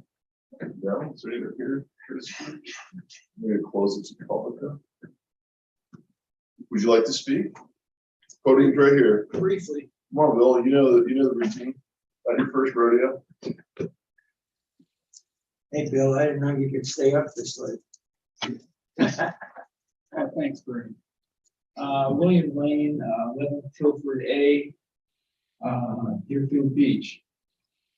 I come to these meetings because I think the important thing is to be involved with your community. Because in my mind, the federal government is like a Category 5 hurricane. You see it's coming, nothing you can do about it. State is kind of a thunderstorm. But here, locally, you know the people. You might not know everybody so well. Bernie's, I consider him a friend. But since I've been coming, and it has to be at least 5 years, I was here for another city manager. And I don't think that went right. But since David has been here, I've seen things change. I've heard people say things. And I don't know, I'm not a city manager, but I've been president of associations, 2 at once. And, people would look at me, and I know that what he has done is something that I don't think I achieved. But what I did do is I looked at you, Mr. Mayor, and from the time I came here, you've grown, and A long way. Yeah. well, Thank you. the hair is good though, But anyway, I just wanted to say that, and I think I'm with you 8%. Okay, thank you. Is there anyone else? I'll close it to the public then. Commissioner Barnes. Since I've heard 2 numbers, I'll make a motion to split the difference, and city's rate should be 6.5%. I would second that. Okay. We have a motion and a second for a 6.5% increase from the city manager. Sorry to interrupt you, Mayor. I just wanted the effective date of the increase, is it October 1 or? I would imagine approval of the, when is this, how does that work? Yeah, it's just on an annual basis. It doesn't immediately spell it out. So I just wanted to clarify so that we know to implement it. Thank you. Is that okay? Or whenever it's up to the commission, but I wanted to at least put the issue out there.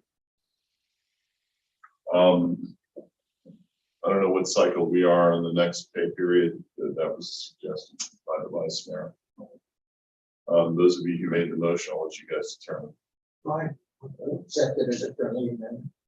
So, which is what, which is the start date? Next pay period or? Next pay period. Okay. You agree with that? Okay, we have a motion for a second for a 6.5% increase. Go to affect the next pay period. The city manager. We have a roll call, please. Commissioner Drosky, Yes. Commissioner Barnes, Yes. Commissioner Preston, Yes. Vice Mayor Huda, Let me think about it for a minute. Yes. Mayor Dan. Yes. Okay, you are now on comments by mayor and city commission. Let's start with District 4. Thank you, Mayor. I only have one comment tonight, and that is this Sunday is September 11th. So please take a moment and remember those that we have lost, and remember what you felt like on that particular morning. Don't let that feeling ever lose. Don't ever lose what you felt that morning. Don't ever forget. Remember the sadness, the pain, the anger. Remember all of those, because our enemies are out there and they're still plotting against us. And they're waiting for us to be weak. They're waiting for us to be complacent. And we should not be, and be diligent at all times. And September 11th will give us that opportunity to remember, to stay focused, and to stay diligent, and give that day the solace that it truly deserves. Thank you. Thank you. District 3.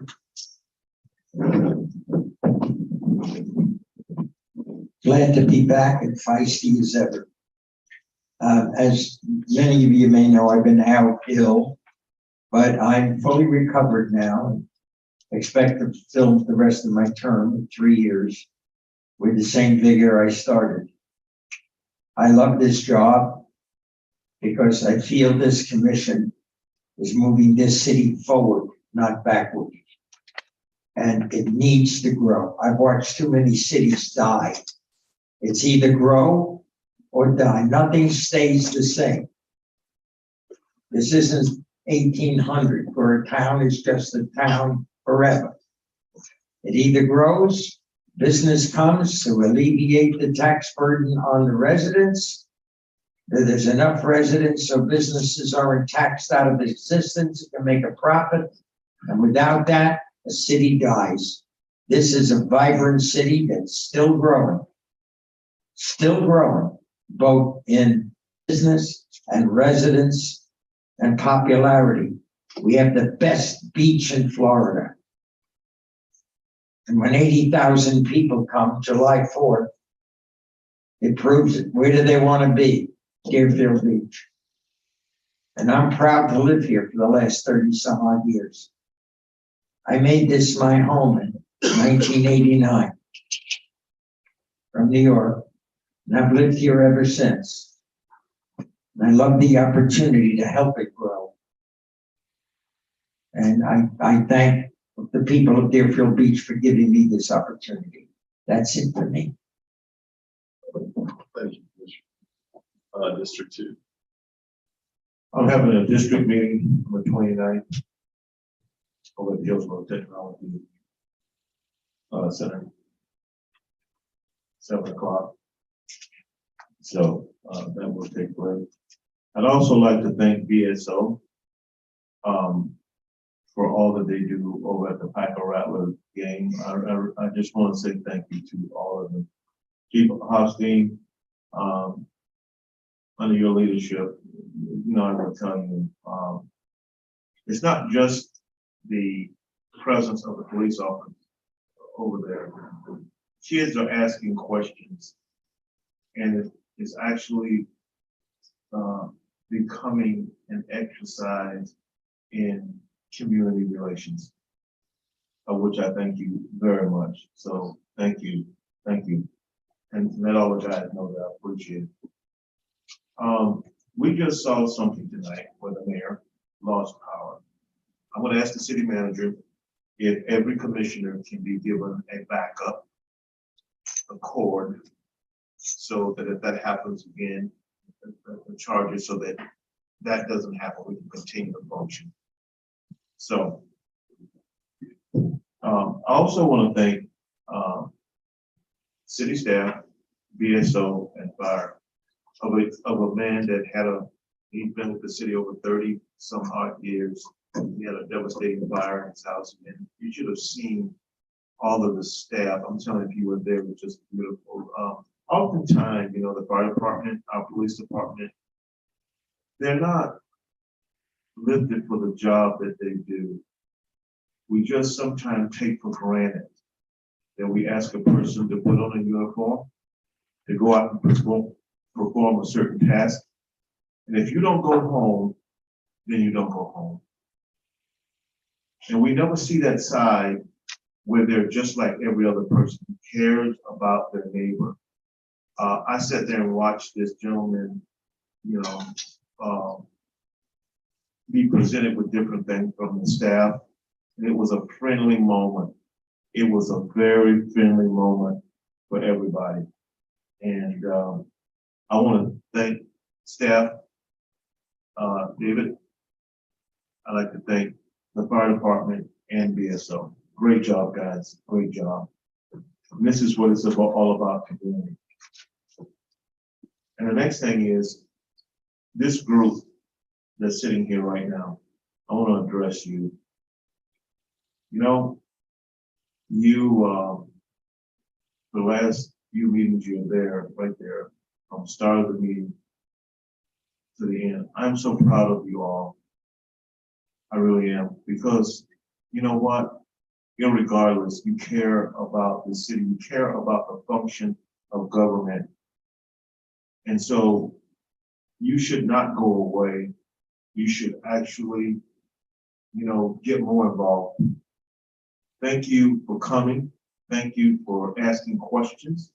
Thank you for caring about the city of Deerfield Beach. For without that, bad things would happen to our city.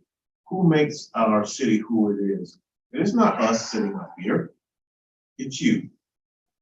Every one of these seats belong to you. Every one of them. And so unless people care about their city, how then can their city improve? And you sit right there to the end. The gentleman that was just telling us, you sit right there to the end. That is beautiful. That is beautiful, because if people say that, you know, people don't care, it's not true. It's not true. And I know that my colleagues must be lifted as well, you know, although we're dog tired, just to see people who care. Because I can tell you, I put in 26 years in the fire department for the city of Deerfield Beach. I've lived in Deerfield Beach for about 50 years or more. I could be doing other things, but you know what? I love serving. And that's what these guys, nobody up here is going to be rich. Nobody up here is going to have a parade done in their honor. No, no, no. 12 years, and that's all I want. But you know what? They do it because that's a fact. It's about serving. So thank you guys for coming. Really appreciate it. Continue to do so. Thank you. You know, tonight we started the meeting talking about Bellamina Williams and her impact on the city of Deerfield Beach. I was going to skip you. Go ahead. We sure? Vice Mayor. Yeah, I was gonna do the parade too. It's out. It's done. Go for it. You know, Go for I it, had a sir. regular parade from scratch to out. That's all right. Sorry, Vice Mayor. No, that's quite all right, Mr. Mayor. Couple things. Commissioner Drosky mentioned 9/11. VSO is going to have a moment of silence at Pioneer Park on September 11th. 8:30 a.m. to 10:30 a.m. So all are more than welcome to join. I hope to see a lot of people out there because those of you who know, my father's a retired New York City firefighter. So it's a really somber day for myself. I have asked city manager and city attorney. I had meetings with residents over the weekend with regards to the Eller project. And one of the things I'd like staff to look into is Northeast 4th Street and the probability of closing that to Federal Highway so that we can alleviate the traffic that this new property would have to that neighborhood. So I hope that we can look into that and find out what steps would be needed in order to do that. We also have a couple of meetings on one on Thursday, September 8th, the other one on Thursday, September 15th, for the Pioneer Village Concepts Streetscape, which is basically Second Avenue here. The one on this Thursday will be at City Hall right here. And the next Thursdays will be at Technology Drive, and they're from 7 o'clock to 9 o'clock. So I hope to see some residents for that. And that's all I have. Thank you very much. Thank you, Vice Mayor. My apologies. I talked about Bellamina Williams. That was my lead in for it. If it was not for Bellamina Williams, we would not have the brand Hilda Richardson Old park. She was the one lady in the crowd when we were all ready to approve a development, stood up and said, "There are bodies buried there." We were stunned. None of us had ever heard of it. There was a colleague that was up here at the time that knew about it. Commissioner Preston at the time tabled it. We moved forward. Years later, it came out that there was certainly a cemetery there, and that if it wasn't for Miss Bellamina, there'd be townhomes. Right? And the vote, I lost the vote, the subsequent vote, and they decided to put condos in over there. And we had our then mayor say there are no bodies over there. Within the first 5 days of bulldozing over there, they discovered the first casket.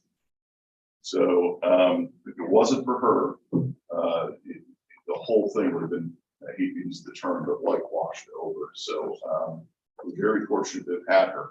Brings me to another point. I have always taken the policy, and one of the few votes that really haunts me up here is I voted against the naming of Pastor Willie Ford's linear park on 10th Street because Pastor Ford was still alive.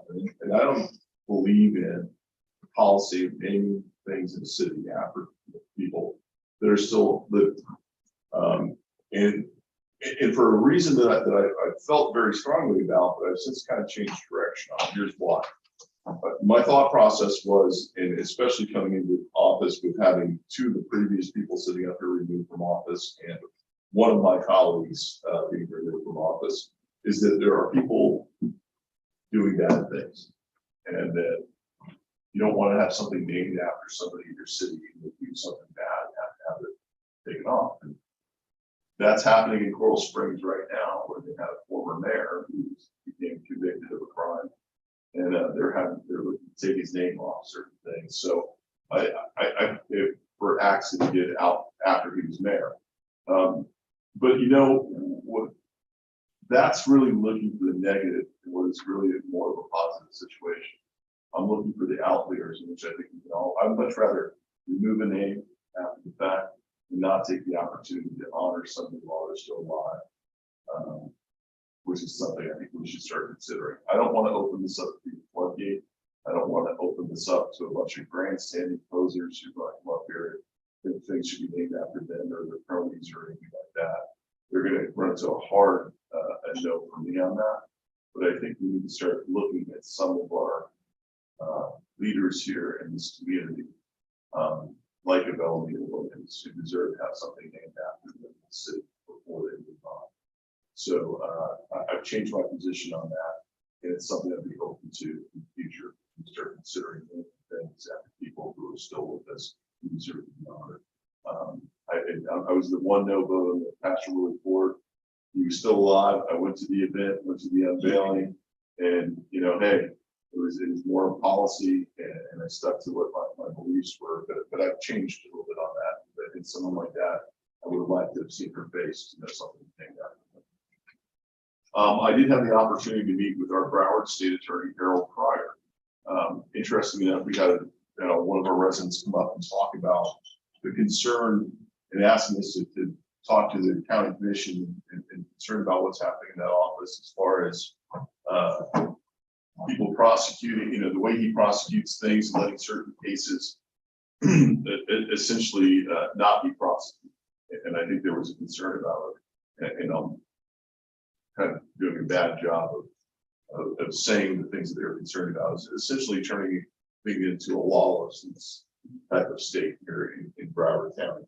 And I had never met Mr. Pryor before, but I wanted to take that opportunity with them because after we had the resident bring this up at least twice, that I had the opportunity to talk to him directly about it. He was going around meeting all the mayors in the county. And so he and I sat down for coffee, and this interesting aspect of it, we're both in agreement that when you start eliminating prosecution on some of these smaller crimes, the smaller crimes are really gateway crimes to bigger crimes. Robbery, and burglary, and things like that move up to, you know, a simple burglary moves up into a robbery. You know, it could lead into worse and worse. And, you know, I think there were people that ran for that position, not just in this county, but in other areas that kind of figured out, you know, we're not going to do this. We're not going to prosecute all of these things. We're going to wipe it clean. That is not something that he's looking to do. He actually was even talking about, you know, the possession charges and things like that. You know, what was my opinion? Some of the mayors of Broward County have said that, you know, this not prosecuting up to a certain amount of marijuana is problematic. But he also talked about the extreme expense there is for that. And it doesn't mean someone can walk around and do things. So give you an example of someone smoking pot in public park. You come up and say, hey, you know, you not do that or whatever, and they want to start a fight, that's how disturbing the police. The police can now charge them with disturbing the peace and get them on a possession charge. Doesn't mean it's completely eliminated. They can't be charged with it. So it was really refreshing to talk to him about it. He's a great public servant. I'm very impressed. And he's, you know, he's someone that I encourage everybody to get a chance to talk to, because it's an interesting perspective, a good opportunity to get a chance to kind of share what some of our residents are talking about. And the fact that I think their concerns are probably might fall, they might be concerned about others, but I don't think State Attorney Pryor is one to have to worry about being going in that direction. That's all I have. I think that's all I have. I want to thank all of you who participated tonight, and sorry for the lack of power that we have. Okay. And I do want to say this, Commissioner Parnas, you are downplaying how serious your illness was. I am so glad to have you back here, and well, glad to have you. We're eligible to talk to you. With that, looking for a motion to adjourn. So moved. All in favor, say aye. Aye. Good way here.